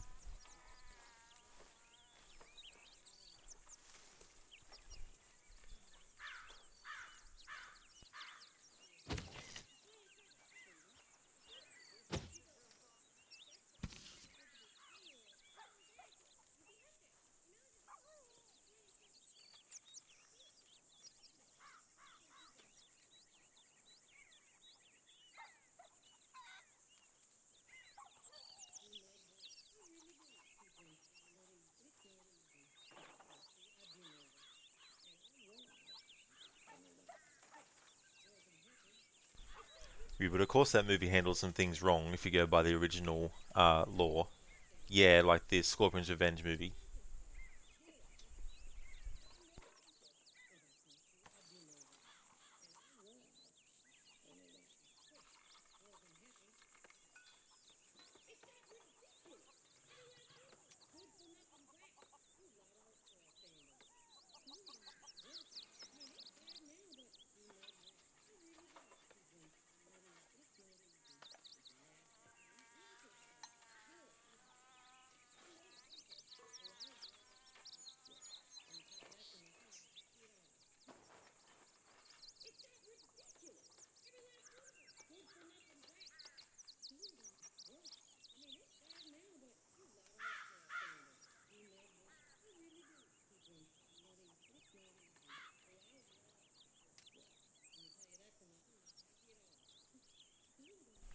Sub-Zero is barely in it. Scorpion kills Goro and hands Liu Kang the tournament victory. Yeah, for a movie called Scorpion's Revenge, if Sub-Zero is barely in it, then who is he actually getting revenge on? It's like, come on, you got to have Sub-Zero in it. Oh, of course, yeah, there's Quan Chi. Yeah, there's him. Quan Chi cunt. I hate that character. As you well know, Ryu. But of course he doesn't learn the truth until Act 3, yeah. He doesn't realize that it was Quan Chi's manipulation. Now that was actually an interesting twist to put in to the lore when they did that. I think it worked well.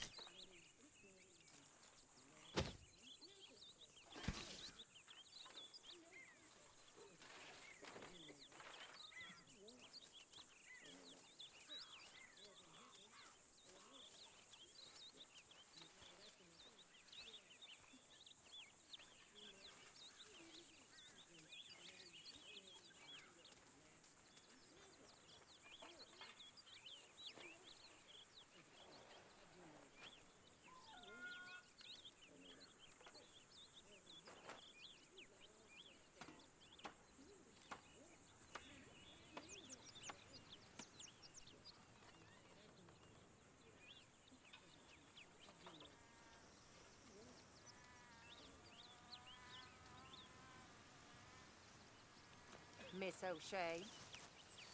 Hey. Mr. Moore.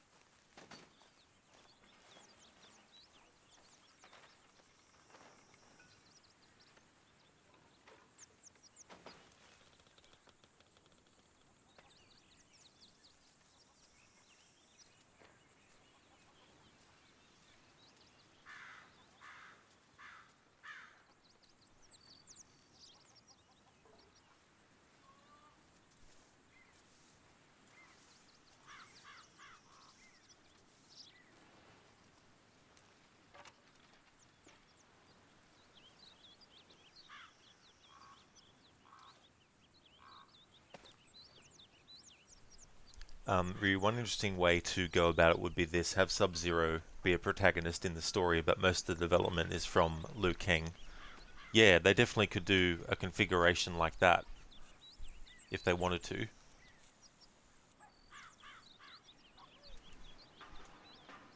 That way the classic rivalry gets a prominent focus without undermining the major conflict. Exactly, that's a good way to do it. Which is possible.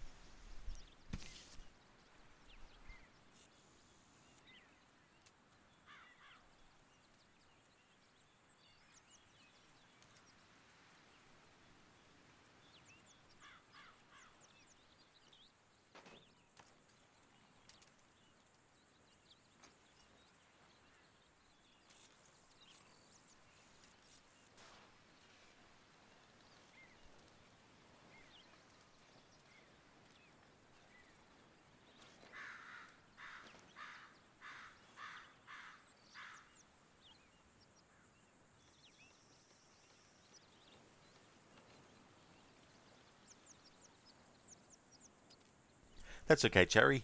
See you when you get back.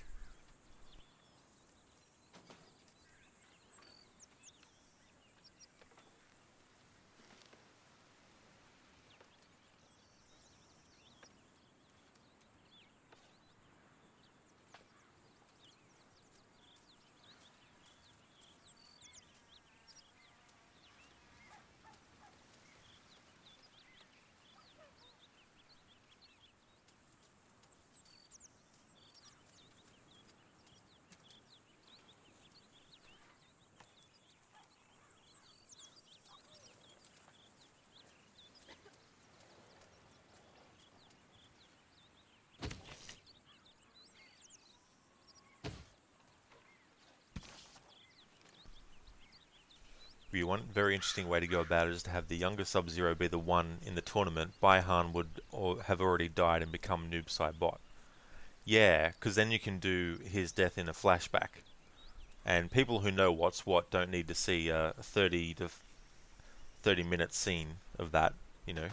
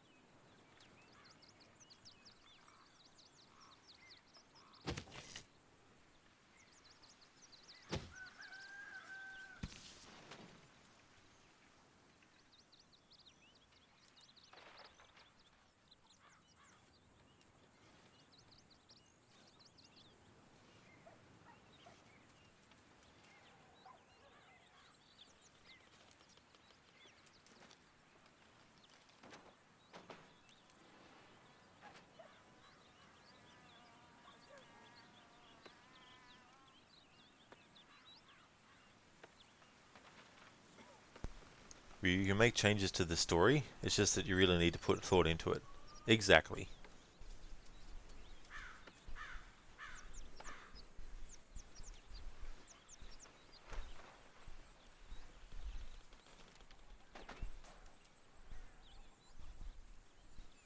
Don't just do bizarre changes for the sake of doing it. That's true. Yeah, that's the thing. Some confuse making changes that make things different with changes that are beneficial and helps make things different or better as well.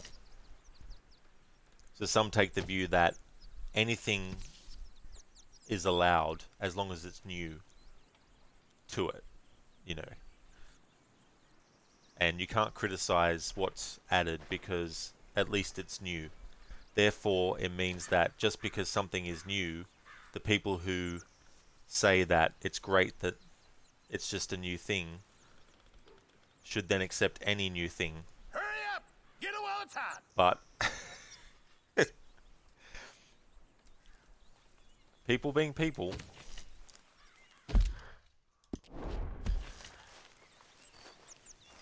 Okay, 5:07 p.m.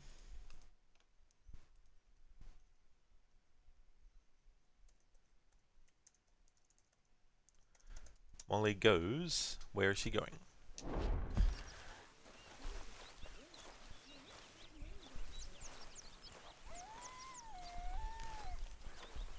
How do you?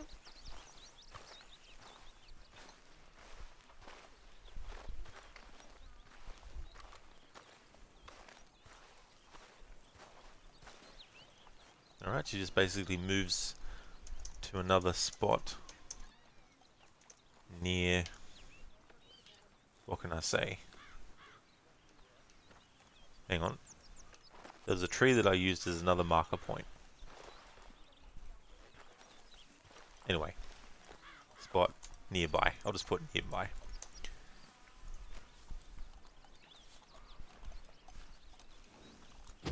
Then at 5:18 p.m. Molly goes somewhere else.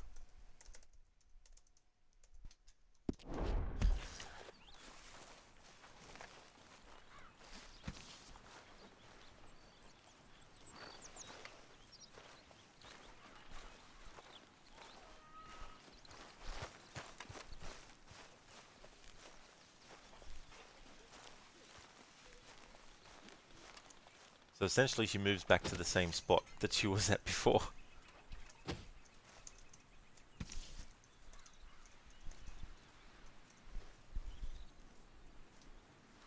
None of this fucking dragon birthmark crap. Sonic the Hedgehog is actually a good example of a video game movie not exactly following the story, but it still gets the essence across. Yeah, that's true, you know. In trying to find a different way to have the characters be quote-unquote chosen, instead of just a simple, here's an invitation, they were like, what can we do that will be very different? But it's like, why? Like, but yeah, I still haven't seen any of those movies, but it's good that they have done that with Sonic movies. Alright, so once it reaches 6 PM in-game time, I'll be reloading the save I made to get another configuration, and then track Molly's movements.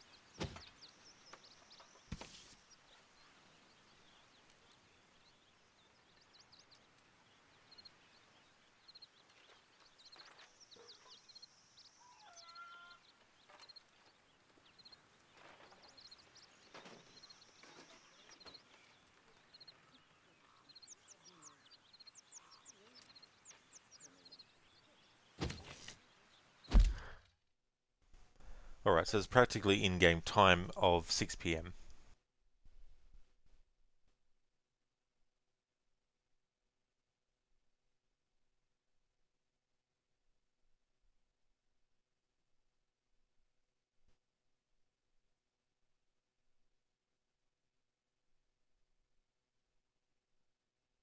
Alrighty then, so we need to get the configuration where Dutch is at his tent, but Lenny is not in camp.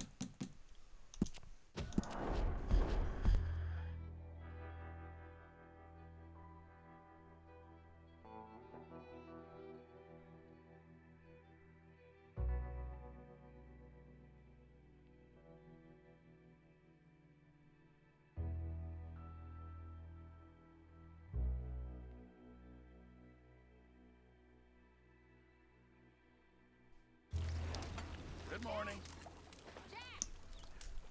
And it's the configuration that we just tracked Molly in. Need to reload until we get the one that I want.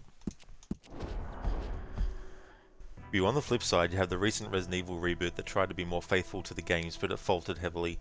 Yeah, that had so much promise, and I know some fans from the get-go weren't that on board with the idea of adapting Resident Evil 1 and 2's events at the same time. I think that that concept could also have been done much better if they got someone else to actually work on that and everything. You know, yeah. There's so much lore in that series too to draw from. It's ridiculous, but it doesn't get put into these adaptations. Like if you look at the Resident Evil 1 remake, how they added the subplot of the Trevor family. You know, the father and the mother and the daughter. You know, it adds an extra element to the story that wasn't in the original of a tragedy. You know, it's very sad and tragic what happened to that family. In terms of like lore stuff, you've got the fact that the father and was it Richard Trevor?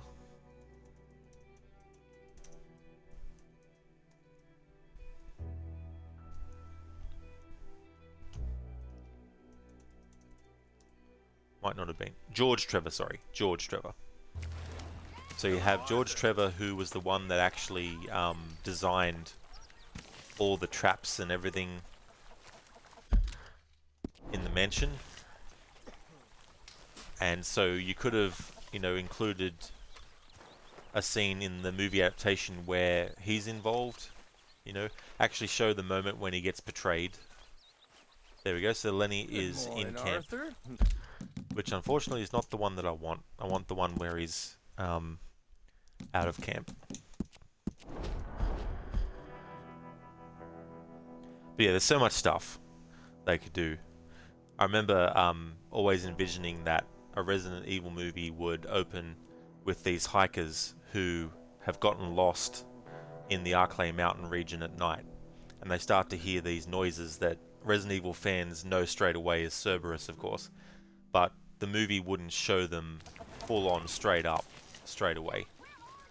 But for those in the audience who hadn't played Resident Evil, it would create this whole tension thing. And then when the hikers get killed, you just see it in flashes. You don't see everything in full, and you don't see the Cerberus attacking in full. You just see glimpses and snippets of that kind of stuff. And like have a movie open with something very suspenseful and then ending with something ferocious, you know. Yeah, the movie was cheaply made, but it definitely was the least of its problems. Yeah. Alright, this is the configuration where Dutch approaches Arthur, which is not the one that we want.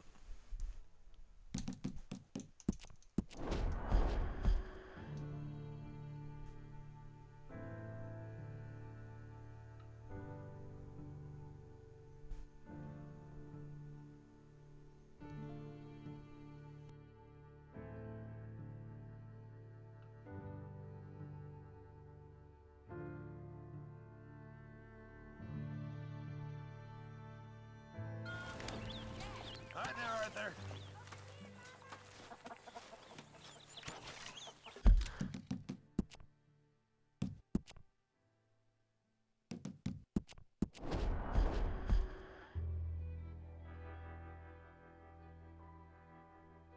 And it definitely was no better than Anderson's first Resident Evil flick, yeah.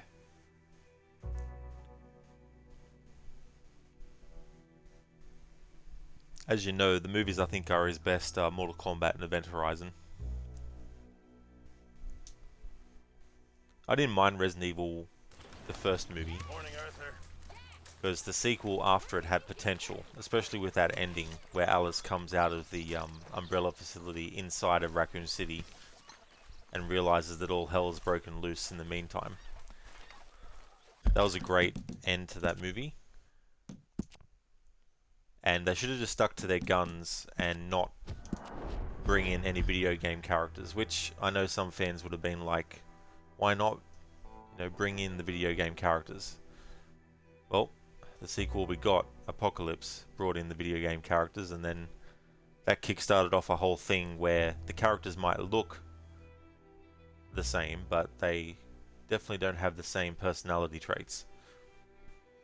Plus their backstories are completely reconfigured as well.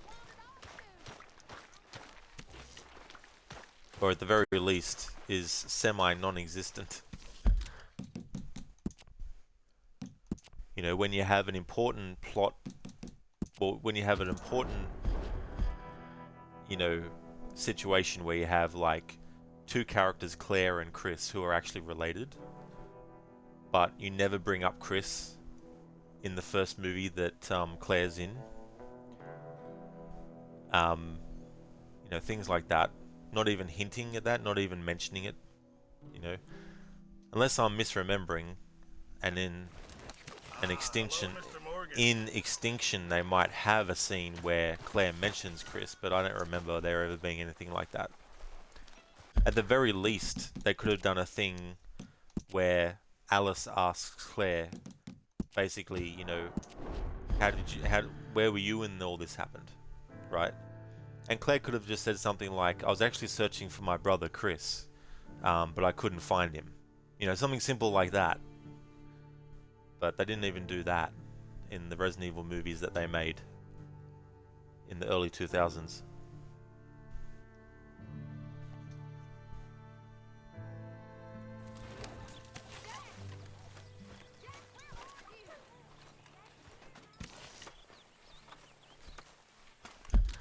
Alright, it's taking a while, it seems, to get to the configuration that I want. But you do have a great point. It would be like if in your Mortal Kombat AU you suddenly started doing the cannon ships when you built all of this time doing your own thing. It also reminds you of how Spider-Man 3 brought in Gwen a little too late. Yeah, that's true, Ryu, as well. You know, I really think that Spider-Man 3, if they wanted to bring in another female character and a character that could act as a wedge between Peter and Mary Jane. Hello there. Felicia Hardy. Or is it Harding? Black Cat. Yeah, Felicia Hardy. She would have been the perfect character to bring into Spider-Man 3. Because you get that whole dynamic, right, where she doesn't love Peter Parker, but she loves Spider-Man. And so, if you have a character like Mary Jane, who obviously loves Peter,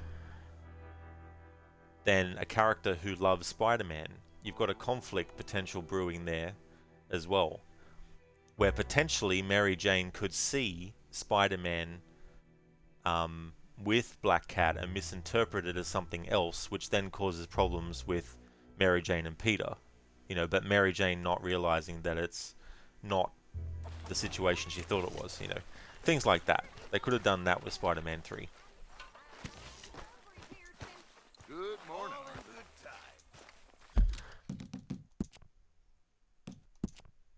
Hey there, Royal Twix. Welcome to you.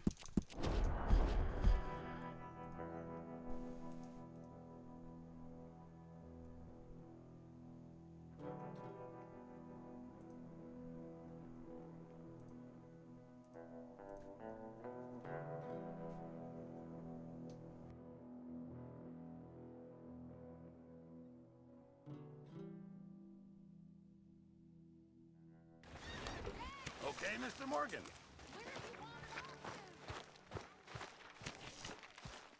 Good morning, Arthur. Lenny keeps showing up. The configuration I need is Lenny isn't in camp at all, but Dutch is at his tent.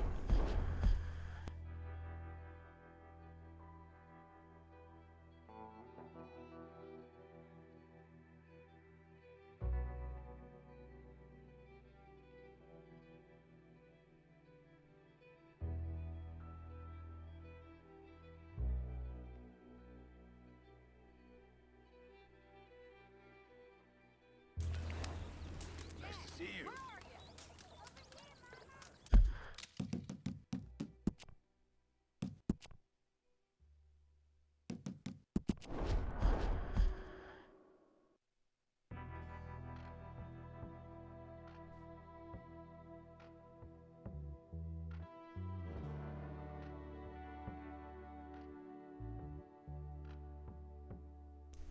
Yep, and from what you remember, Gwen dying led to Peter eventually getting with MJ and moving on. Yeah.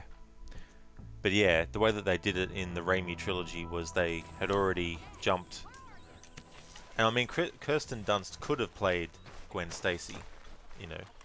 The irony, you know.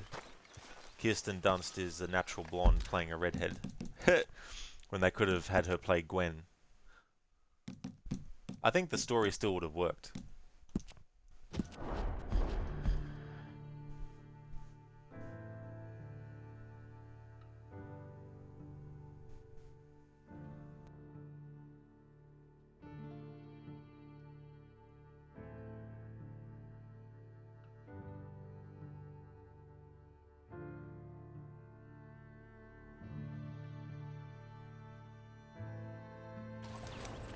Hello, Arthur.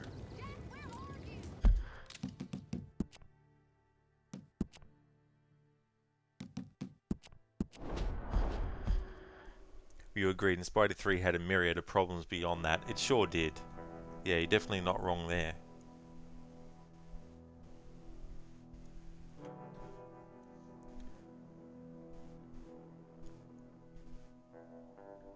And very soon, in 2027, it'll be 20 years since Spider-Man 3 came out.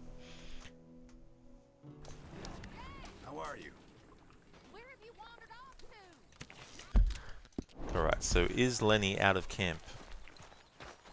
If he's not, we need to reload again. Good morning, Arthur. Yep, he's in camp. Alright, reload.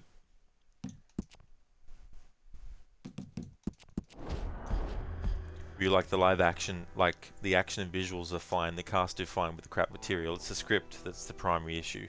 That's true, you're definitely right there.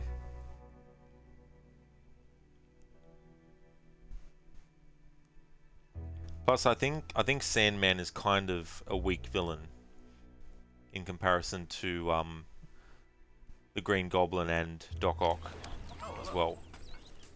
Where have you wandered off to?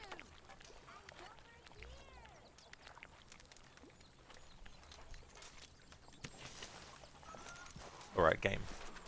Make this a configuration where Lenny's not in camp and Dutch is at his tent. Good morning, Arthur. No, Lenny's in camp. Alright, so it seems to just want to keep loading either the configuration where he is in camp at the edge of it, or the one where Dutch comes up to Arthur and approaches him automatically to talk. Your Venom was the fucking worst though. Yeah. That's true. You're not wrong there.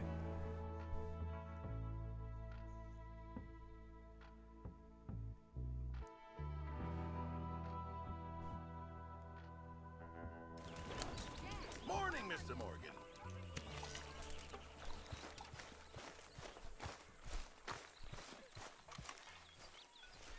No. Come on, game.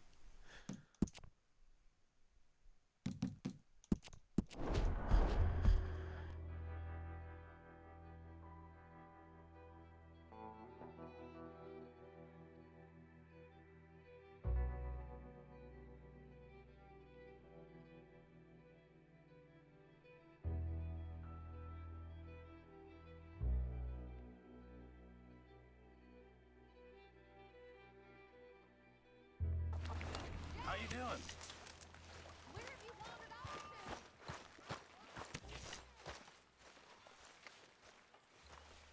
Damn it.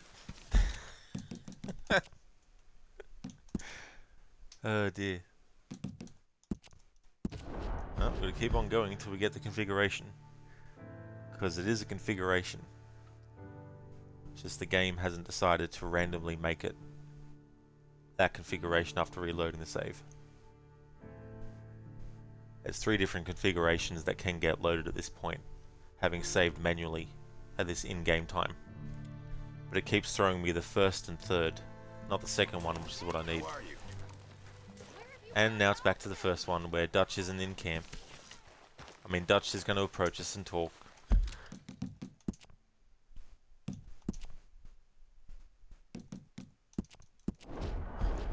The movie has been kind of rectified in retrospect, mostly down to the meme material and because there are indeed worse films. Yeah, and maybe what they did in Spider-Man Far From Home, or whatever it's called, has actually helped fix some of that stuff a little bit. Because something I felt was a bit of a down thing to end the Raimi trilogy on was where Mary Jane and Peter Parker stood. Hello there.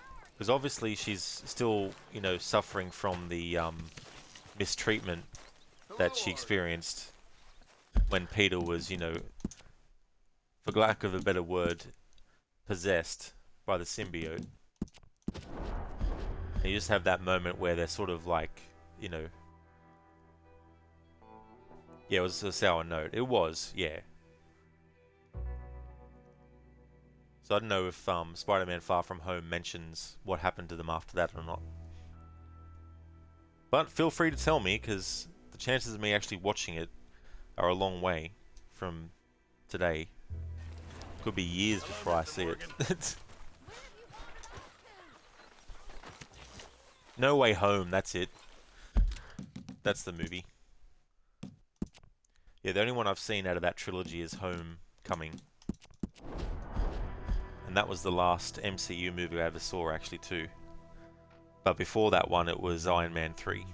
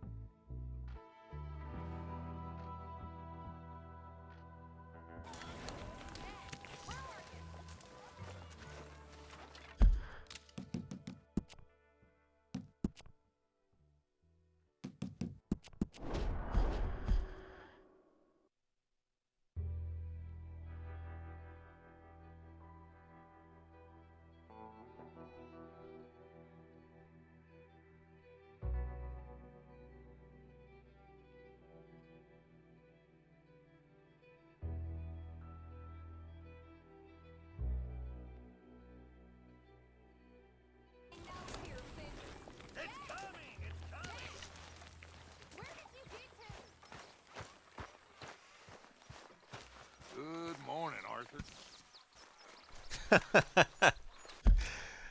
Dear, the game is like, we're going to reload this other configuration, not the one that you're specifically looking for, where Dutch is at his tent, but Lenny is out of camp completely.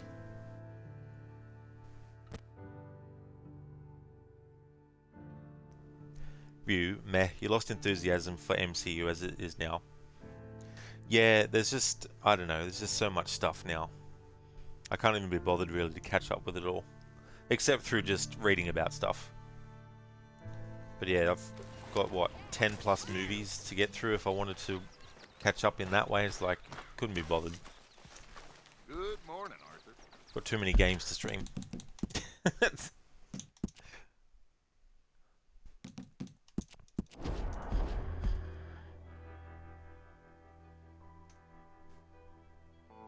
It's like in 20 years from now where they're still going with the MCU, it'll be like, now they've done Spider-Man Nursing Home. But Peter Parker's an old man now.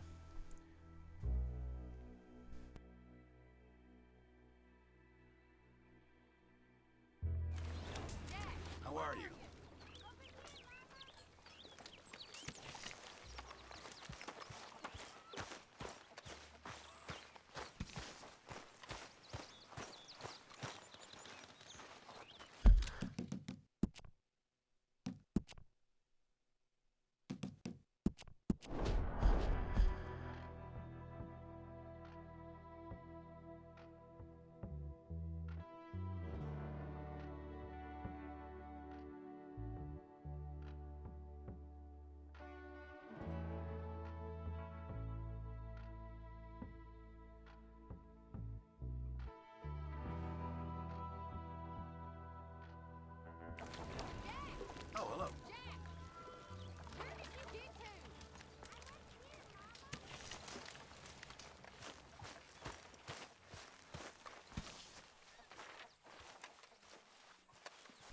Ah.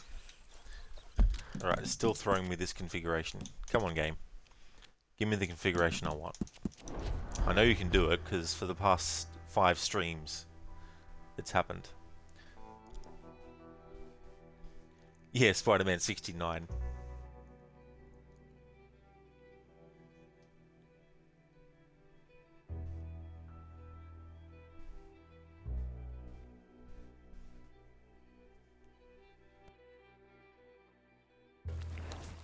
Nice to see you.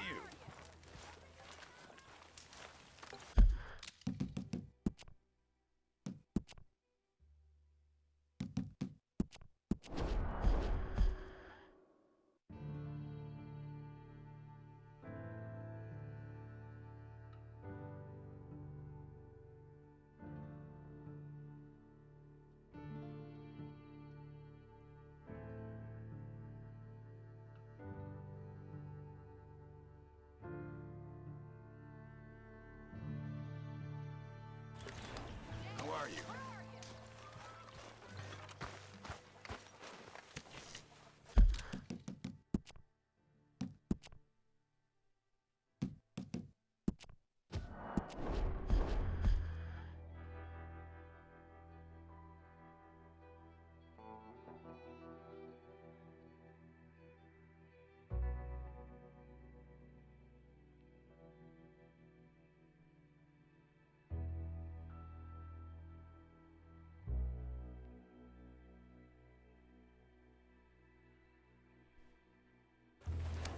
Good morning.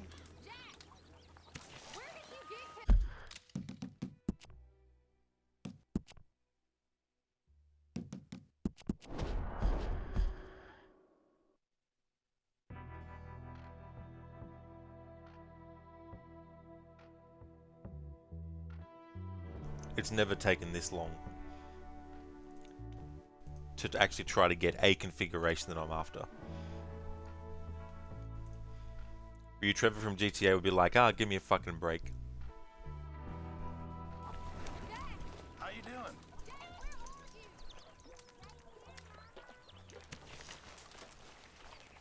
I added a Michael, Franklin, and Trevor Good morning, Arthur. BTTV emote.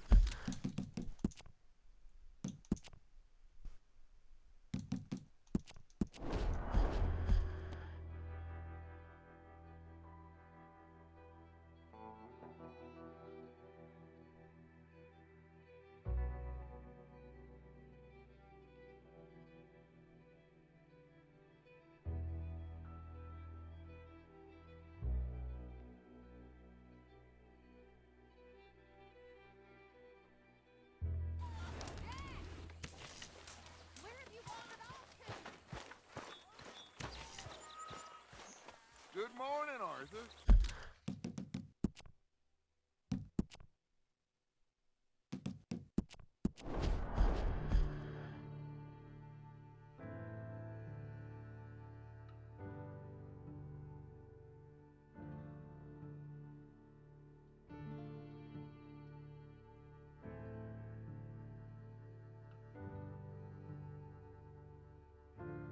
You, Trevor, makes you laugh hard. I do not blame you at all, dude.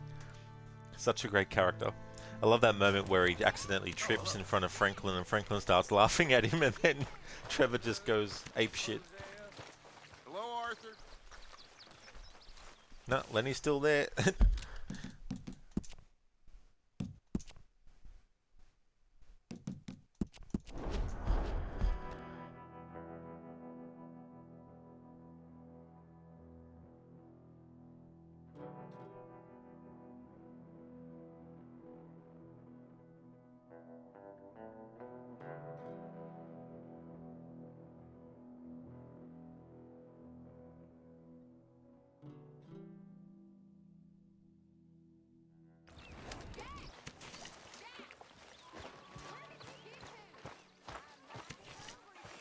Hello, Arthur. You want to cook right or not?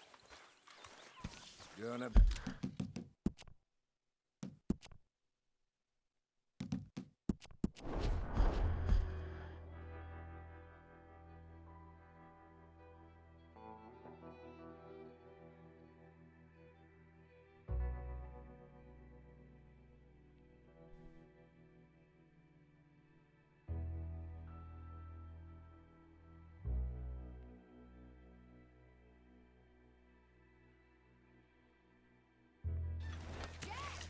are you?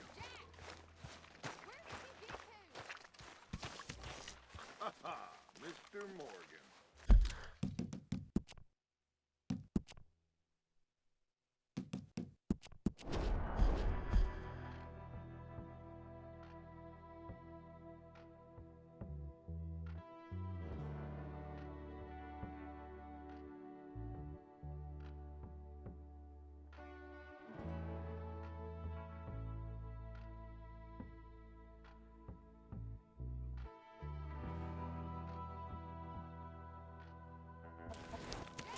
Morning, Arthur.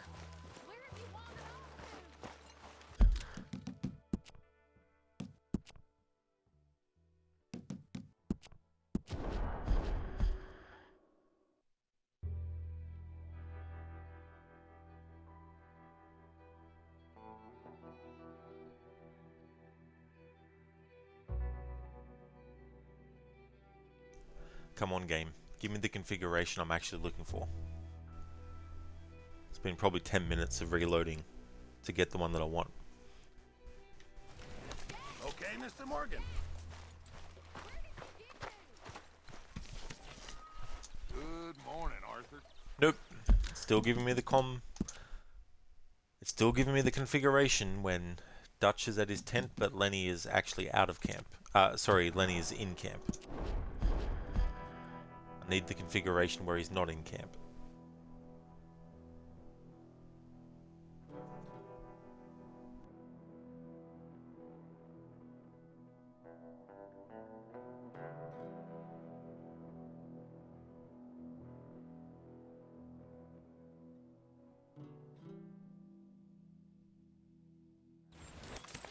Hello, Mr. Morgan.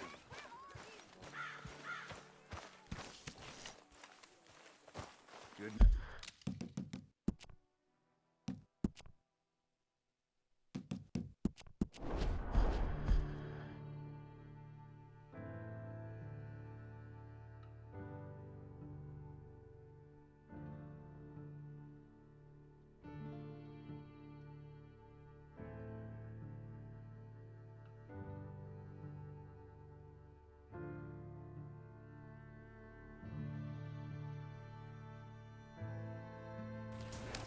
Hello, Arthur.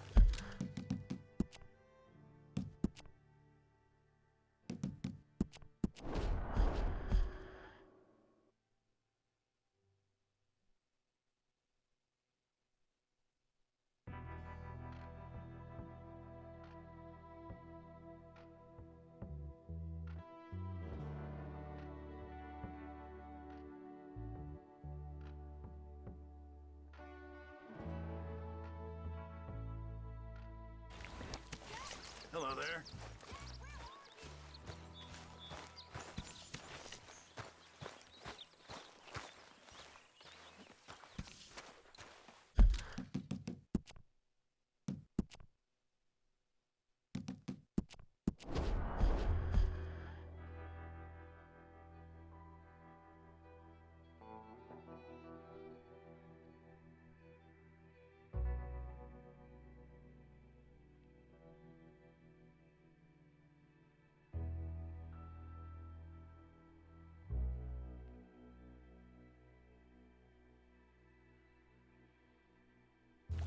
Oh, hello.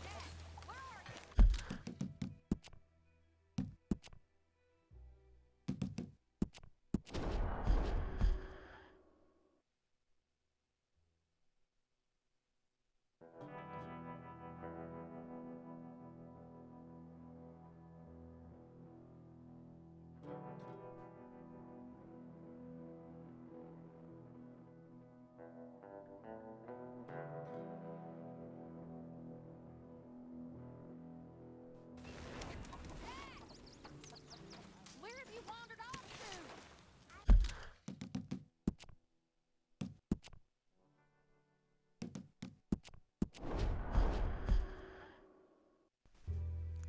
Yep, this is the longest it's taken me to actually get the game to load a configuration I'm specifically wanting.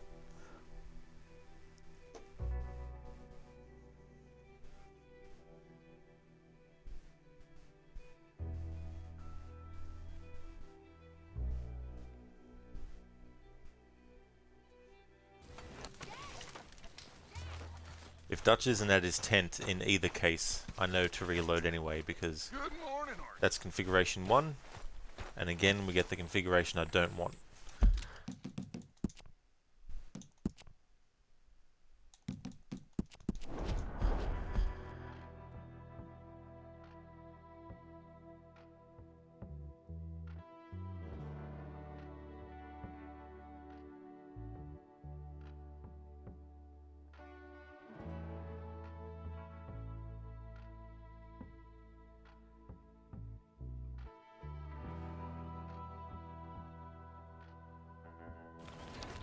How you doing?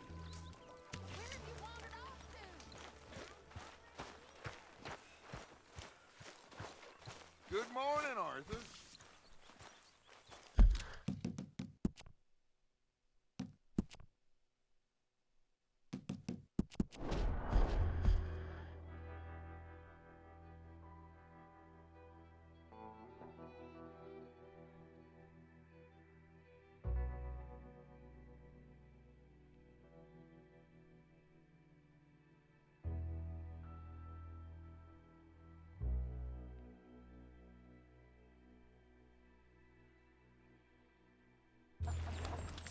Good morning.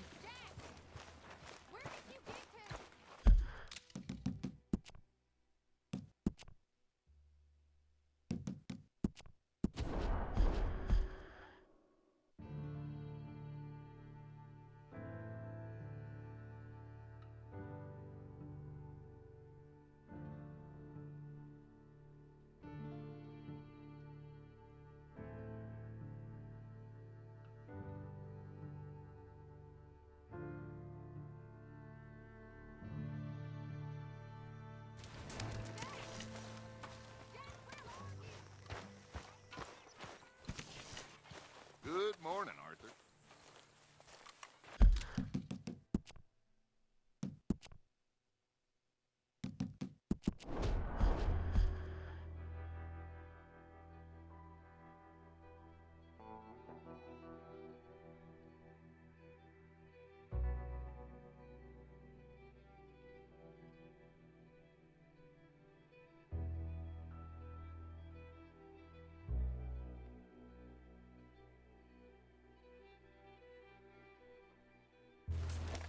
Hi there, Arthur.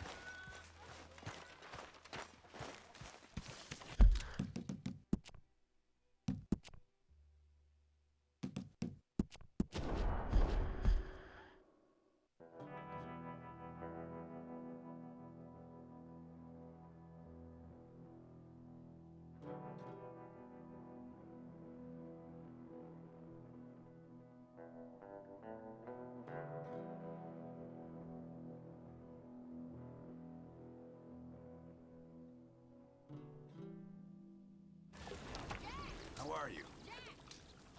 Where did you get to?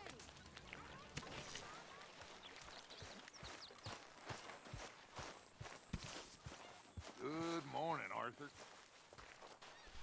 Okay, I'm going to try something different.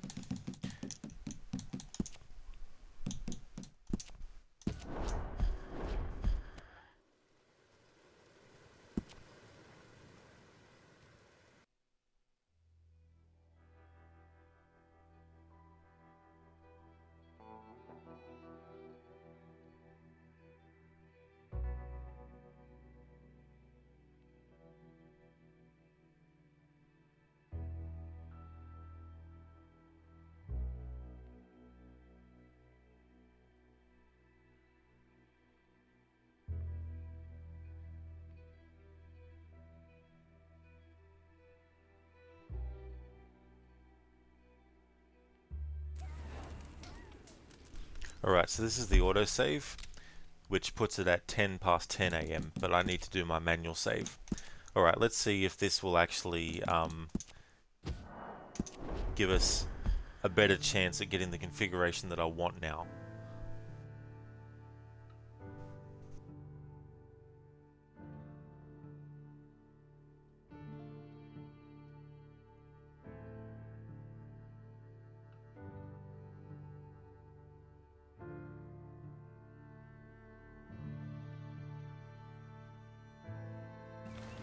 Morning, Arthur.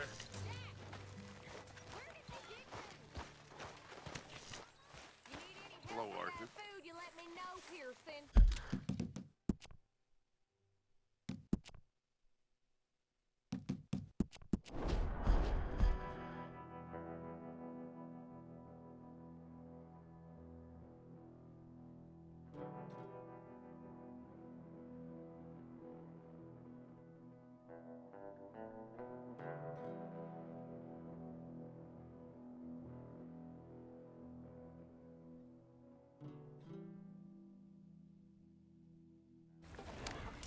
Okay, Mr. Morgan.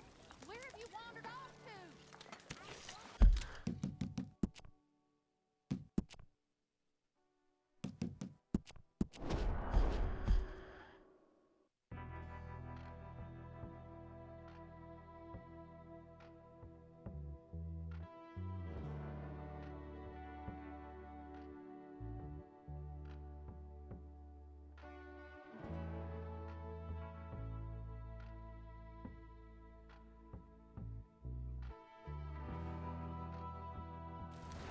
Nice to see you. Jack! Where did you get to?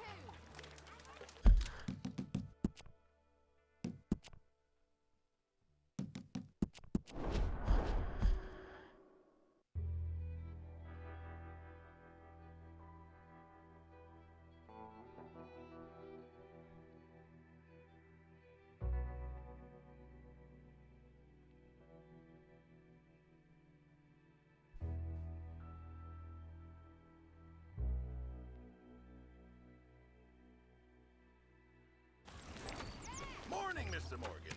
Where have you...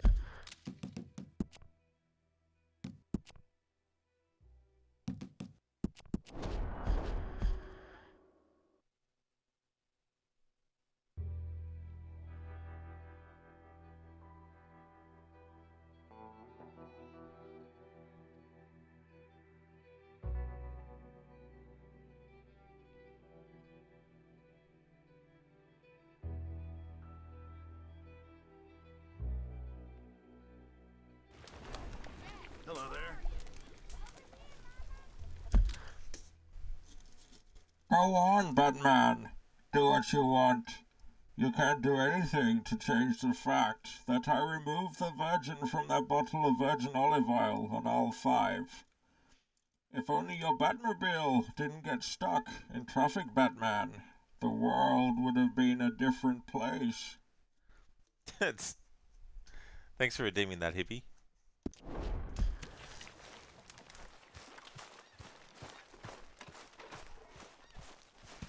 Good morning, Arthur. Still loading this configuration. Come on, game. This is getting ridiculous now.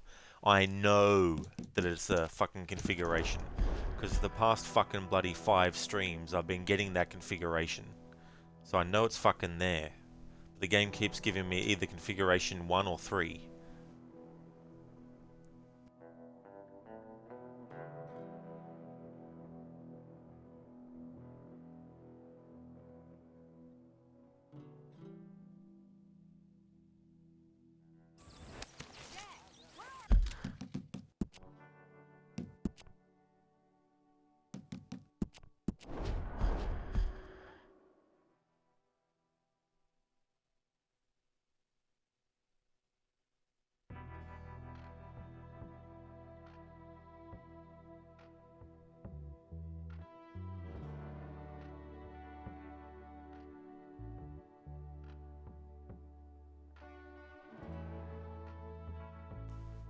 You want to fuck with me, game?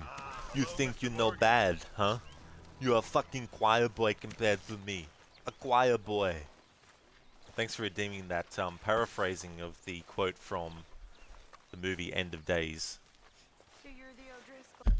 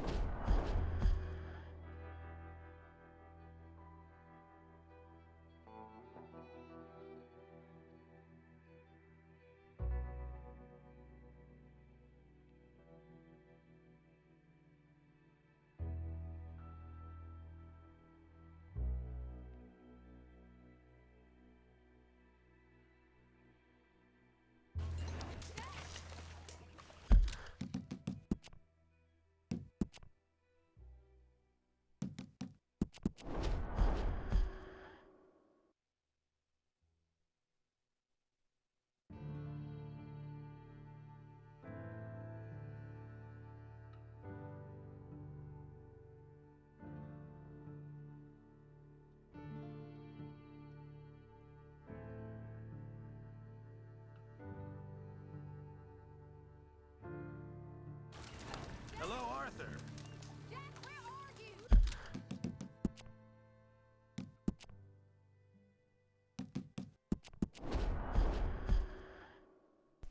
Hippie, can you imagine Arnie doing Italian hands? Yeah. Yeah, Ryu, it's like Jesus Christ game. There's been plenty of examples in the past 5 streams where I've wanted to get a certain configuration and I've been able to get it eventually. But yeah, this is the worst it's been at actually giving me the one that I want. And I know that this is the other configuration because Dutch isn't near his tent. So it goes. Probably have to do this for the rest of the stream, it seems. Oh, that's okay, Charry. That's no worries at all. That's definitely understandable too.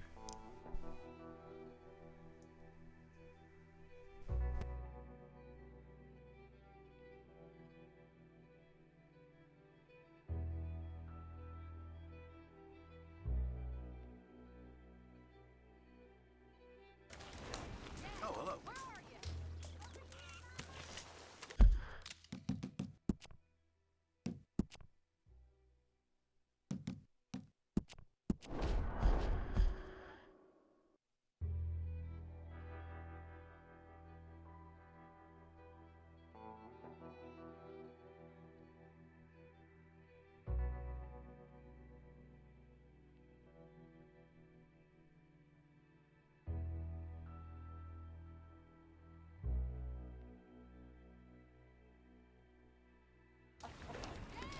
How are you?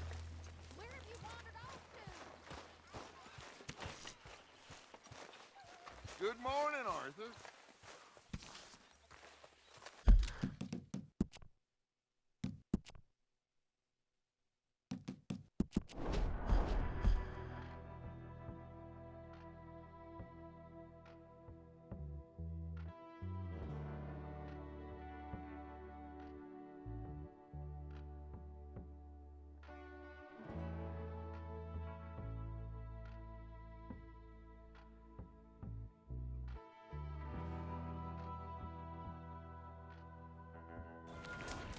Hello, Mr. Morgan.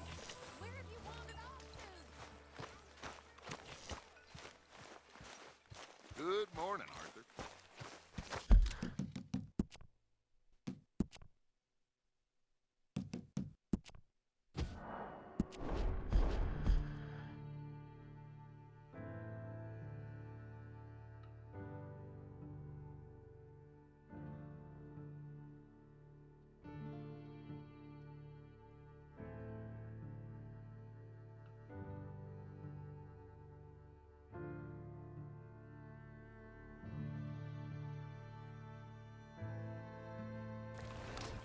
Nice to see you.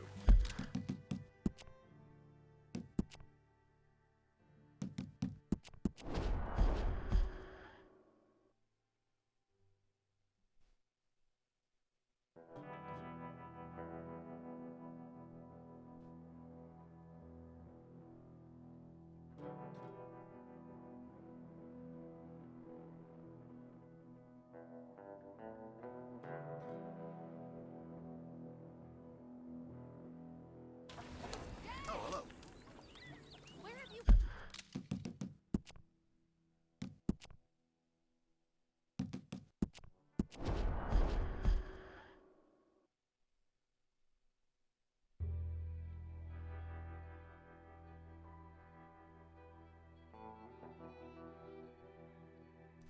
Yeah, I might have to do that, Hippie.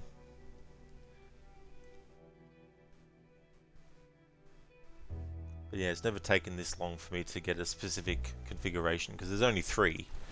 You would think out of the 20 times I've reloaded that we'd get one of the other ones out of the 2, but nope.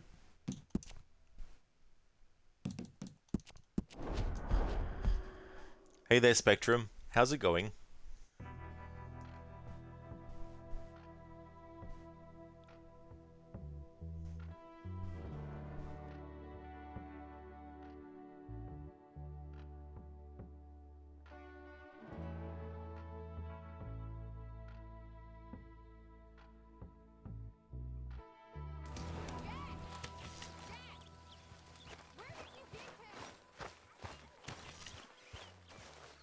Good morning, Arthur.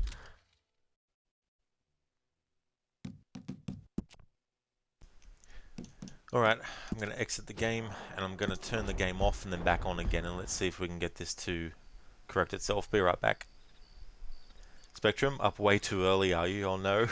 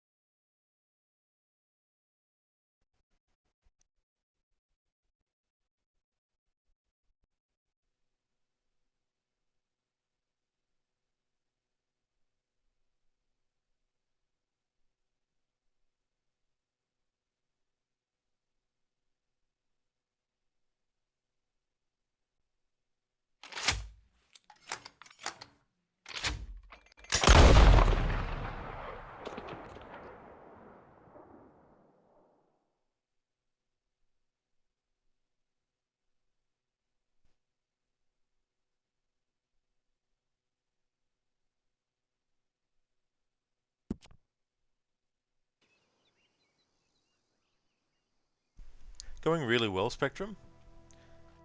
Ran into an issue with this game though, where it's not loading a certain configuration that I want of where characters are. There's only 3, and I've already covered the character of Molly with the first configuration. Oh really, Spectrum? Yeah, that's right at the start. It's definitely a loud one.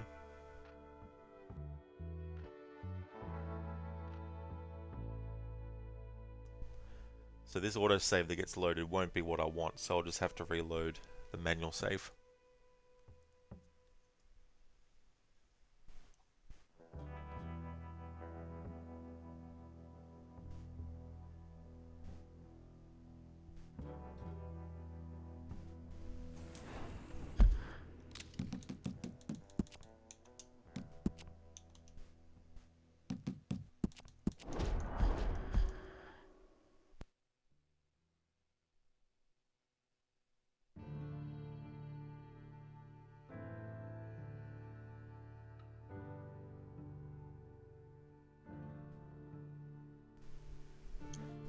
Alright, now I can change that Stream Elements message to about the schedule. GoldenEye is finished because it's not Wednesday anymore, both here in Australia and in other places around the world.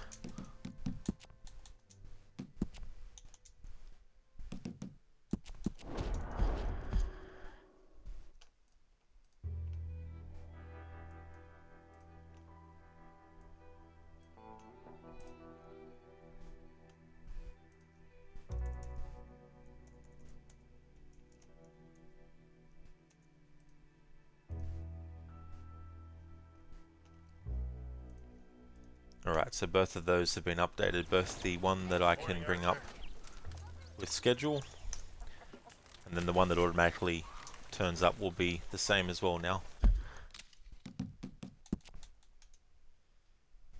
Yeah, Spectrum. Yeah, did that in one stream, finished it from start to finish.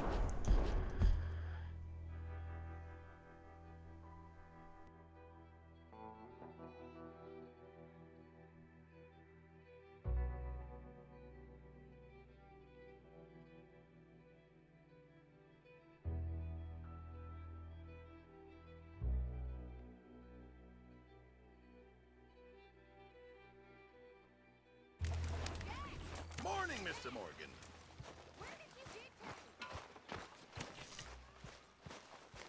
Good morning, Arthur.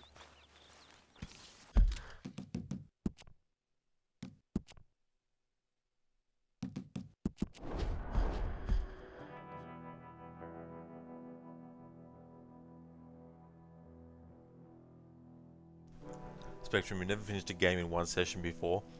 Yeah, it depends on, for me, the game and what type of playthrough as well. If I'm just doing a standard playthrough, not doing anything extra, no challenges on top or anything, can get things done in one stream. Like if I wanted to, a game like Shadow of the Tomb Raider, especially on New Game Plus, I could get that finished in one stream session.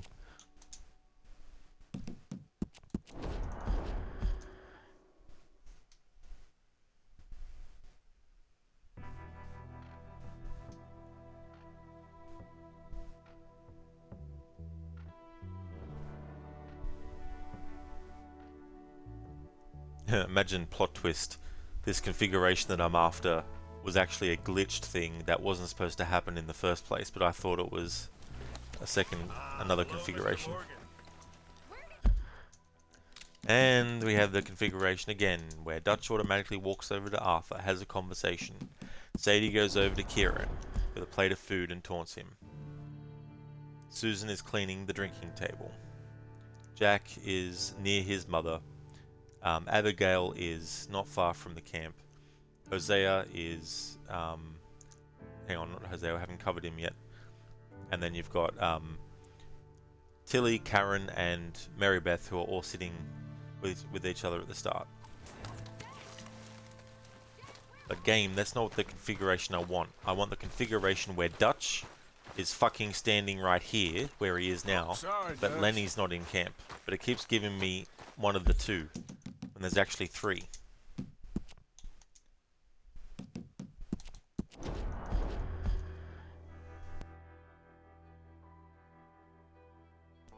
Spectrum, how about a game you've never played before?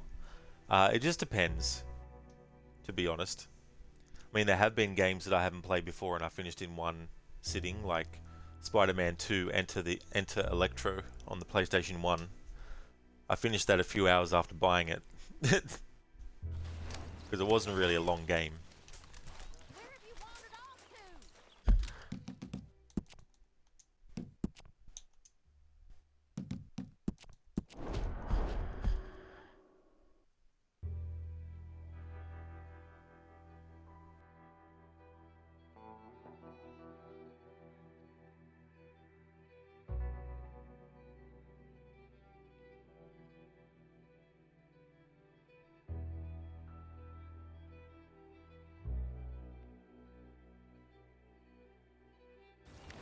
Hello, Mr. Morgan.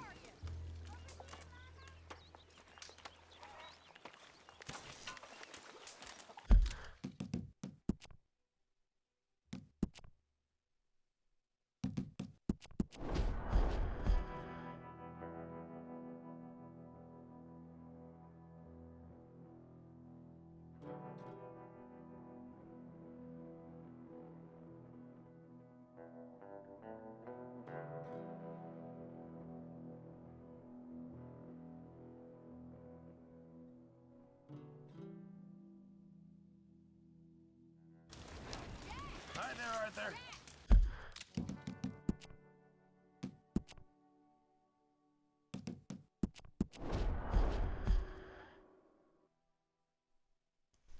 Spectrum, that boggles my brain. You must be the slowest gamer then.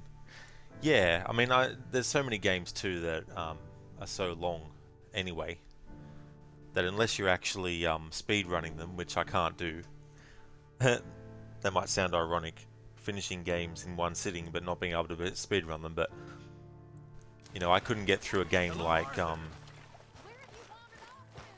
Assassin's Creed 1 in like, you know, 4 hours or something.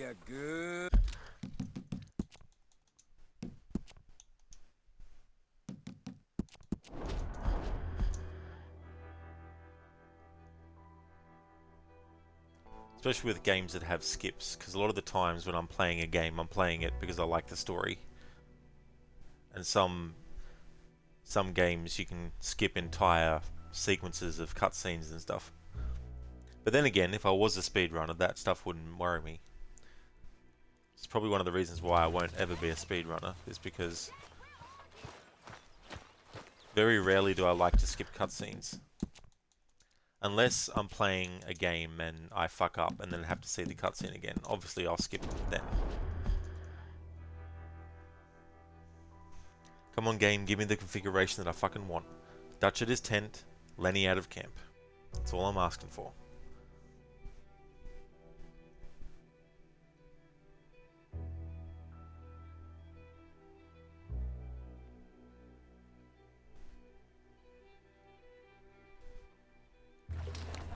Okay, Mr. Morgan. Okay, Mr. Morgan. No, I'm not okay. Wrong configuration again.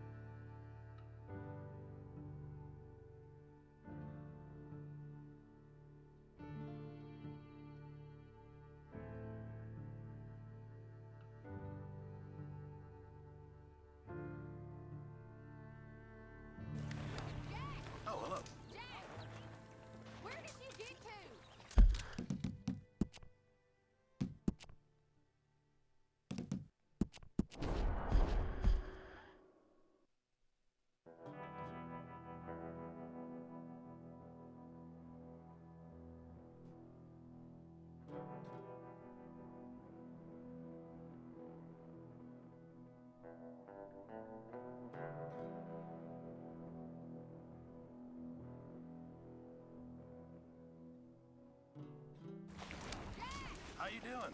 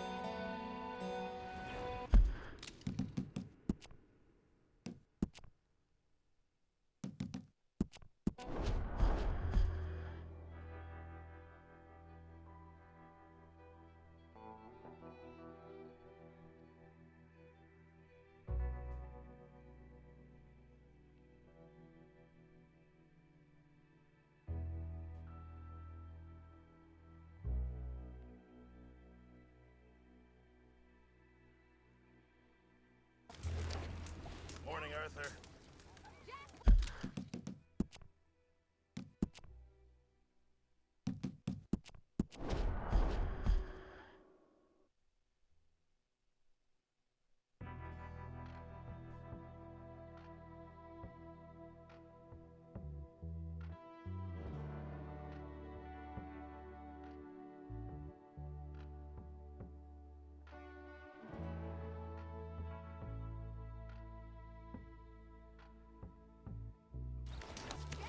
Morning, Mr. Morgan.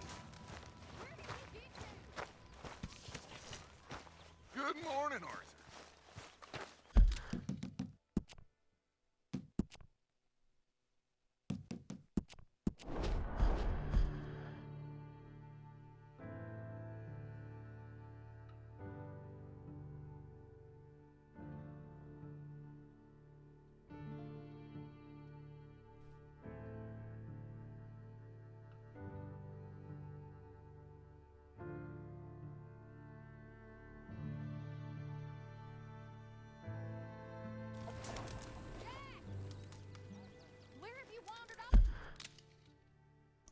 Hey there, Senny. Thank you so much for the 36 months in a row. Thank you so very much for that, dude. I really do appreciate that. That's amazing. So amazing. Thank you so very much.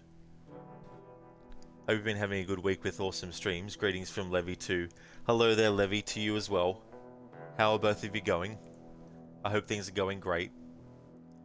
Yeah, it's been going well. Yeah, it's good to get my 10th anniversary playthrough of GTA 5 underway. I wanted to get those started early anyway, so I figured I may as well do it and have it the day before Red Dead 2. So it's good to start that. It was good to play GoldenEye again. Hadn't played it for almost 10 years and hadn't finished it for longer, so it's good to actually revisit it. But yeah, it's been going great, dude. And yeah, I can't believe that, like 3 years. That's just crazy to think how fast time has flown. But thank you so much for that, Crooked. I really do appreciate it, dude.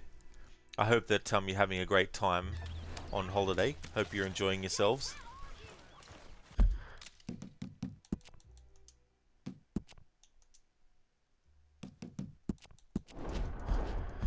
You're doing good, thanks. Having awesome weather here, lots of sun and minus degrees. You've been really lucky, to be honest, because last week was no snow and next week everything will melt lower. Oh no. Well, that's good timing though. That's awesome that you got there when you had that happening. But that sounds good. You know, like minus degrees. I wish it was like that here at the moment. I could definitely go for some minus degrees. But that's great though too, that you've had that luck on your side. I'm currently trying to get a certain configuration to appear, but it just isn't. And I've tried turning the game off and then turning it back on. I've tried killing Arthur and then reloading the save. I've tried exiting the main menu and all that, but it still will not give me the configuration that I'm actually wanting. And this is the first time in 5 streams before this that this has actually happened. I've never had to try this many times to get a certain configuration to appear. Hello, Mr. Morgan.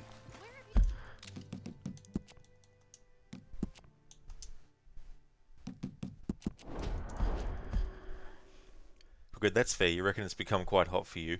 Yeah, I mean it's okay sometimes, especially when it gets a bit later in the night and stuff. And waking up is good because I've got the fans going. I have 2. I've got like a standing one, which it has a lot more distance that it can cover.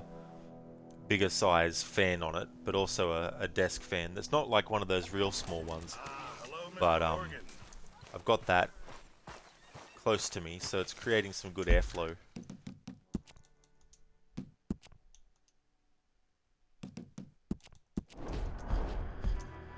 Zereth, hello Arthur, piss off Dutch. Exactly, Zereth. I was saying earlier it'd be funny if someone modded the PC version so that pressing a key would make Arthur say a random audio from, you know, one of his many, you know, dialogues in the game. But I guess you're getting quite excited to try out the PS5 soon, huh? Do you have a game you'd like to try first on it? That's the funny thing, Crooked, because I wasn't really planning to get one. I haven't really sat down to think about that kind of stuff, and it's one of those things where there's so many games that I could jump into that I don't really know which one to go into next. So I think the best way to do it is just to sort of like wait and see, but I haven't even set it up yet. But I've got to get a few playthroughs done. But yeah, the games that I'm having the audio issue with on the Xbox, I'll be rebuying. Hello there. And hope that the PlayStation doesn't have its own streaming issues. Nope, here's Lenny still. Still the configuration I don't want. This is ridiculous. It really doesn't, Hippie. It does not want me to load the configuration where Lenny isn't in camp. It's either the one where he is, or it's the one where Dutch comes up to talk to you. Crooked, that's true. The possibilities are endless now that you have both systems. Really, really true. You know, it's just games that, you know, even games that came out on the PS3 that I never played. You know, I can get to them as well. That's it, exactly, Crooked. Yep, so I'll be getting Origins for PlayStation. So far the games that it happens with is A Plague Tale Innocence, so I'll get that on PlayStation. Assassin's Creed Origins, Shadow of the Tomb Raider. There's also Control, so I'll have to get that again, which will be the 3rd time buying the game. But it'll be worth it though. Hello, Mr. Morgan.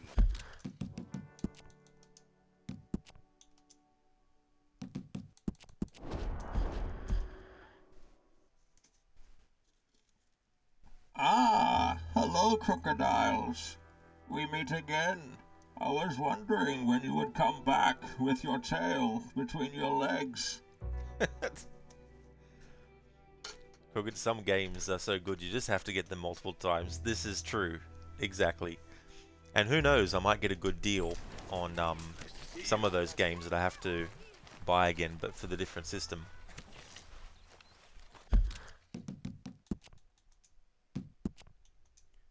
Which means a lot of my legacy save files that I've kept won't obviously be able to be shown. For example, Assassin's Creed Origins. I've still kept my save file from when I finished the game back in 2017. Except I think in that case it still says 2018, unfortunately. But that was before I started actually wanting to do that. Although Red Dead 2 doesn't have that issue, so I can still keep playing this on the Xbox. It doesn't have that audio issue.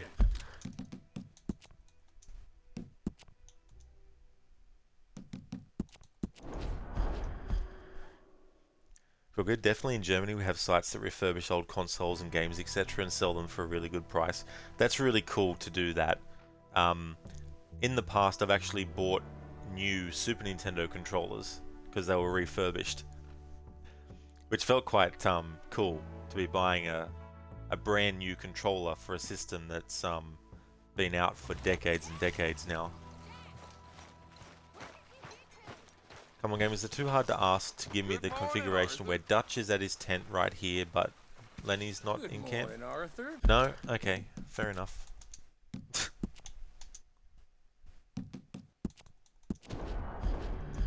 This has never happened before yet in this playthrough. This is the 6th stream in the playthrough, and this has never happened before. I've always been able to keep reloading until the configuration that I wanted actually loaded up. But for some reason, today, in particular, the game is only showing me configuration 1 and 3, not 2. Oh, hello. Now it's back to 1 again.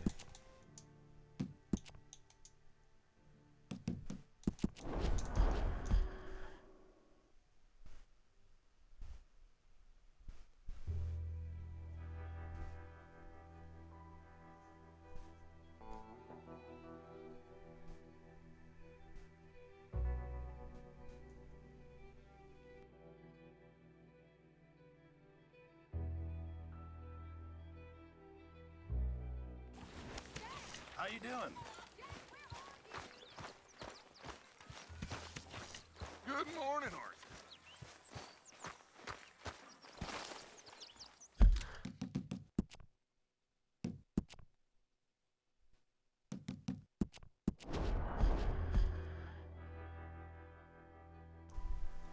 Kruger, isn't it crazy how good this game still looks now that it's getting 5 years old? Even comparing it to the new Hogwarts Legacy game, which has similar environments, it isn't even a competition. Yeah, I haven't really seen much of the graphics of that game, but you're definitely right though. The ones for this game have still been really, really good.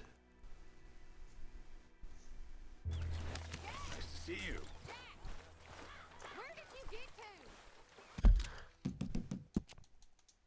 Come on, game, give me the configuration I want.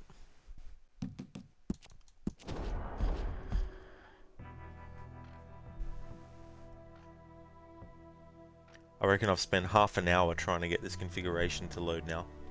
And I know it's there, because I've fucking reloaded it and gotten that configuration heaps of times in this playthrough. But for some reason, the game just does not want to load up that configuration. Hello there. It either wants to load up the configuration where Dutch isn't there at his tent and comes at you and talks to you, or the one where he is at his tent but Lenny's still in camp. It's not throwing up the other one.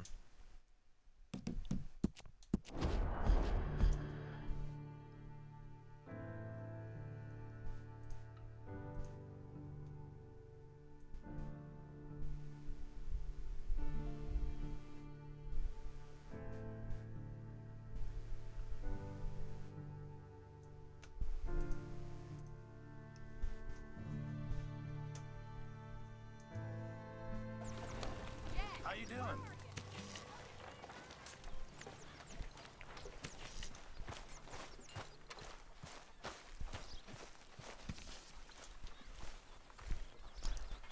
Meh.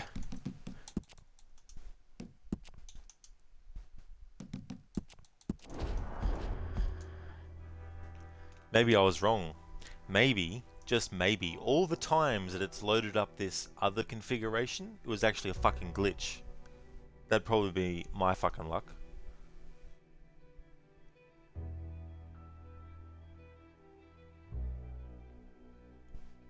I has the configuration. It's mine. My precious.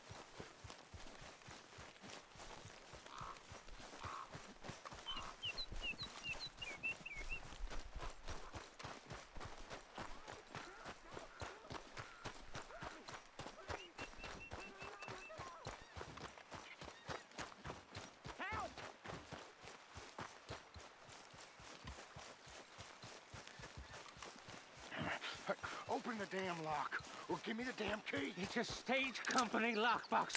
Jesus Christ!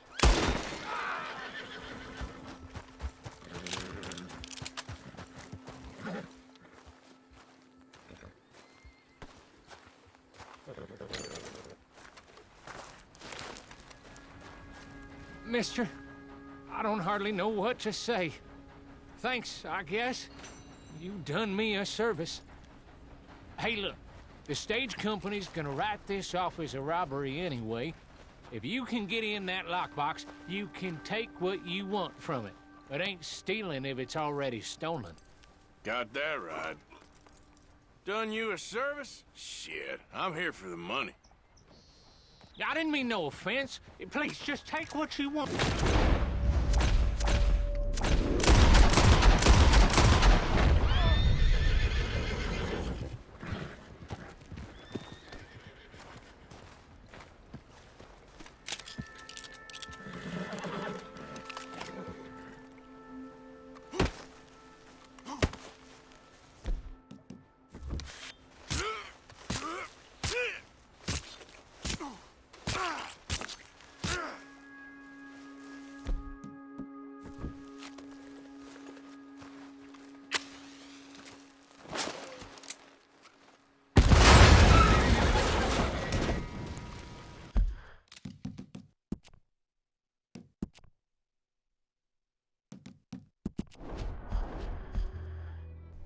There we go, just to do something different for a fucking change.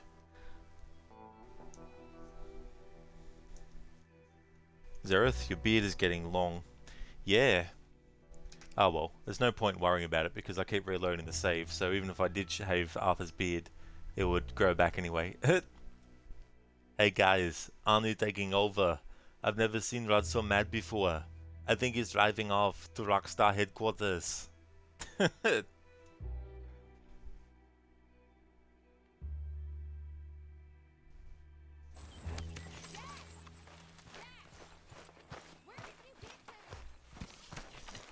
Good morning, Arthur. Holy fucking shit, wouldn't you know it? See? There is a configuration, I wasn't lying, where you can actually see Dutch at his tent and Lenny's not here in camp at all. Finally, game, you fucking throw me a freaking fucking bone. Jesus fucking Christ.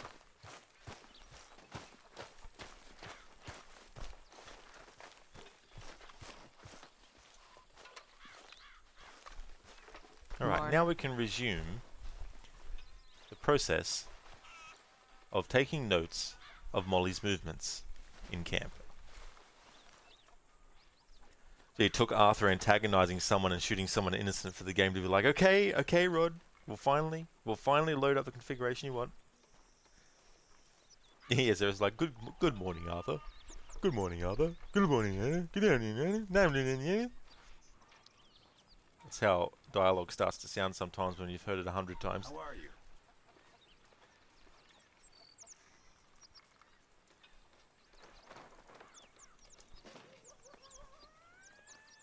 Alright, now the waiting game happens. Usually takes about an hour of real time to track a character's movements from 9 in the morning to 6 at night.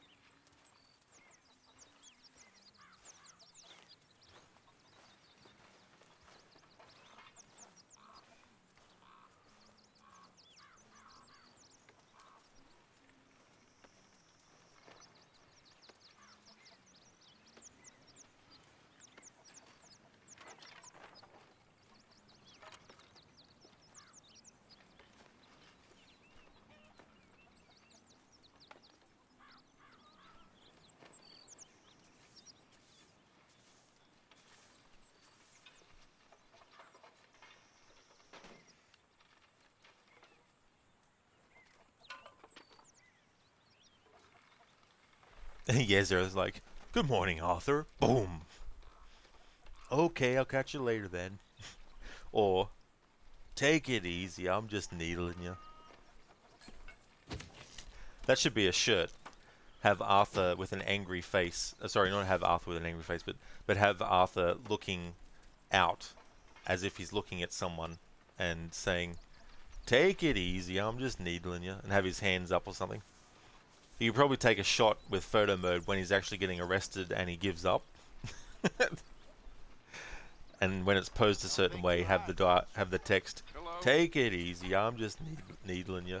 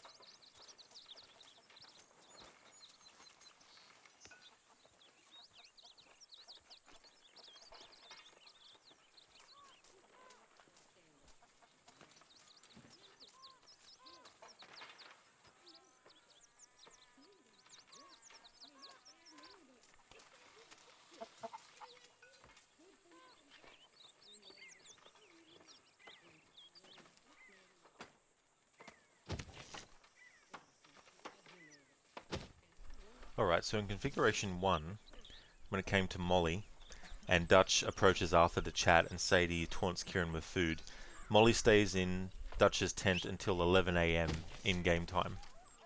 And it's currently 10 AM. So let's see if that holds true in this configuration as well.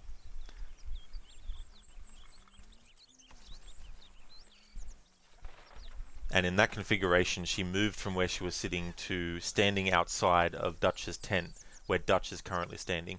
But soon Dutch will actually move from that spot and move to where Arthur is standing, at least in front of where he is.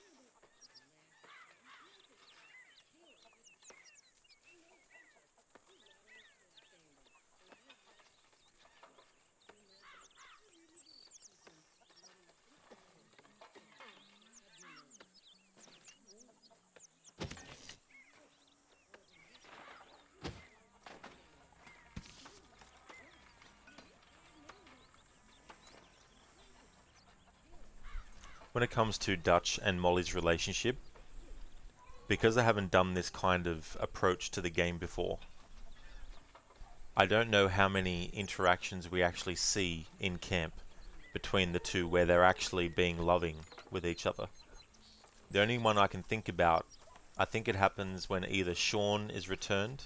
Yeah, it'd be when Sean is returned.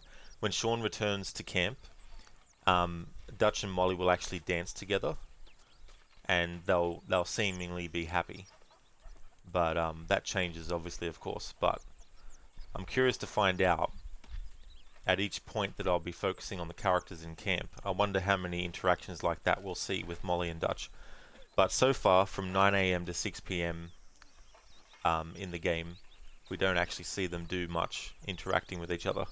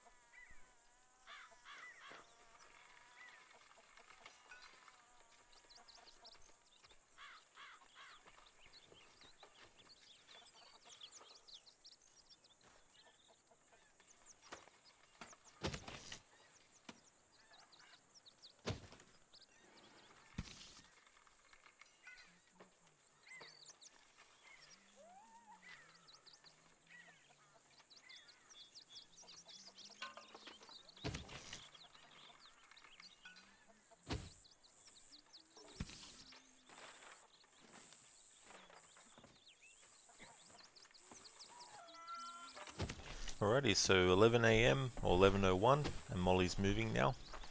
Let's see where she goes. She probably just goes to where Dutch is standing now, just like in the first configuration. Yep. Arthur.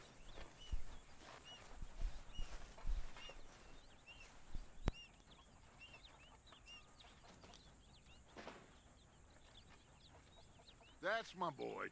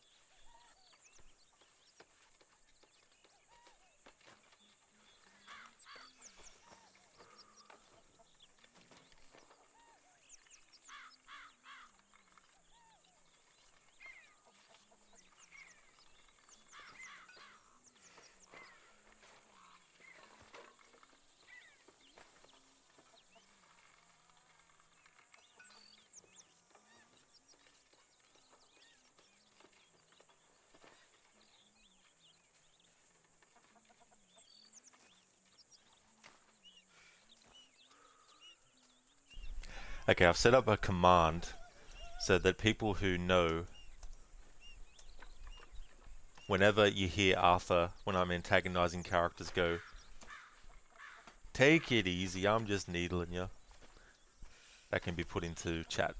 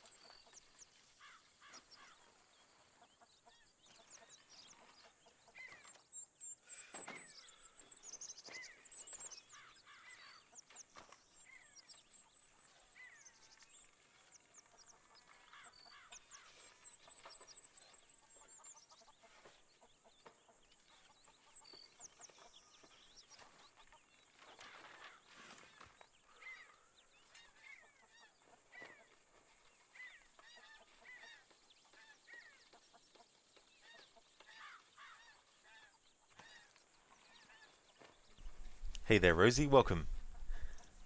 Indeed, it is. The game was trolling me though, because there was a configuration I wanted to load, and I tried to reload for half an hour and multiple attempts, and it didn't get it. But then when I made Arthur go on a little bit of a spree outside of camp, and then reloaded the save, it finally actually loaded up the configuration I wanted. Annie, it's enough protein. Annie doesn't need needling. Thank you for your offer, Arthur. Offer. Arthur. Annie. I ate green berets for breakfast. And right now, I'm very hungry.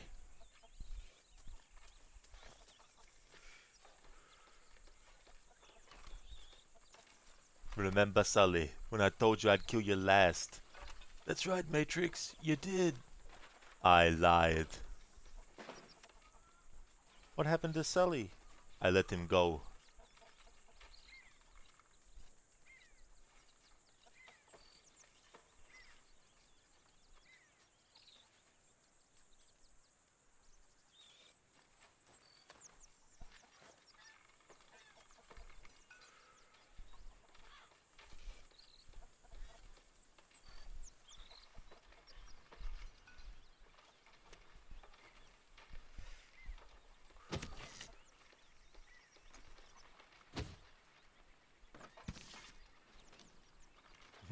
I like in The Running Man where he's fighting this dude who has a chainsaw called Buzzsaw.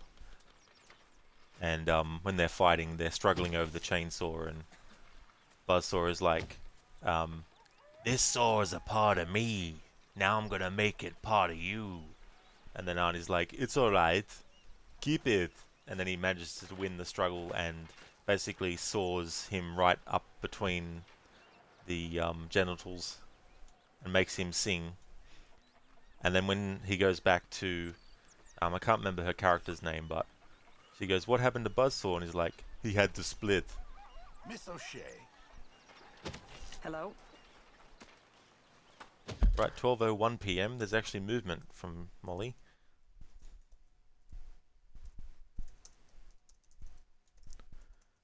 Now where does Molly go to? Wash her face, I think. That's what she did in the previous configuration.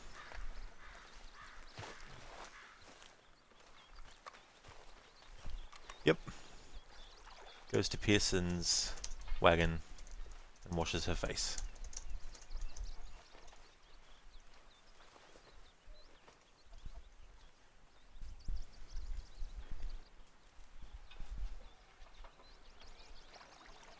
Oh, did you, Rosie? What did you think of that?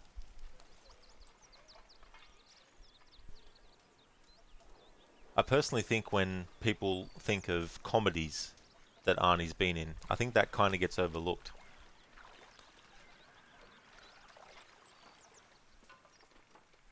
It has the best and worst one-liners. Yeah, I could Give it that. Want to be a farmer?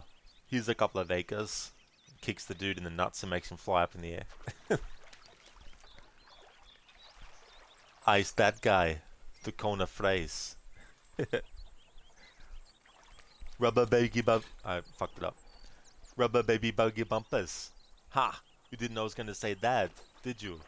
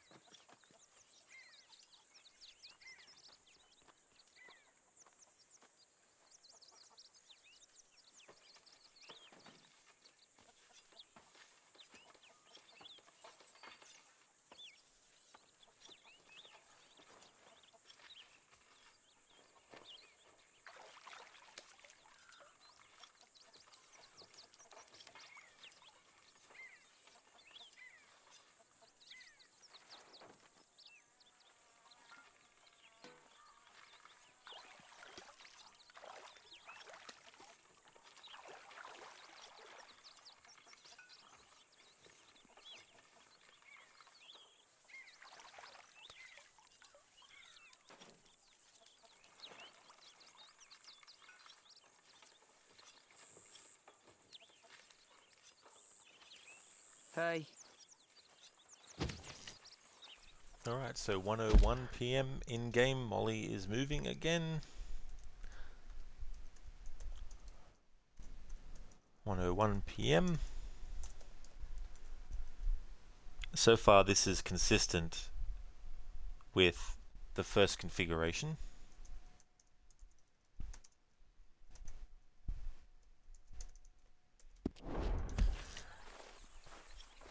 You okay? Hello.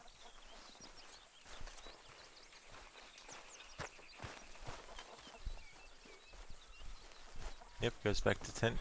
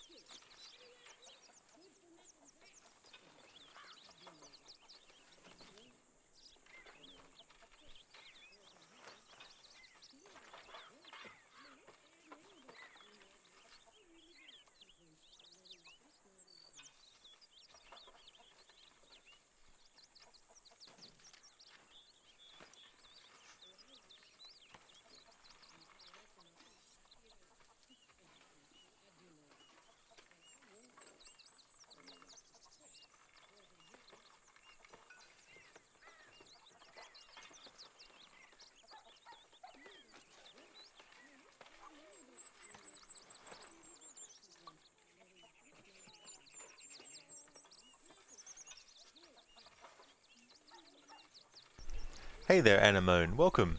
How's things been?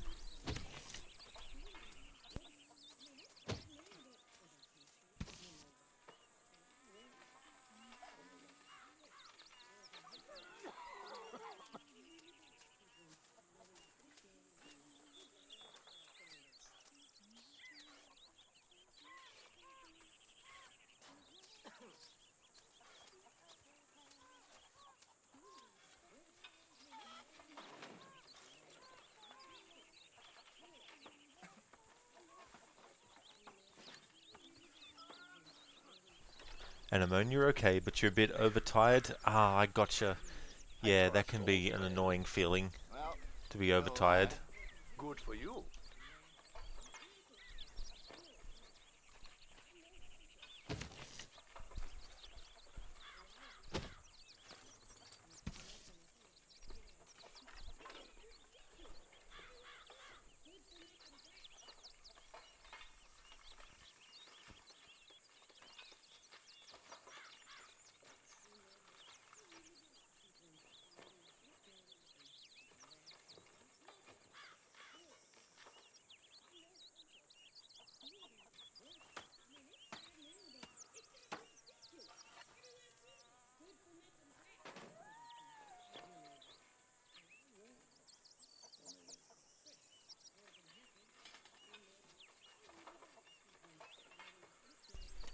Or exhausted, you forgot how it's spelled. Oh, that's okay, Anemone. Yeah, exhaustion and, being overtired, definitely not good feelings. Also, I hate it when you're, haven't had, We've had too much sleep as well. That can sometimes cause it, I think.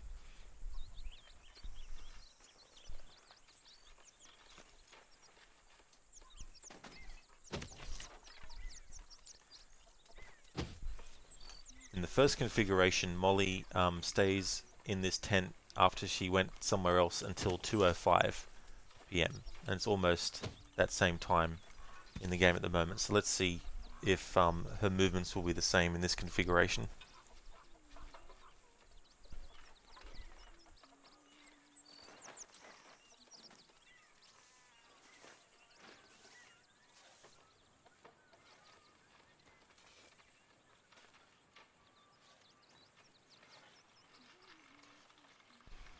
Anemone? Nope, yeah, that's true too, but in your case, you had a noisy neighbor, did you, Anemone? Ah, no.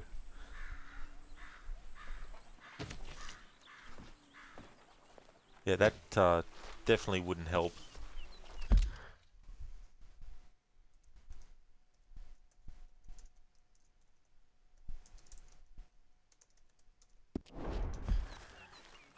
So in the other configuration, she goes to the camp, through to the other side, past Kieran. Can I lick your plate when you're done? Don't mess with me, please.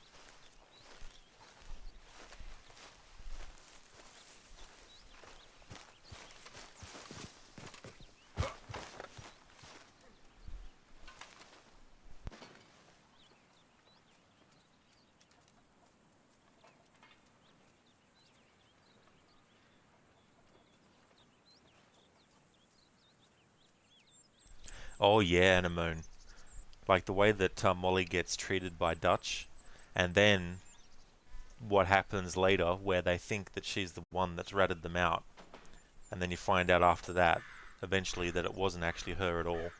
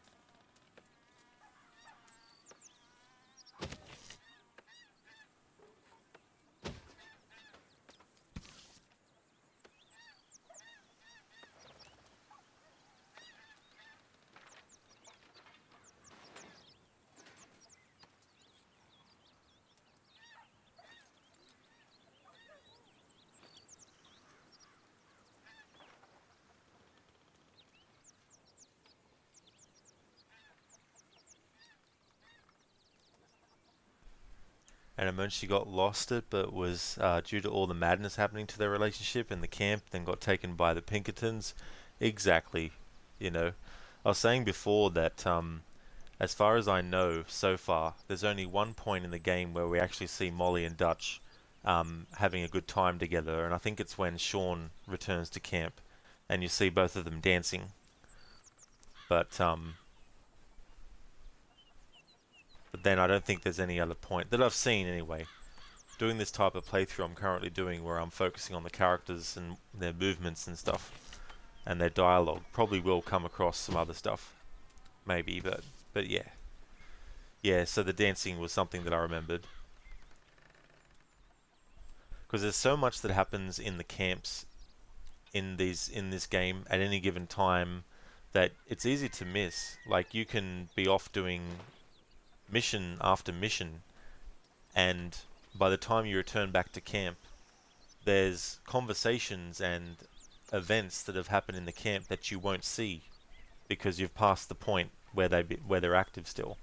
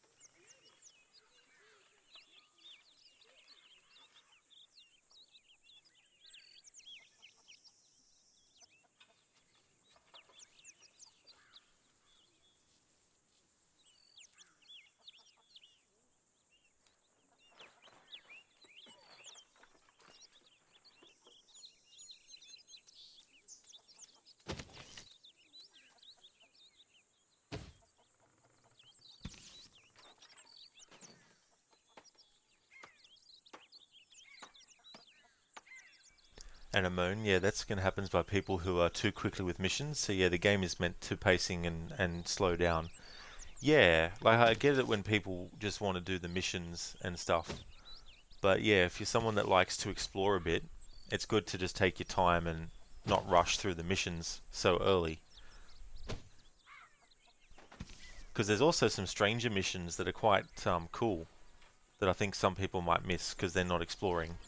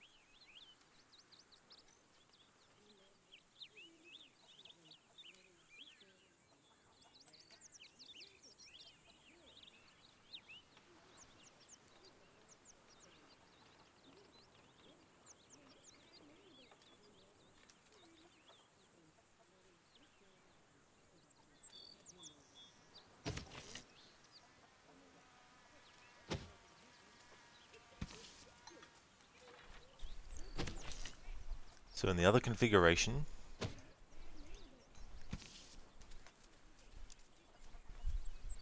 Molly stays here till 5:07 PM and it's currently 3:25 PM in game now. So let's see in this configuration if follows suit.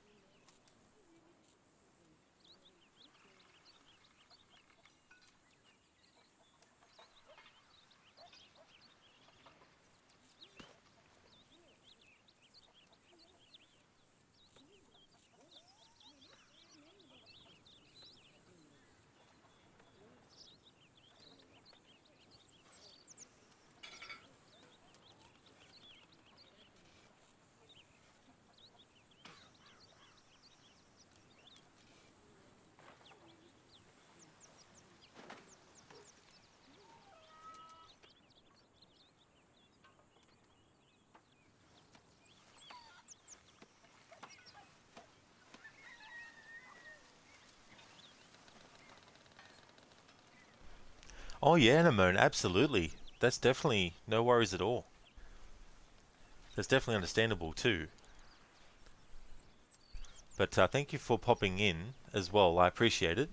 And I really hope that when you do go to sleep, you actually get some good rest as well.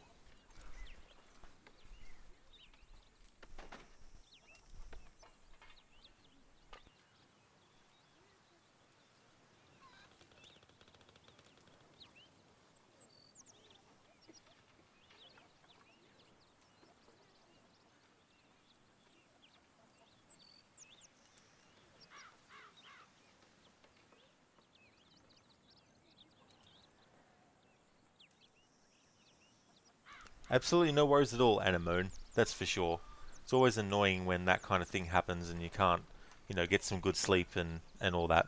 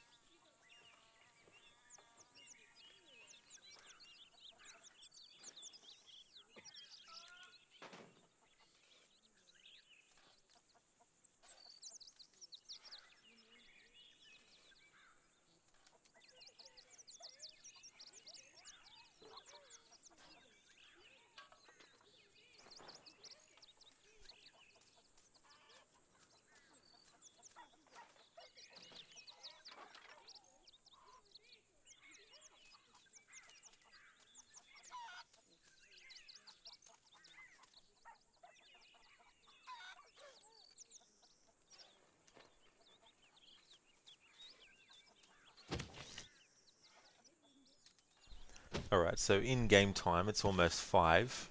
In the other configuration, when it came to 5:07, Molly moves from this spot and goes to another spot nearby, which I think was over this way, and then she goes back over here until 6 p.m.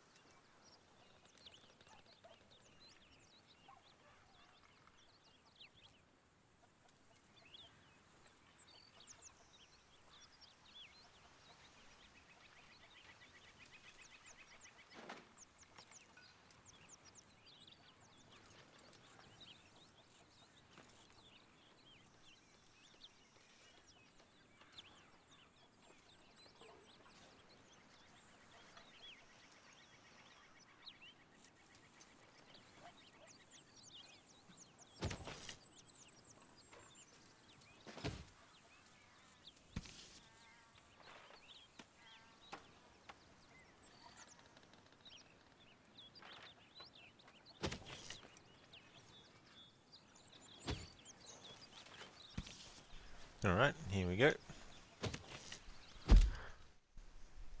So it's around the same time.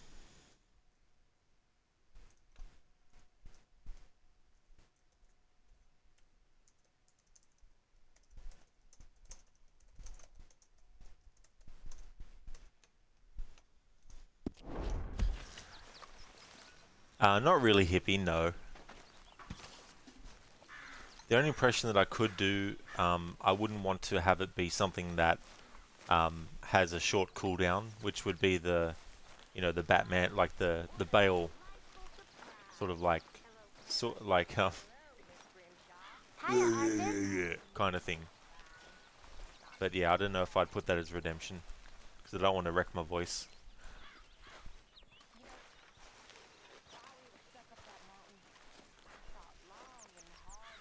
Right, this time Molly didn't even go that far from where she was standing before.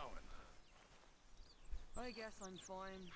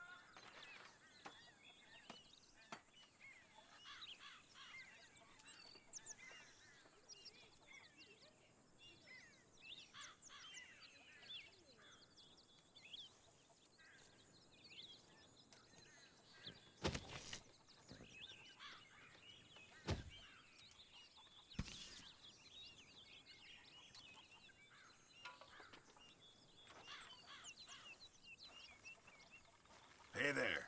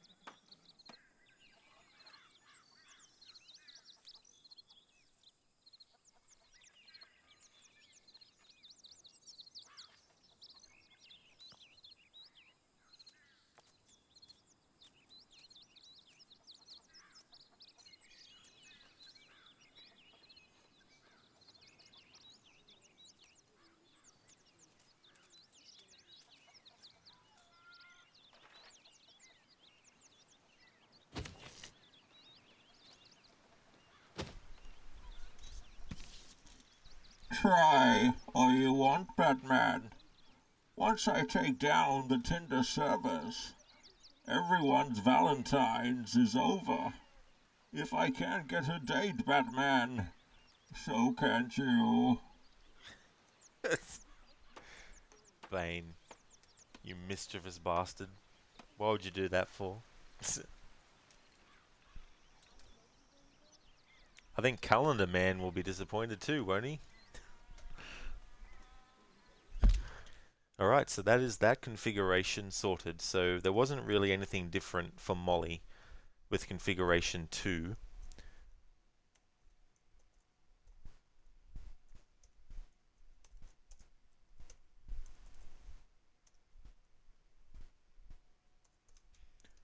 Now we try config 3. Now this time let's see if we get this one. So with this configuration I'm going to go after now. Dutch is at his tent, but Lenny is in camp. So let's see if I can actually get that to load, because I was having trouble getting this current configuration I just completed to load.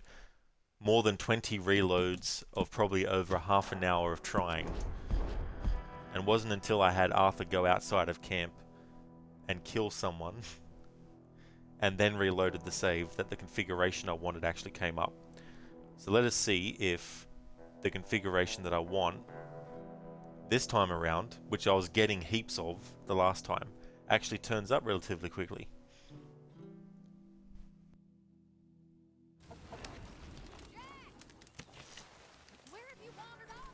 And nope, we have the one where Dutch approaches us and talks and talks and talks about plans and plans and monies and faiths and monies and faiths and plans and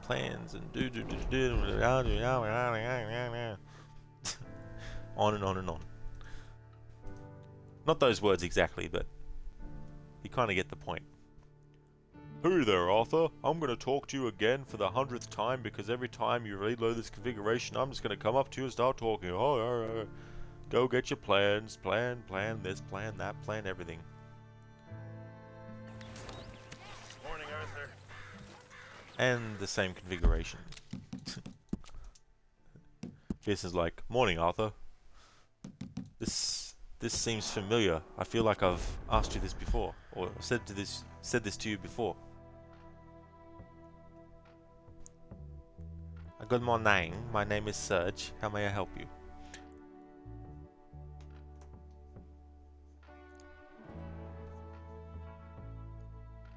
But yeah, it's funny because in that moment you can't actually skip what Dutch tells you. The only way to do it is if you get to Arthur's shaving gear before Dutch reaches you. But he doesn't always start in that same spot. He'll actually start in other positions and come at you. But if he's not outside his tent, then you know he's somewhere.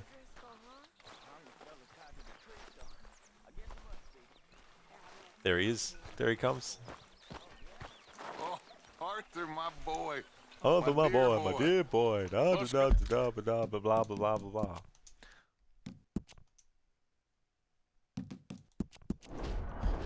Hippie, hey there, Arthur. Wait a minute. Felt like a glitch in the Matrix.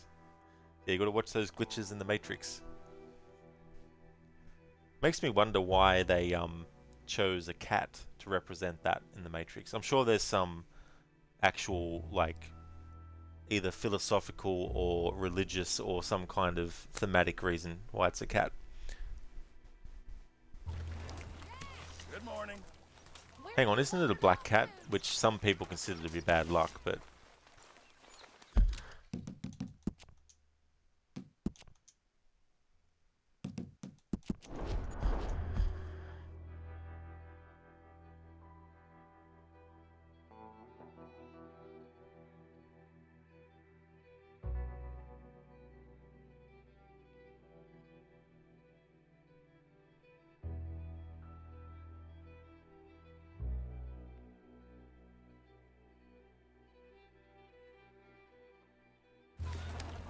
Mr. Morgan.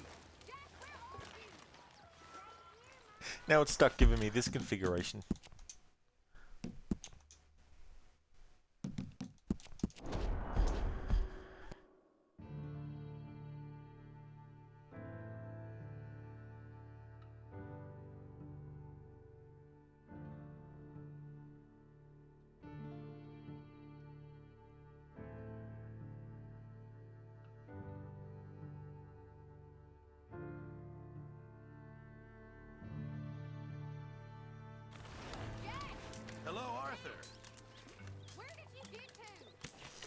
Alright, so Dutch is at his tent. Is Lenny on the edge of camp? If so, that's the configuration I need. Yep, there he is. Cool.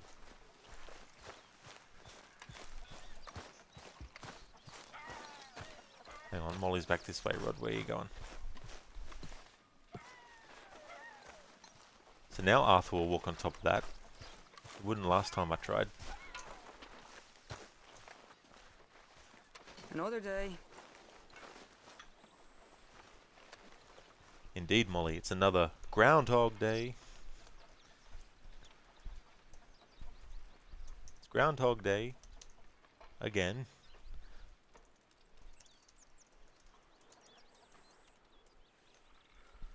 Yeah, but you think it was a black cat, and in some superstitions it said that if a black cat crosses your path, it's a bad omen. Yeah.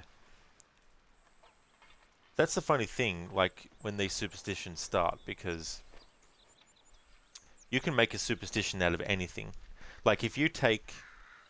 Like, if something bad happens to you, if you think about something you saw, or something you heard, or something you read, or something you looked at before that happened, then, you know, if you're superstitious, you could say, oh, you know, I saw the color blue today, which means that, you know, the color blue is bad. So next time I see the color blue, I'll know that something bad's going to happen. You know, creating these associations, you know, and I guess superstitions in a way are just really strong associations that not only one person made, but multiple people made, and then heaps of people kept making it over and over again as well, until it got so large that it becomes, well, a superstition that people believe in.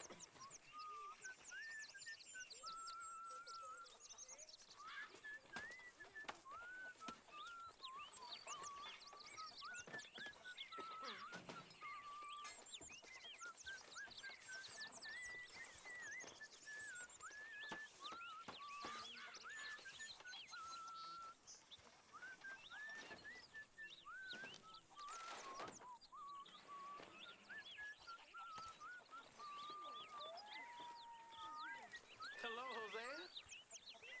Hello.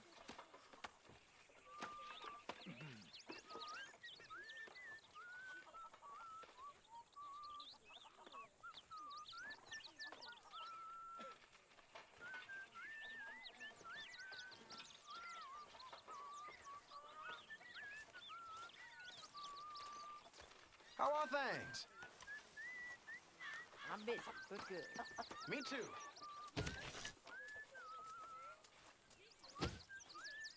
We're back, Miss Grimshaw. Mr. Summers.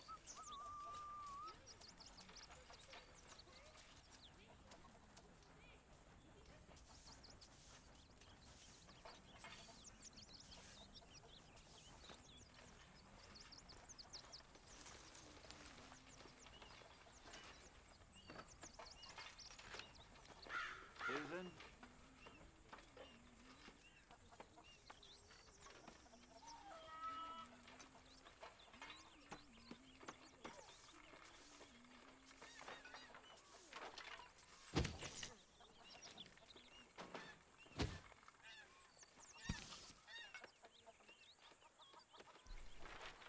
Hippie, you think superstitions are a superficial form made by humans of what was a way of species communication to dictate about an event nearby?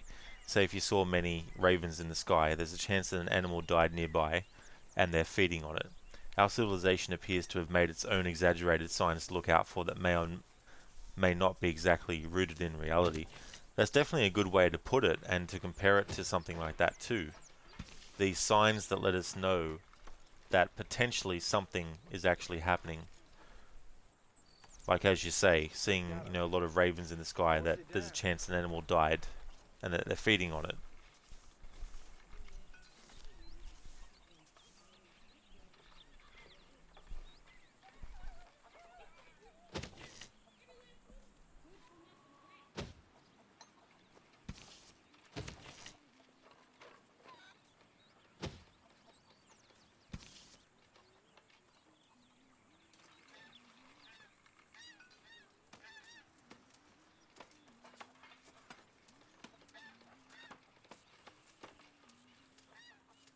How is that food coming along, Mr. Pearson? Do you want it cooked right or not?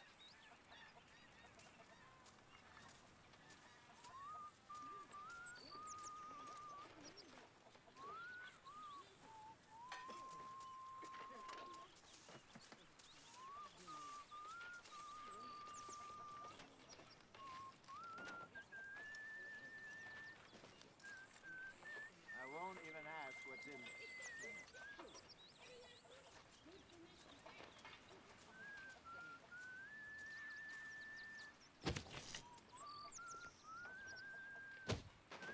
Hey there, Sprocket, welcome. I hope things are going good. Hey, a hammer fell on my head right as I was walking under that ladder. Walking under ladders is bad luck. Yeah, it's like, it couldn't be the fact that there was construction going on and the person in your example just was oblivious to it or stupid enough to walk under the ladder when that was happening.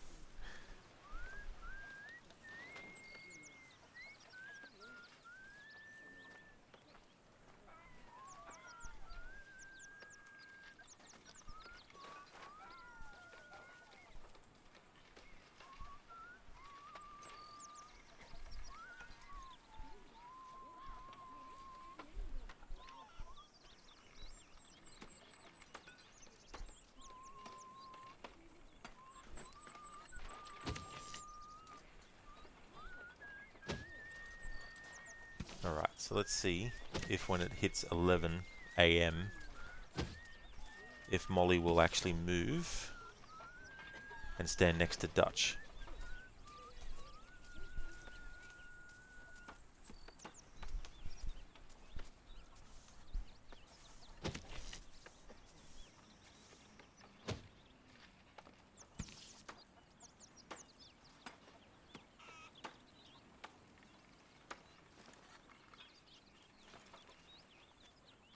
We need to hunt for some better meat.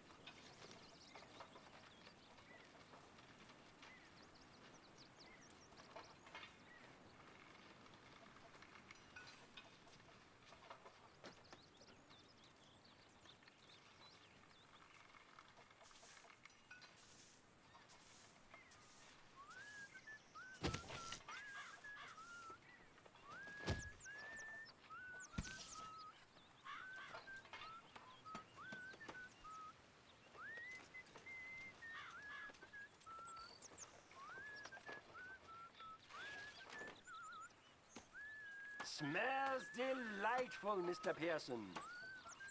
Believe me, you'll be the first to know.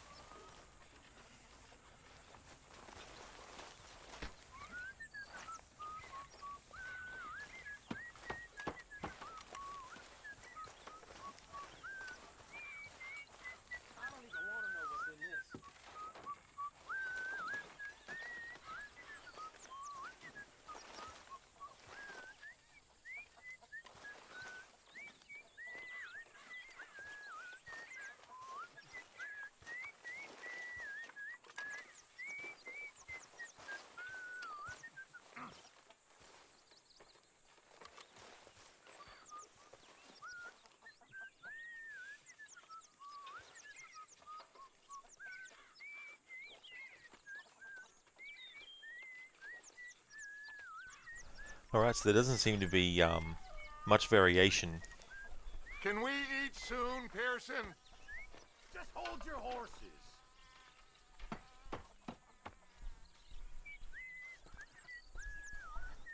Doesn't really do much different, it seems, from one configuration to the next. Which is interesting because I heard Molly go to one of the other characters when I was doing stuff earlier in the stream, and Molly actually was saying some things to them about, I know what you're saying behind my back kind of deal.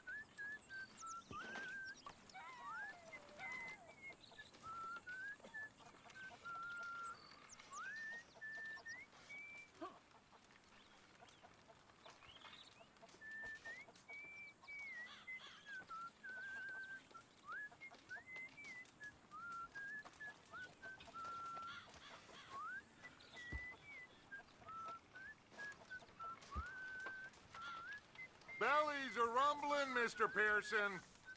All in good time.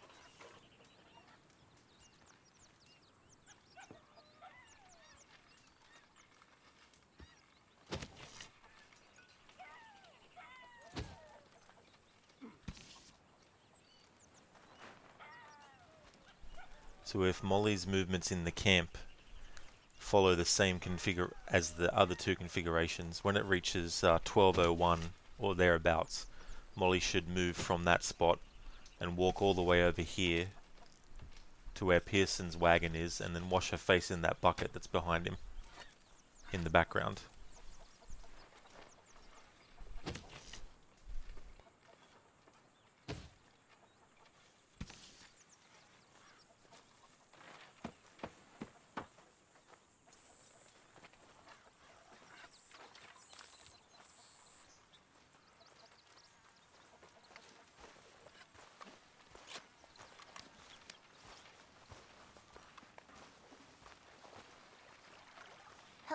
Arthur?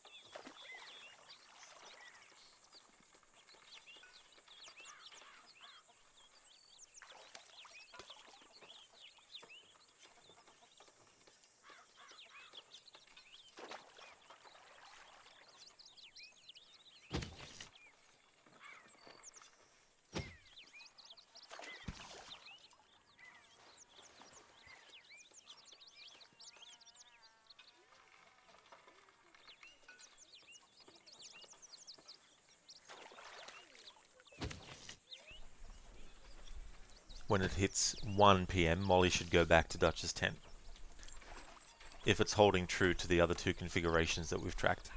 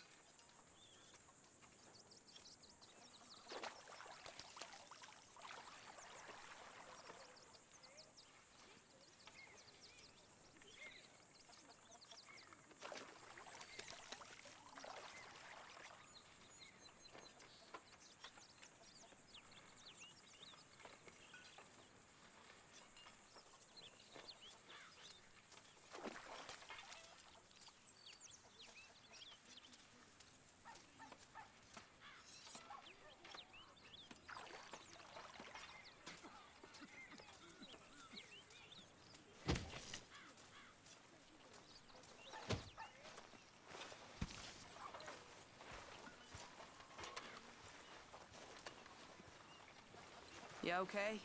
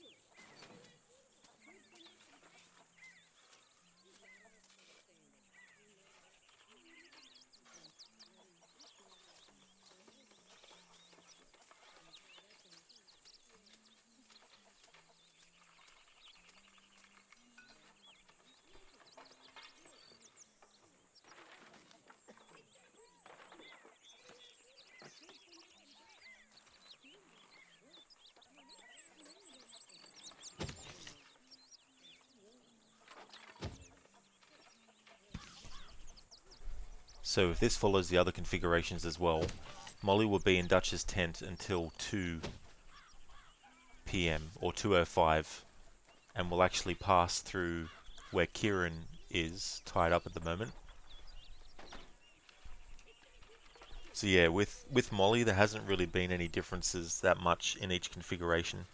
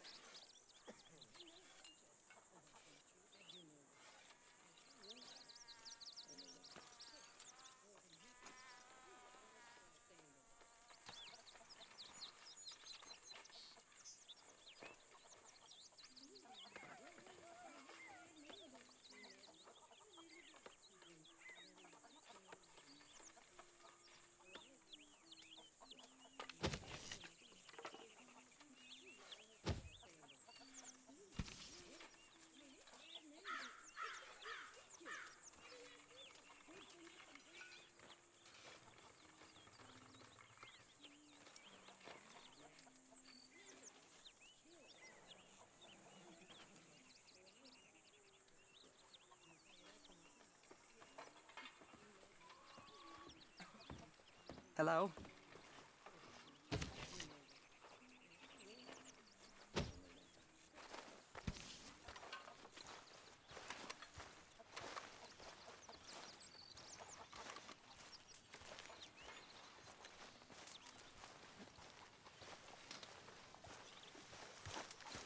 That smells so good.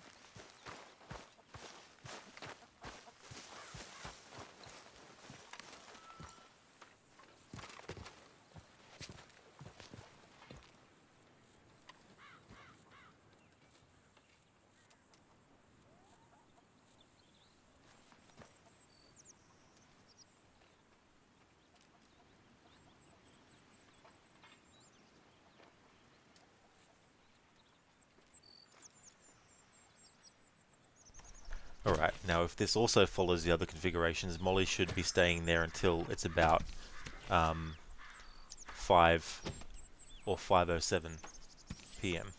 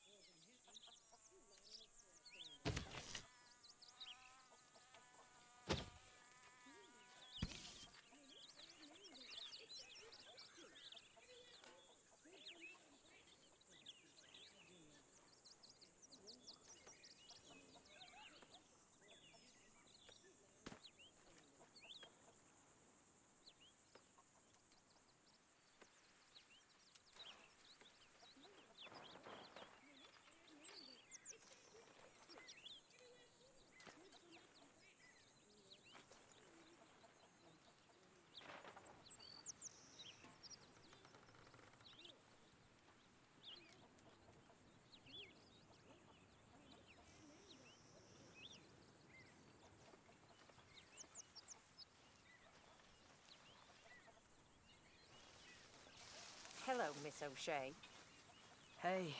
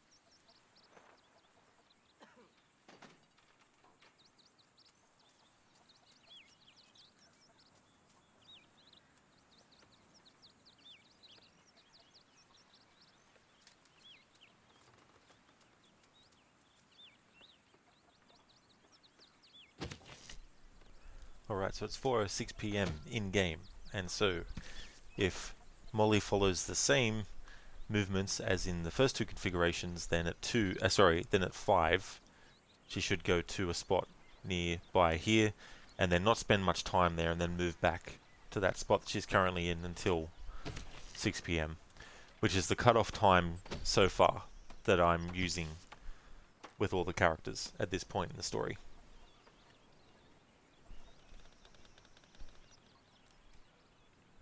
And then once the time reaches 6 p.m. in game, I'll reload, but we'll start the process of actually antagonizing Molly to get the dialogue.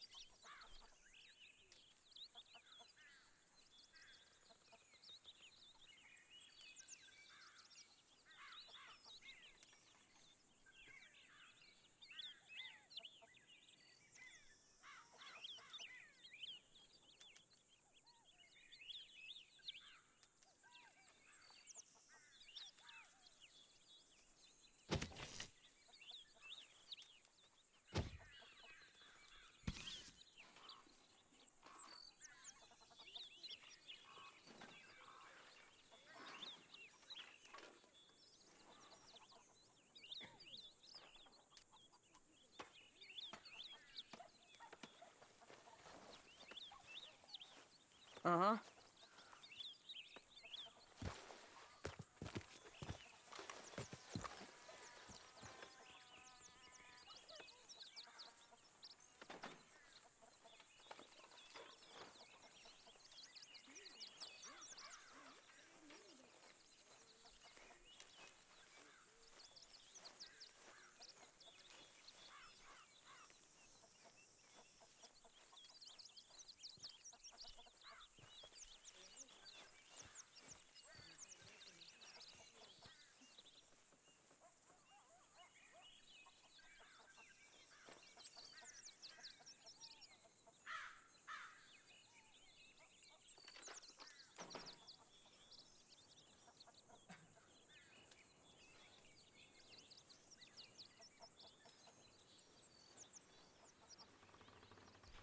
Alright, so Molly should stay here until 6 p.m.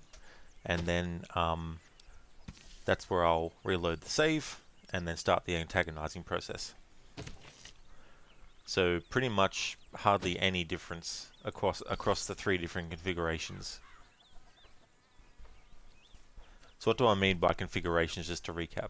So when you reload your game from a manual save, there will be certain spots where certain characters will start off in. And depending on which configuration... Mr. Morgan, folks is wondering what's happened. Let's just talk about Not this now, later. Susan. Well, so sorry to have bothered you. Depending on which configuration you get, those characters might go to different spots in the camp.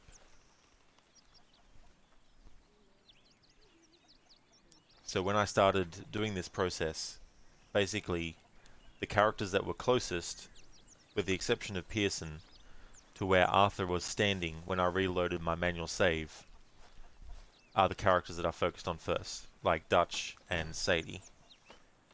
And then when I went and did the third character, which I think, if I look back in my notes, was Lenny. And then based on that, I realized that there were 3 different configurations with those characters and other characters as well. And based on that is how I determine what configuration is what. And the more characters I include in that, the better picture I get at where they move to and all that type of stuff.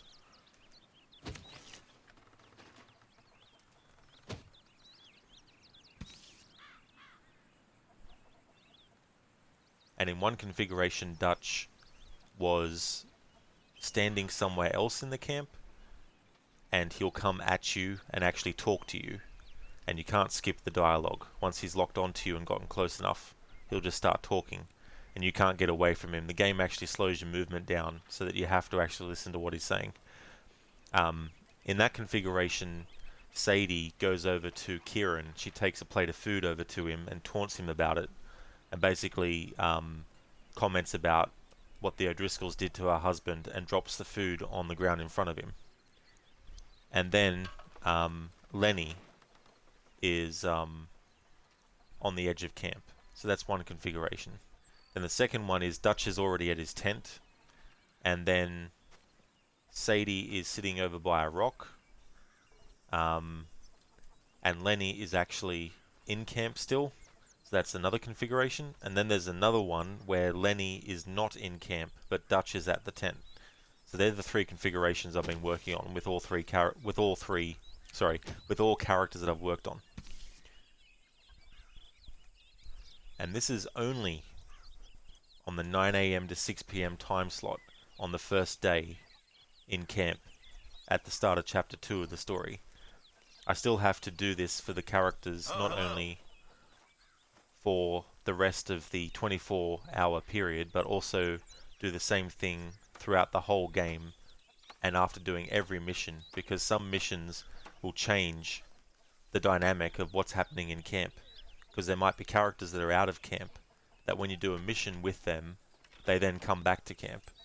And so any conversations that you might have been able to get in camp before that mission was done could potentially not be there anymore once you've done a certain mission. And I've gone over 6 PM. Alright, so that's that. Okay, so we start the antagonizing process with Molly. So there's 4 different combinations that I do to get differences in dialogue from both Arthur but also from the person. So the first one of those is to basically just antagonize all the way. So that's what we'll be doing first. The second is to antagonize first and then diffuse. So basically backtrack on what you said to try and calm them down, but then follow it up with another antagonize. So that's the second combination. Third combination is you greet them first, so you're friendly straight off, then you antagonize them, and then you diffuse the situation. And then the fourth one is you greet them not only once but twice, getting an even more positive comment to them, but then following it up with a negative one. So they're the 4 different combinations of antagonizing that I do. So now it's time to go to Molly and start the antagonizing process. Hi. Good morning.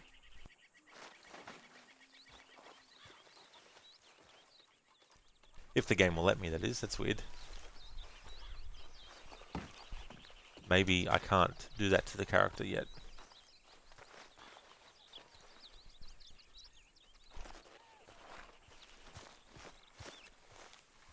Just wait and see. Use a slug of whiskey in this. Maybe after lunch, eh?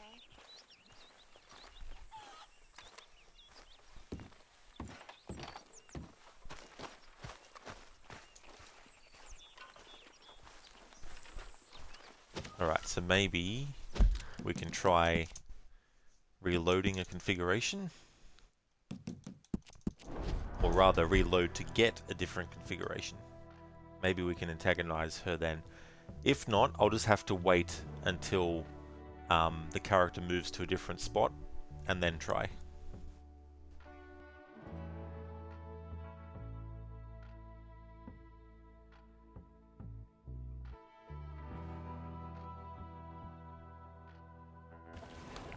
Morning, Arthur.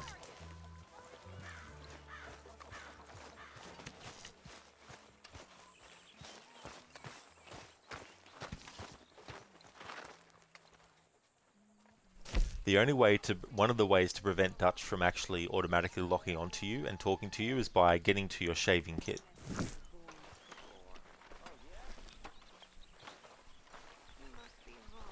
Another day. Alright, so the game won't let me antagonize Molly straight away.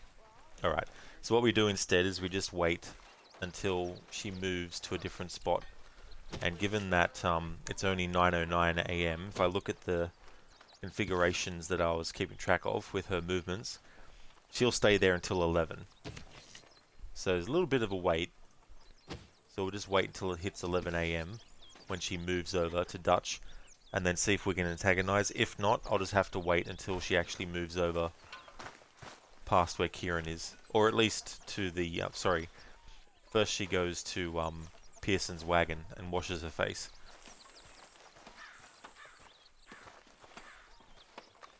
How you doing? Oh, I've had better days. Hang in there. All right there, Molly. Hey.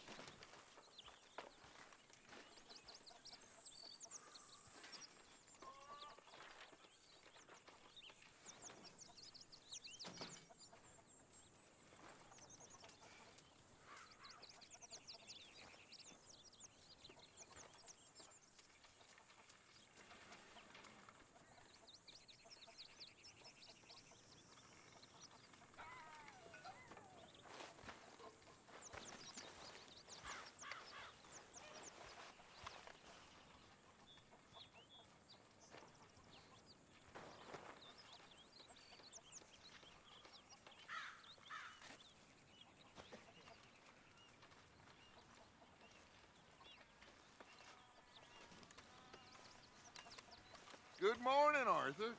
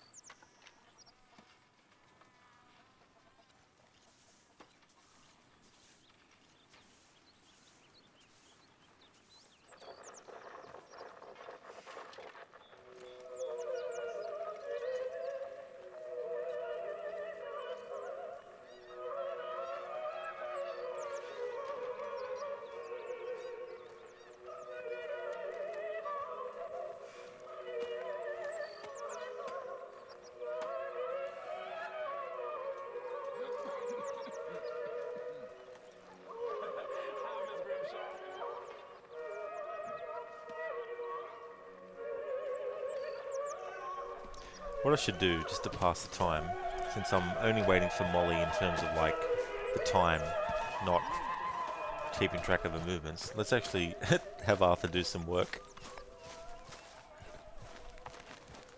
Let's chop some firewood, just to do something different while waiting.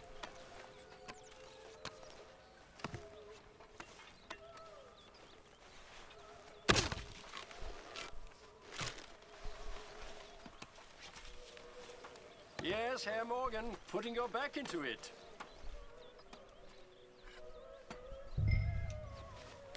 You revolt me. Now that's a little unfair. Damn it, I tried to lock onto him when I was actually with the axe and antagonize him because of what he said to Arthur when he was chopping the firewood. I wish it every goddamn day. I know. You know, I had any courage if I wasn't so damn weak.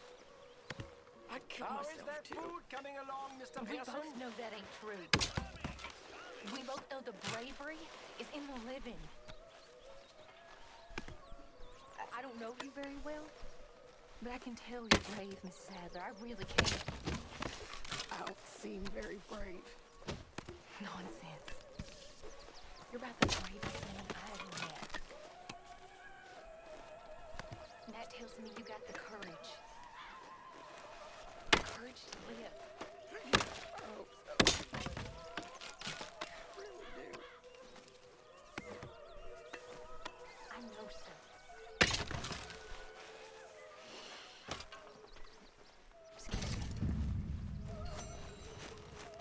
We increased the honor, but it's okay. I'll be reloading a save anyway. Got you there, tough guy.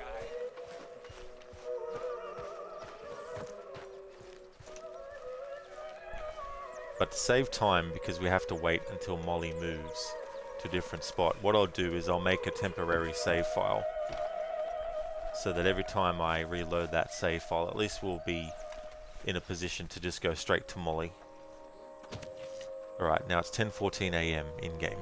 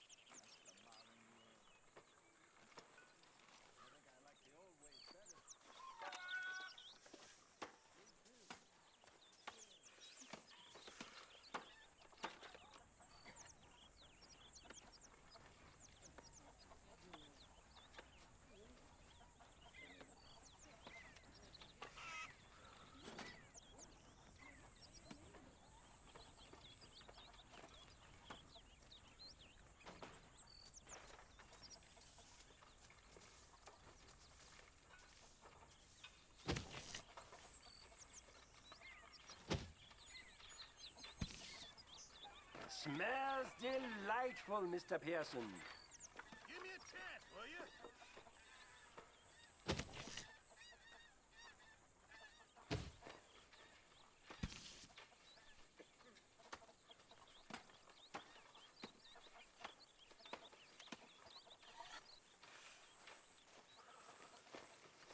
Hi, Dutch.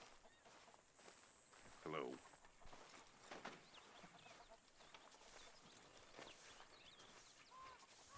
So I already have a save file that I made that can be overwritten using it as like a spare one. So what I'll do is save over that once Molly moves to a different spot.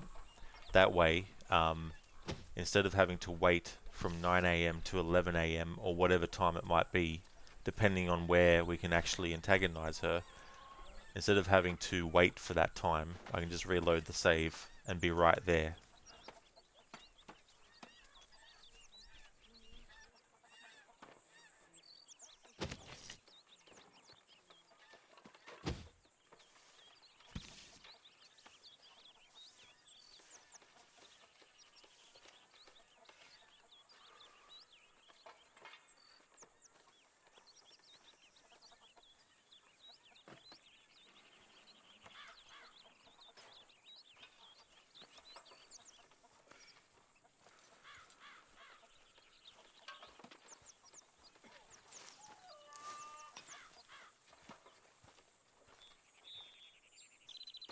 You okay, Lenny?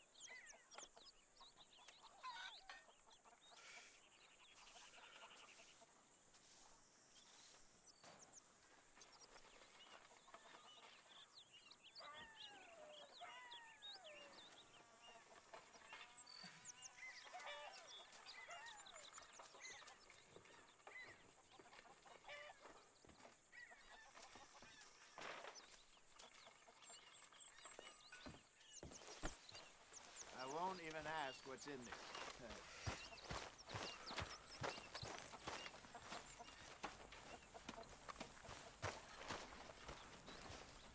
Yeah? Alright, so we still can't antagonize Molly. So the next movement that happens is, if I could scroll back down to my document, is 12 p.m. So at 12 p.m. in-game, Molly will actually move over to Pearson's wagon, and she'll wash her face in this bucket here that Arthur's standing in front of. This one.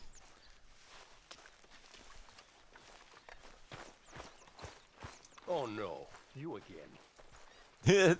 Oh no, you again. Yes, Strauss, me again. Guess who's back? Back again. Evil Arthur. He's not your friend.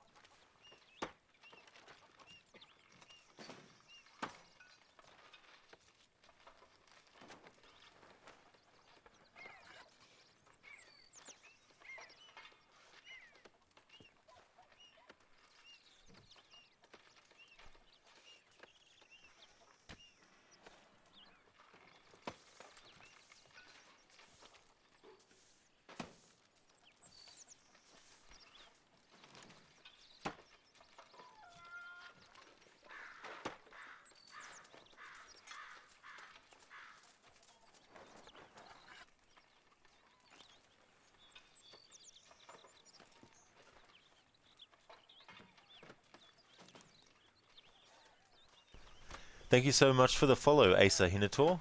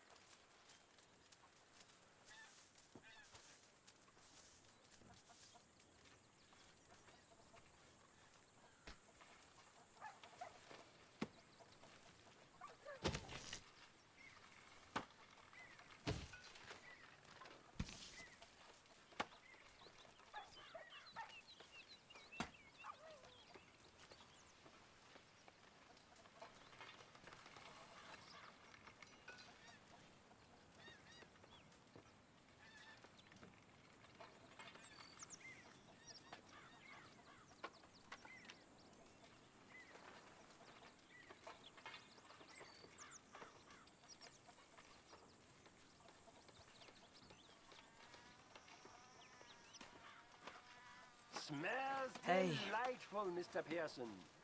It'll be ready. Alright, so now the game lets us antagonize Molly, so I'll wait until You okay? she gets to the bucket. The bucket. Yeah?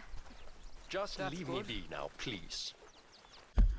Alright, now I go and save over that spare save file that I had kept for things like this.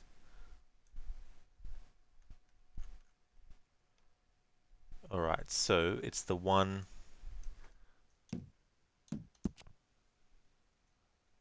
that says Eastward Bound 7.1%, 2119, 126.23, which is that one there.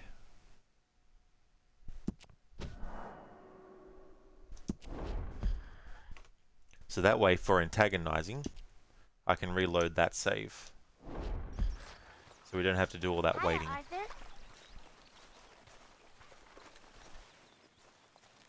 Will you stop moping around and do some proper work? Don't make me go get Dutch on you. Whatever the problem is, you need to snap out of it. Will you leave me alone? You're useless right now. Get away from me!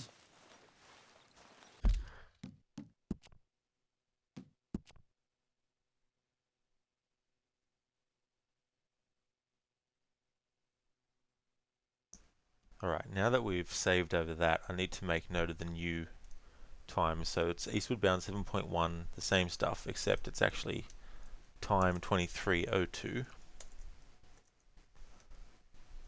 And then date is 2nd of, well, yeah, 9th of the 2nd.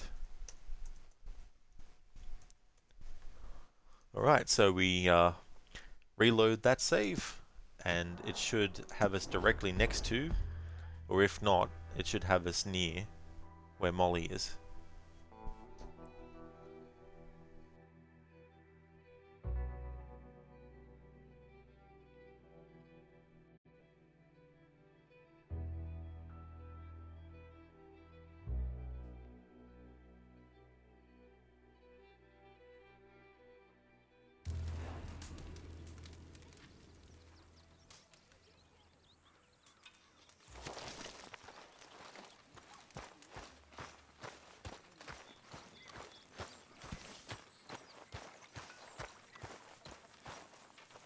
Miss High and Mighty.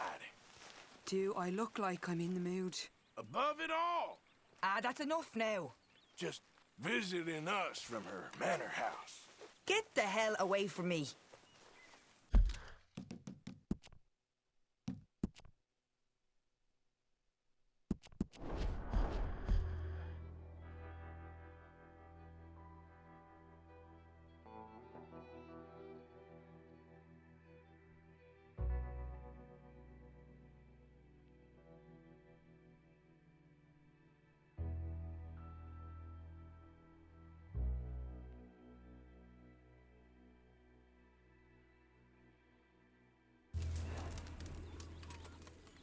You joining us?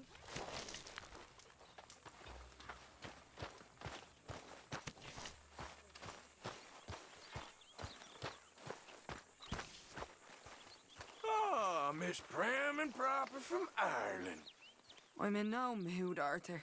All superior she is. Just leave it out. And fooling nobody. Will you get away from me?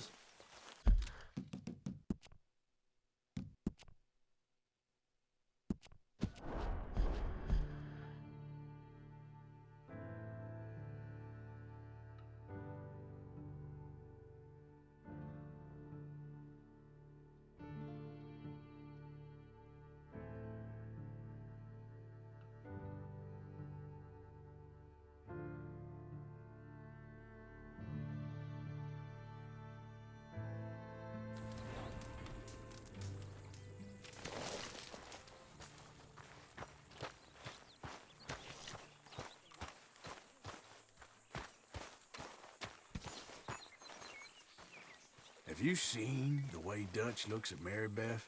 Come on, Arthur. Don't. Like a dog with a piece of steak. Just stop it, will you? You just keep telling yourself what you need to hear. Stay away from me. Jesus Christ, like a dog with a steak.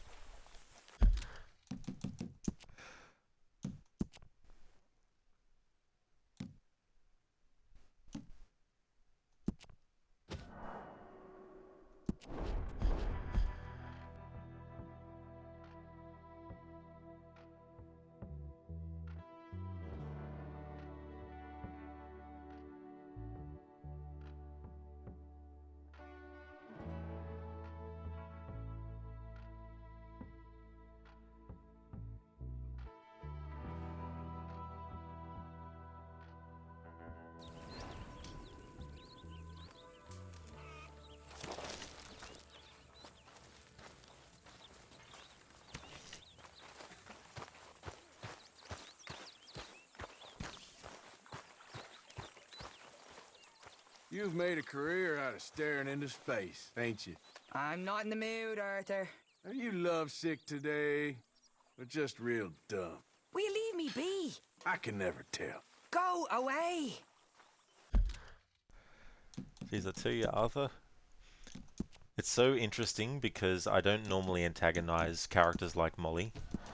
So it's not just the actual words that are being said by Arthur and how different they are in that respect that's really popping out to me, but it's also the line delivery from Roger Clark saying those kinds of lines, and that in conjunction with the new words, new to my ears anyway, is creating this weird kind of effect where I'm like, holy shit. I don't think I've even heard Arthur talk in those tones before. At least in the same way that he does to Molly here. And how is it in Cloud Cuckoo Land? Ah, come on! That's not fair. You goddamn nut. Will you leave me alone? Still, if I were you, I'd avoid reality too. Will you get away from me?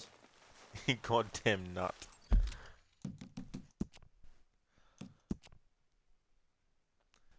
Don't hide your true feelings there, Arthur.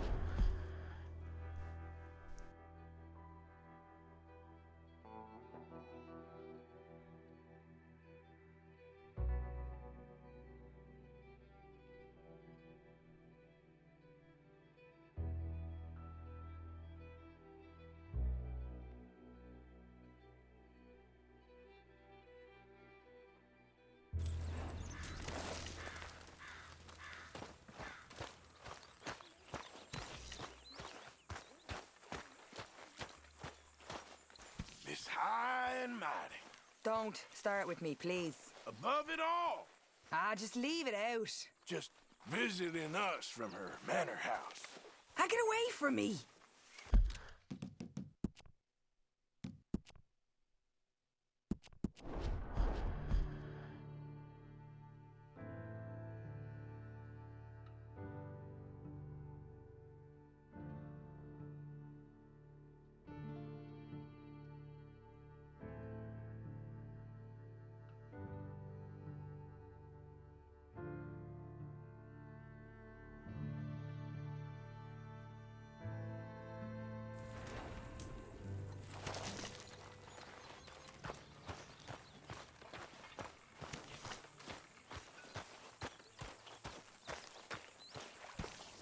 Have you seen the way Dutch looks at Mary Beth? Not now, Arthur. Like a dog with a piece of steak. Just stop it, will you? You just keep telling yourself what you need to hear. Get the hell away from me. Alright, I might try a couple of different, well, I might try a couple more reloads. And do the same combination. And then see how we're going. There's 4 different combinations of interactions that I do in this playthrough.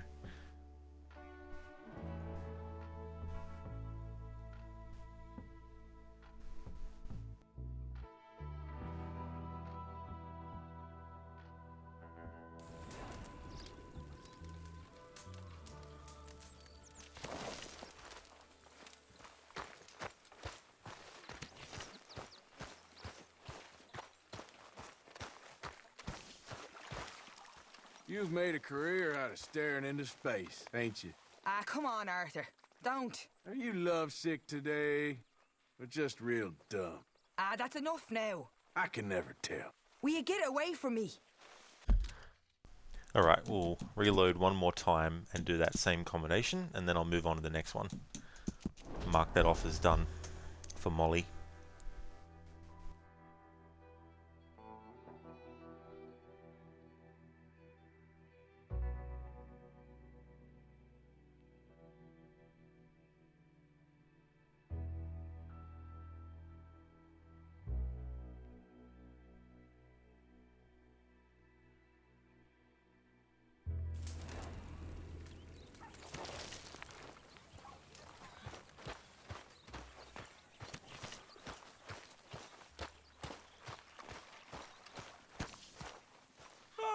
Miss Prim and Proper from Ireland. I'm not in the mood, Arthur. All superior she is. Just leave it out. And fooling nobody. Get away from me. Alright, so we've done the combination of just antagonizing for every option.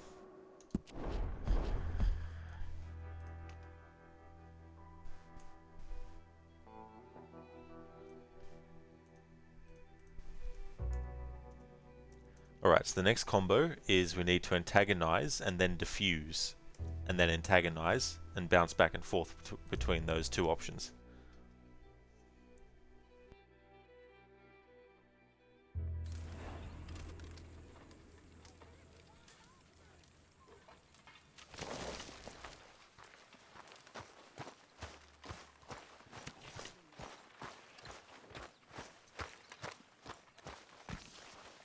And how is it in Cloud Cuckoo Land? Don't start with me, please. Take it easy, I ain't serious. Oh, stop being a child. Alright, so it seems with Molly, we can't do antagonize, diffuse, and then antagonize like with the other characters. But that's fine. I'm not going to worry about waiting until she goes somewhere else, just in the off chance that being somewhere else will allow us to do the antagonize, diffuse, antagonize. It's enough to just do the antagonize and diffuse and get that dialogue. So I'll do this until I feel like we've covered all the bases.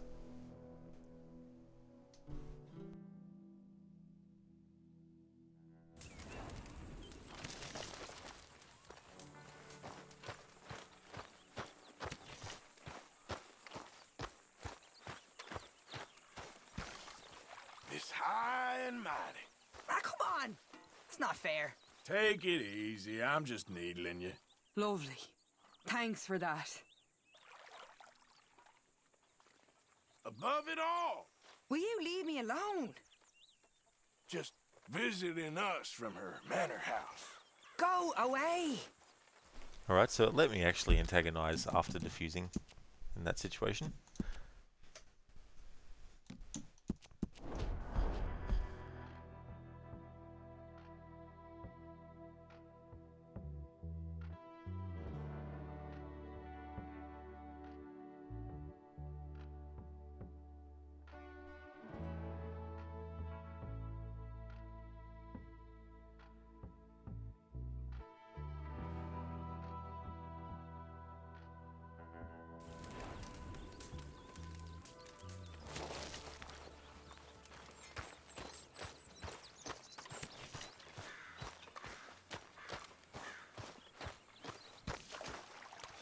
Have you seen the way Dutch looks at Mary Beth?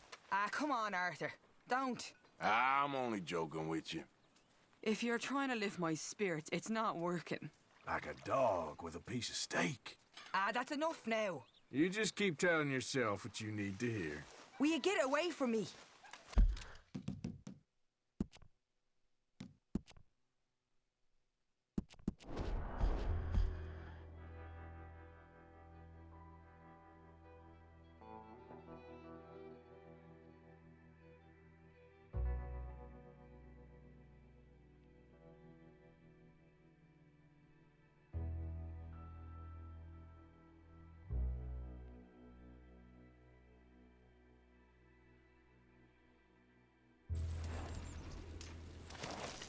Plenty of room here for you, Morgan.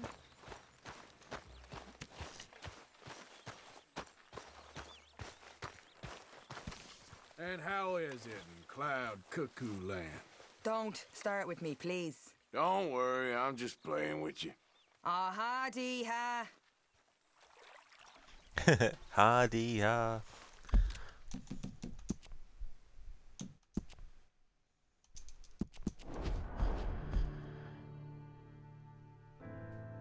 When it comes to antagonizing characters at each point as we go along, I'm going to leave Micah till last. Because I really want to savor being able to do that, because while I do antagonize him in other playthroughs, I haven't antagonized him to the extent that I'm going to be doing so in this playthrough. So it's going to be very, very good to antagonize him. Oh, Miss Prim and Proper from Ireland. Not now, Arthur. I'm only kidding around. You're a strange man. Not as strange as the strange man.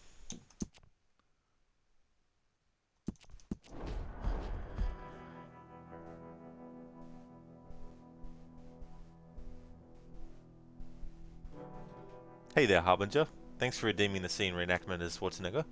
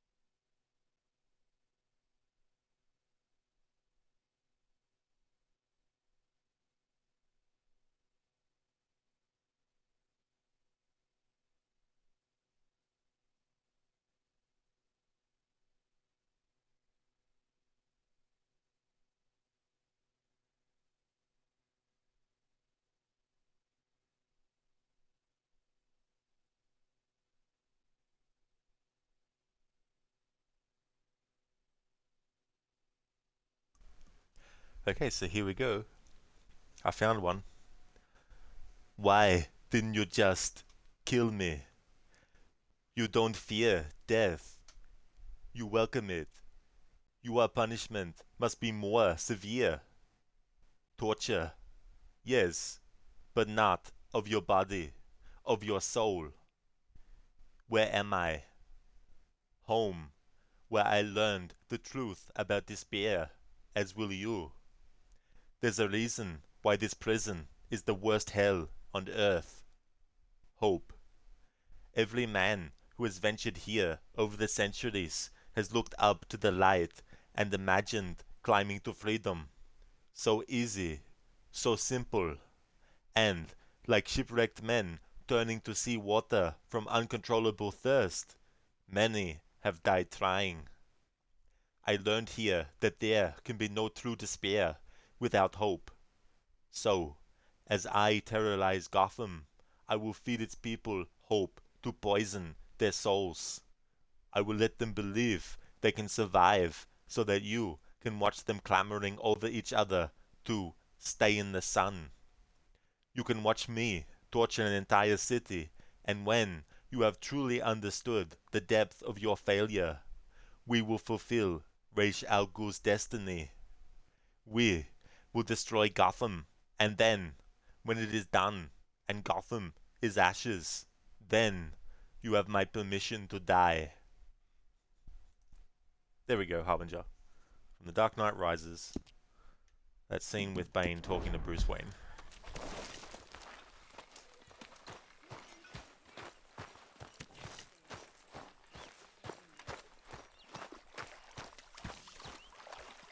Have you seen the way Dutch looks at Mary Beth? Ah, come on, Arthur. Don't. Take it easy. I'm just needling you. Strange sense of humor you've got. Like a dog with a piece of steak. Ah, just leave it out. You just keep telling yourself what you need to hear. Stay away from me.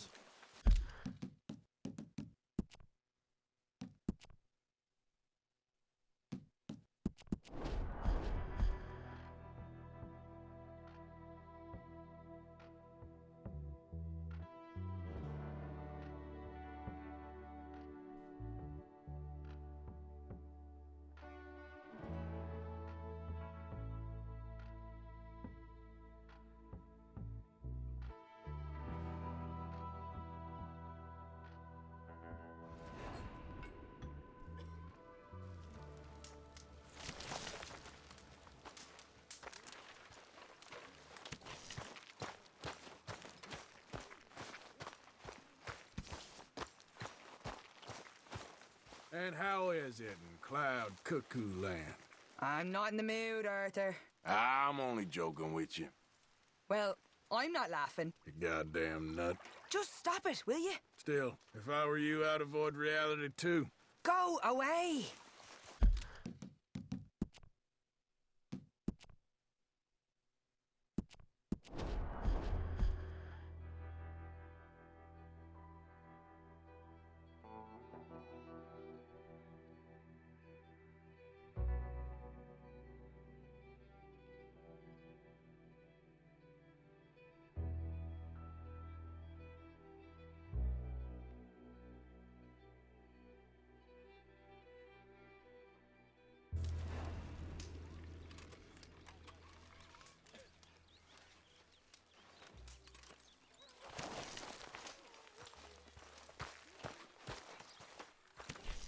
When I'm doing my pass through this game where I'm actually doing a high on a playthrough, and I'll be saying hello to everyone and being friendly, I'm actually going to start off being friendly with Micah first. That way I can get it out of the road every time. Boy, my dear boy.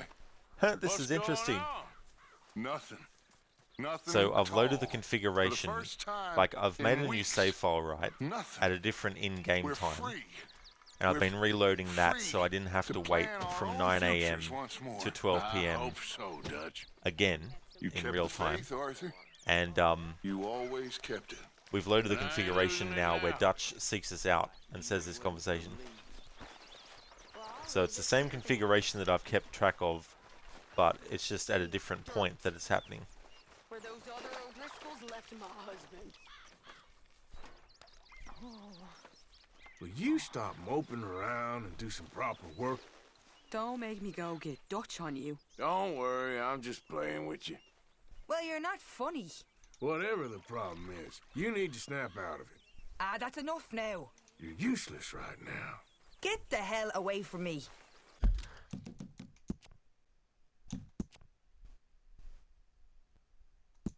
So that potentially means that you can go out of camp, not do any missions, then come back in, and even though it'll be different in-game time, you might still be able to catch some of the stuff that happens if it's in a certain configuration.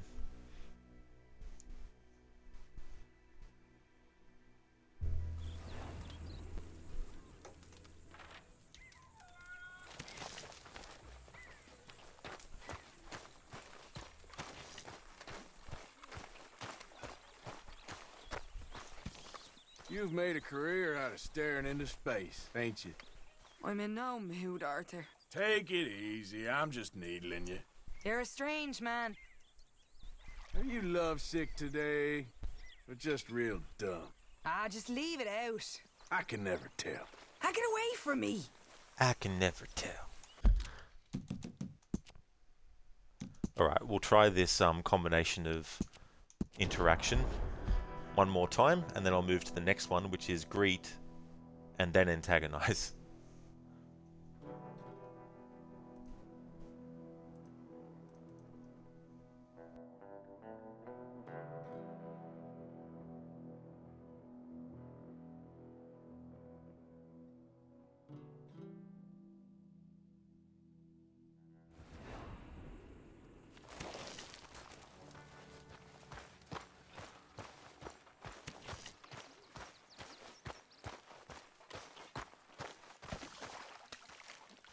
Miss High and Mighty. Do I look like I'm in the mood? I'm only joking with you. Well, I'm not laughing. Above it all, Will you leave me alone? just visiting us from her manor house. Will you get away from me? Alright. So that is that configuration. I mean, that's that combination of dialogue done. So we've done antagonize, diffuse, and antagonize. So next up we need to greet, antagonize, and then diffuse as well. Nilo Angelo, thank you so much for the follow.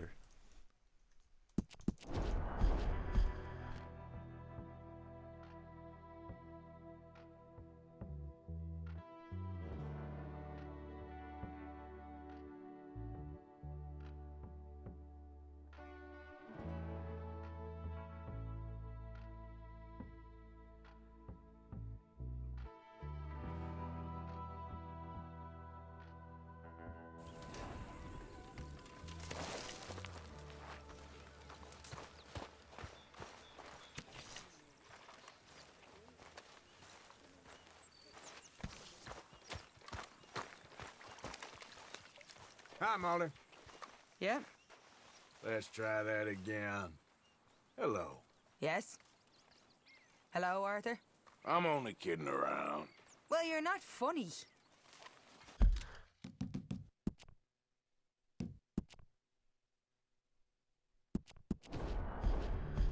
Harbinger, you know you finished Control 2 days ago, but you just can't get the "Take Control" song out of your mind. I don't blame you, dude. It's such a great song. I've actually got it on a YouTube playlist mix that I haven't really been, looking at the video and then adding it to any playlist of my own, but I've just got one of those as one of the songs.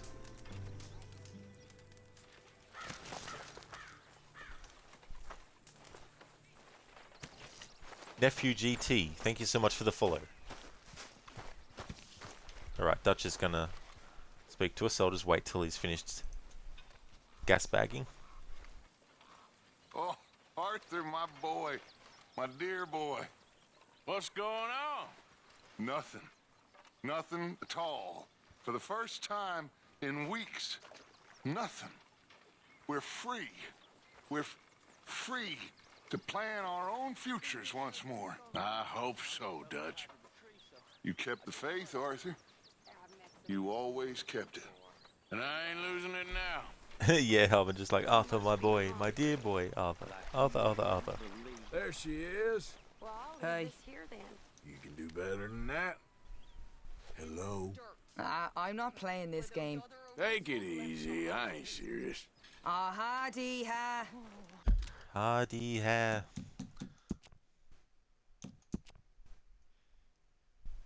Harbinger, what's going on? Nothing at all. Then why are you spamming me? Exactly, Harbinger. It's that kind of feel that Arthur's going for here.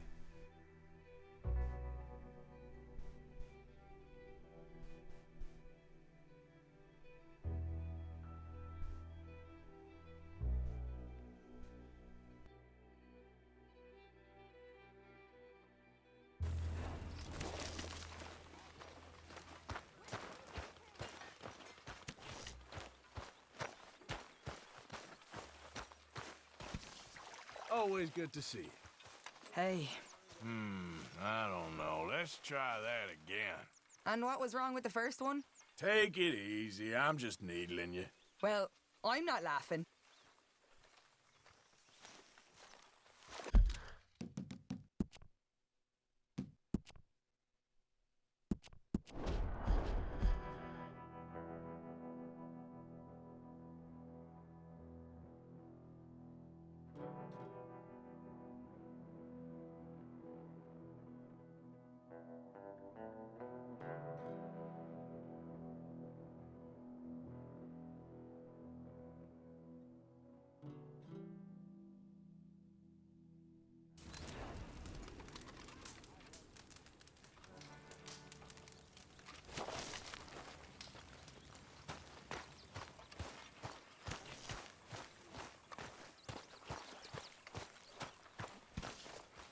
Miss O'Shea.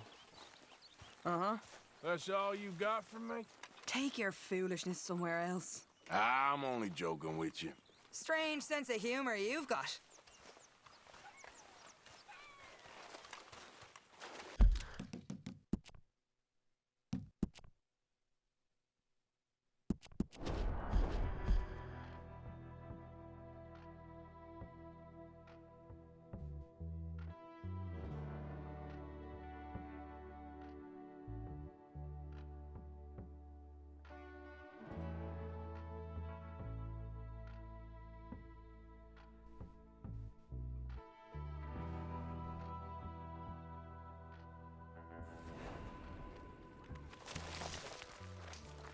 I've noticed that Micah, his character model, does this weird thing when the save loads.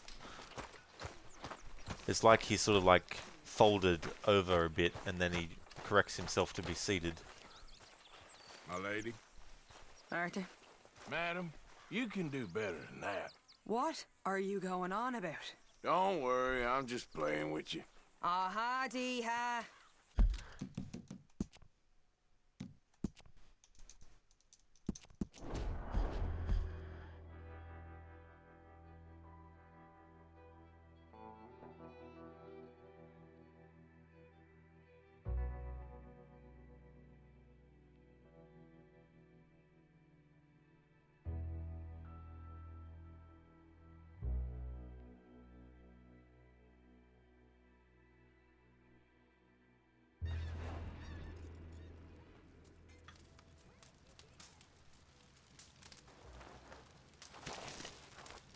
Okay, now Micah's not there.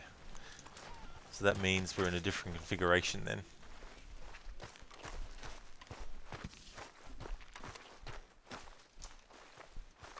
Is Lenny at the edge of camp? Nope. Although by this time he's probably gone somewhere else. Oop. Hey there. Hello? Now say it like you mean it. Hello. Oh, I am not in the mood for this nonsense. Take it easy. I'm just needling you. Oh, stop being a child. I haven't, Harbinger. Not yet, no. But before I play the remake, and this is assuming I actually like Dead Space to begin with. I haven't played it, so I don't know for sure. But in any case, if there is a remake of a game, I'd rather play the original first. That way I know what the remake is actually changing from a first-person perspective. First-hand perspective, I mean.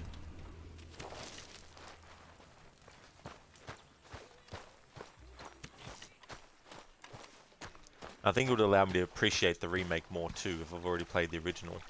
Hello, Miss O'Shea. Hi. I said hello? From bad to worse. I'm only kidding around. Lovely. Thanks for that. Lovely. Thanks for that.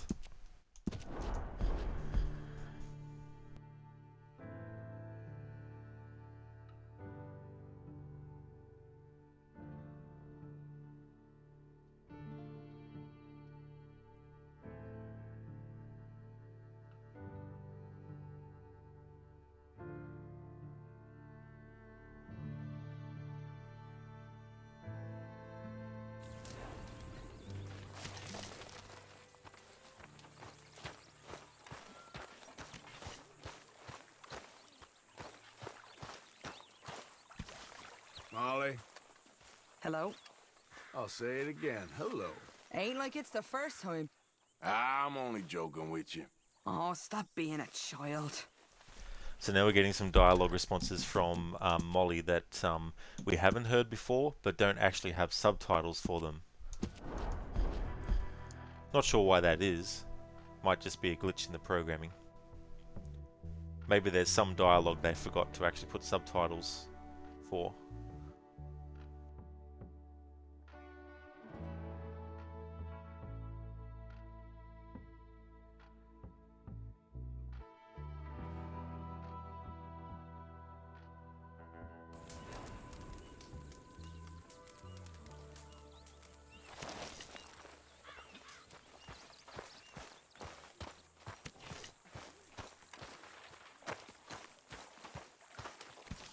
Hey, Arthur. let's try that again. Hello. Dear, oh dear. Don't worry, I'm just playing with you. Lovely. Thanks for that.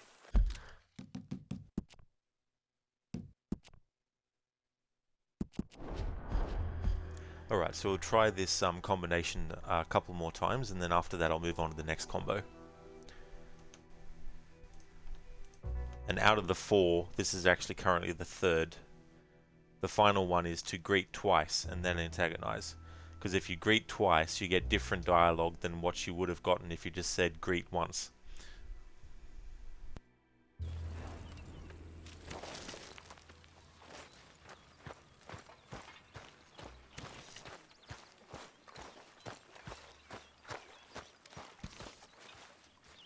Hey there. Hi. At least say it like you're pretending to like me. Take it easy, I ain't serious. Oh, stop being a child. Would you like how you're the local bully and the honor meter is almost exactly in the middle? Exactly, Harbinger. For those wondering, in this playthrough, the only times I've actually had Arthur go outside of the camp is just for silly stuff unrelated to what the stream is, what the playthrough is focused on. So for example, there was a stream where I wanted to just let loose with Arthur after hours and hours of being in camp and doing this kind of stuff. So I just had him run around causing trouble and all that type of stuff. But yeah, I haven't actually had Arthur leave the camp and do stuff and then save it and have the honor be affected. That is so funny, Harbinger. It's just exactly in the middle. Maybe off a little bit to the left, because I did shoot those guards in chapter 1. Hello. Oh, hey. Okay, one more time. Hello. Hello. I'm only kidding around. Well, you're not funny. Well, you're not funny. Alright, one more time of that combo, and then we'll do the fourth and final of the 4.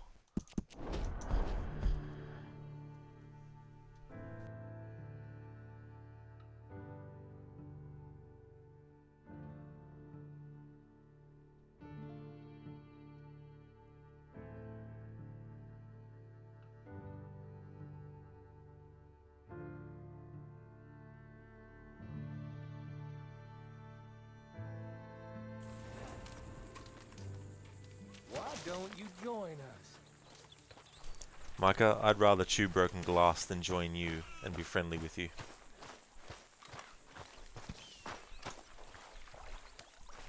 Hey there. Hello. You can do better than that. Hello. Don't worry, I'm just playing with you. You're a strange man. Alright, so we'll reload and then we'll start doing the other combo of antagonizing. Mark it off as done with Molly for the 3rd variation. Now for the 4th one. Greet twice and then antagonize.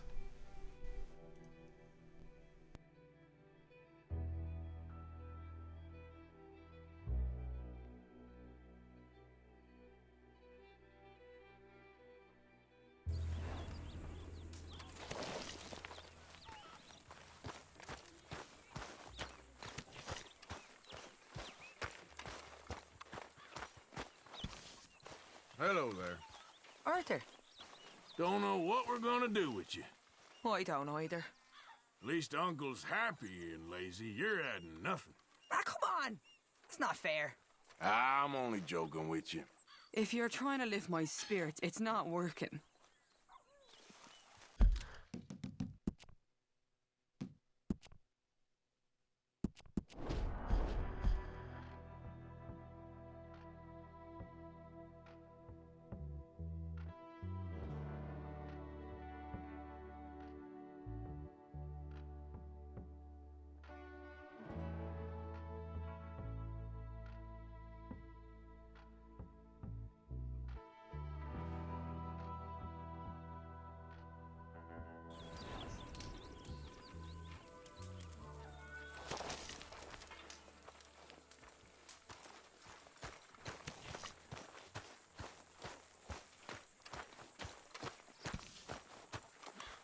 Hey there. Hi there. You alright, Molly? Bored. Well, do some goddamn work then, you lazy sow. I'm in no mood, Arthur. Take it easy. I'm just needling you. Well, I'm not laughing. Jonas, thank you so much for redeeming the Red Dead Redemption 2 quote. Thank you for that.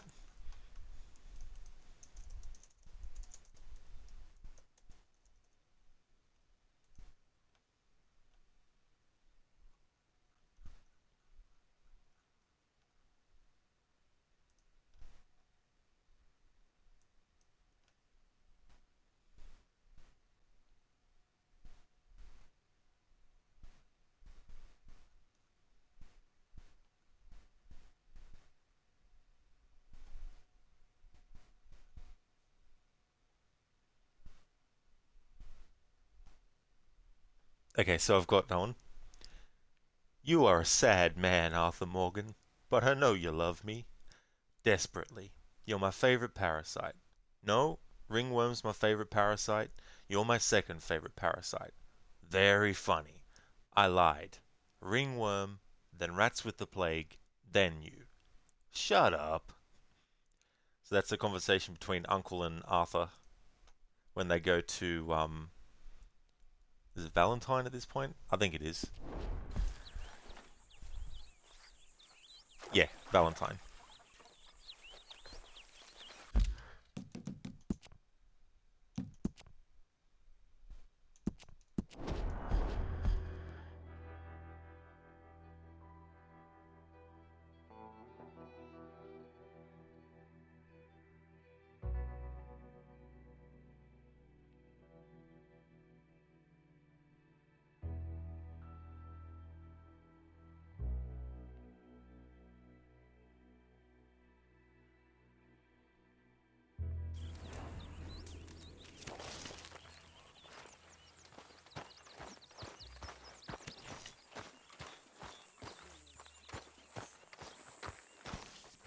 Hey.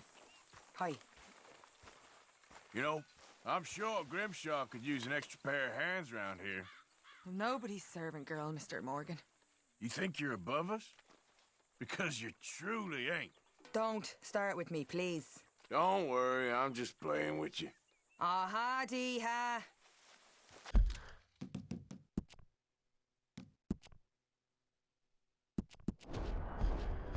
That's right, Jonas, yeah. And we haven't actually been there yet in this playthrough.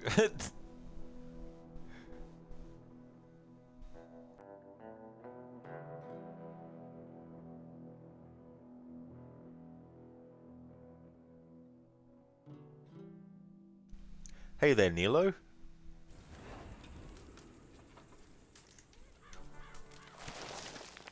Welcome to Arthur Terrorizes Everyone in the Game.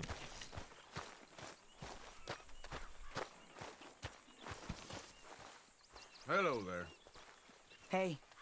You know, I'm sure Grimshaw could use an extra pair of hands around here. Well, nobody's servant girl, Mr. Morgan. You think you're above us? Because you truly ain't. Do I look like I'm in the mood? I'm only joking with you. You're a strange man. Okay, so if I reload the save... Alright, I might try this 2 more times and see. Overall, so far, there hasn't been really many different responses and stuff when you do greet twice and then antagonize. Nilo, you like this content? You also spend hours trying to know different dialogues, especially after missions. Oh, that's excellent that you do as well, Nilo. Because there's just so much to games like this that if you really love story and character and you want to try and, you know, find and discover things that are new to you, like even if someone else in the world has discovered it, if it's not new to you and then you find out about it, it's a really cool feeling. Hey there. Hello. You seem miles away. I'm fine. Is there anything between those ears but air? Don't make me go get Dutch on you. Take it easy, I ain't serious. Strange sense of humor you've got.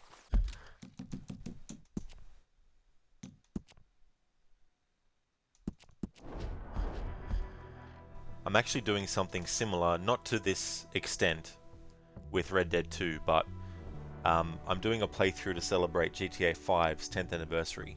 And so there's various things that I'm doing in that, like calling up characters after every mission, especially characters that were actually in the mission with you. Meeting up, of course, to hang out with the other main characters. I'm just going to focus on the main characters though, not as in like Franklin, Michael and Trevor, not, you know, Jimmy and Amanda and all them. Hey there. Hi there. You seem miles away. I'm fine. Can't antagonize. Oh, Arthur, my boy. Oh, no wonder my why. Dear boy. Dutch, I don't have time to listen to this again. Over the whole playthrough so far, I don't know how many times I've heard Dutch say that same dialogue. But you can't skip it in terms of like telling him not now. That actually has to happen. There are ways to stop him, like if you manage to get away from him completely, get out of camp, then he won't come up to you and say it.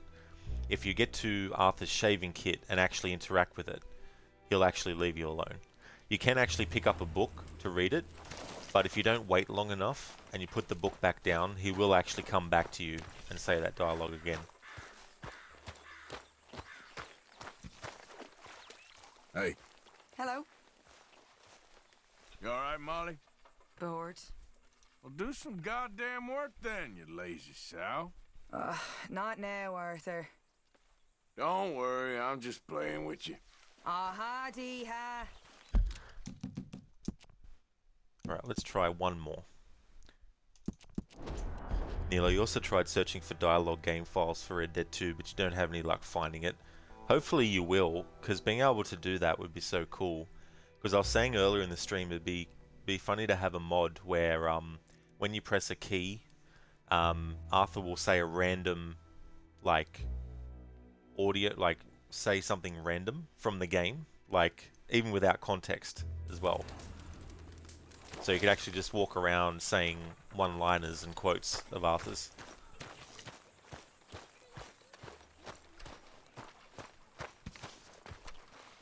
Hey there. Hi. You alright, Molly? Bored. Well, do some goddamn work then, you lazy sow. Ah, come on, Arthur. And that would also be cool when you're actually on missions, because obviously in missions you can't greet and antagonize other characters anyway. Maybe you can with like passers-by, etc. But it'd be funny on a mission to have Arthur say something random. Alright, so I think that's enough for Molly. So in terms of Molly's movements in each configuration, there's not much difference, if at all, in where she was going and what in-game time and all that type of stuff.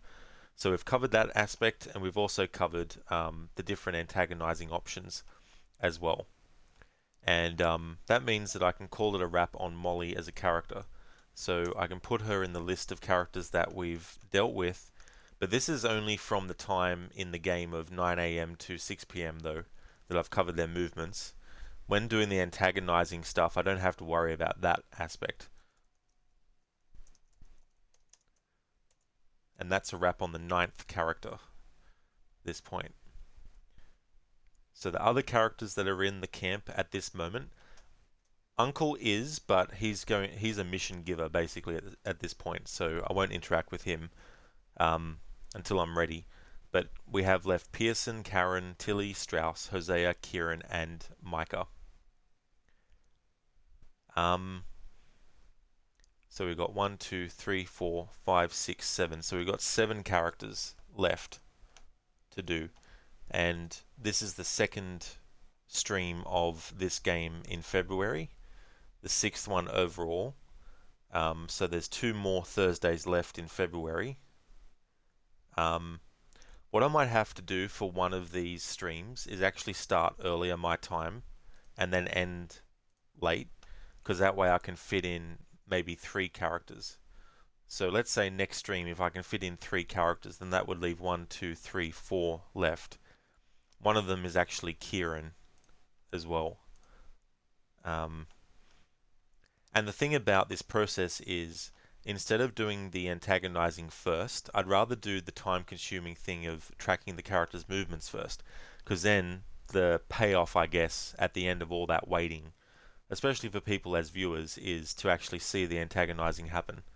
But I still wanted to get all this other stuff on stream, because I also want to maybe make a guide for character positioning in the gang camp at each certain point in the story. But I think that's actually where I'm going to call it, because it's very time consuming doing this, and it does take a lot of energy from me to actually do it too. So I think this is a good spot to actually do that. But I just want to thank everyone so much for joining and for watching the stream as well. I really do appreciate it. The next stream that you'll see from me will be Shadow of the Tomb Raider. I'm actually doing a no death challenge with that. Currently the death count in that is actually 2. So every time I die in Shadow of the Tomb Raider, I have to actually restart from the very start of the game again. So if you see me streaming Shadow of the Tomb Raider, you know it's become Friday. I'll get back to this again next Thursday. Before I go, I just want to give some shout outs. And we're going to go and raid a streamer named Gizlek, who's actually playing Assassin's Creed 1.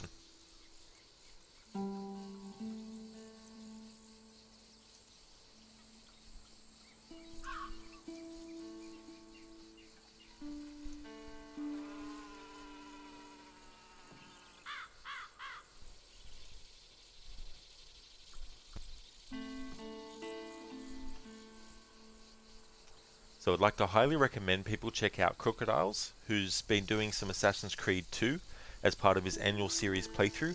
He's actually away until the end of this month, so he is taking a break from streaming for a little bit, but you can definitely catch his past broadcasts that are still there. He'll be resuming that, and the next game after that he's doing, I believe, will be Assassin's Creed Brotherhood, doing the Montreal games, Ubisoft Montreal's games. So not every game in the series, just the ones that Ubisoft Montreal headlined. Highly recommend checking out Dr. Ronnie. He's been doing some Assassin's Creed 4 Black Flag. He's also a fan of Red Dead Redemption 1 and 2. He actually wears a hat when he's streaming, and he changes what hat he's wearing depending on what game. So for Black Flag, he's actually wearing a pirate hat. Recently, he finished a playthrough of Marvel's Spider-Man, and on that he was wearing a Mets cap, because apparently Spider-Man as a character is a big fan of the Mets, which is something I had no idea about.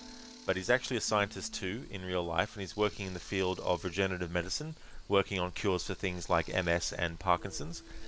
Lidus is doing a lot of retro stuff. He's a big fan of fighting game franchises like Mortal Kombat, Street Fighter, Tekken, as well as Streets of Rage. So you see him playing those old school ones, but also the newer ones too. Resident Evil, he's also a fan of those, and highly recommend checking out Mr. Gotai as well. He's actually now playing the original Dead Space. He was playing through the remake before, and he's also a fan of Assassin's Creed, as well as games like Outlast, Outlast 2, The Quarry, games of that nature by Supermassive. So I highly recommend checking out those streamers if you haven't before. And we're going to go and raid Gizlek, who's playing Assassin's Creed 1. Here's a raid message that people can put in if they'd like. So feel free to copy and paste that one.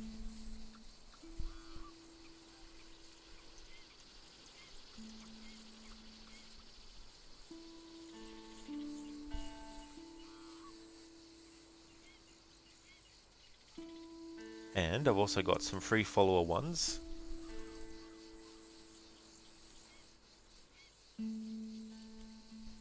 There we go. So feel free to copy those and also add your own as well, as you wish. And there we are. And here's the schedule of games. So if you check my past broadcast, you'll see that I've actually streamed GoldenEye as well. And I started my GTA 5 10th anniversary playthrough of that game yesterday as well. Thanks everyone for watching. I really appreciate it. I hope everyone has a good day or night, whichever the case may be. And definitely catch you next time. It really does, Harbinger. You're not wrong about that. But yeah, this type of playthrough, like, you know, it's very not emotionally, I mean, very energy draining. That's for sure. But I definitely will be back for more of this next week and continue on. Thanks again everyone for watching, and I hope you have a good one. Hoping for a non-Rod Rage stream tomorrow. Oh, I don't think you'll get one. I'm sure that I'll die at some point and then rage a lot about it. That's for sure.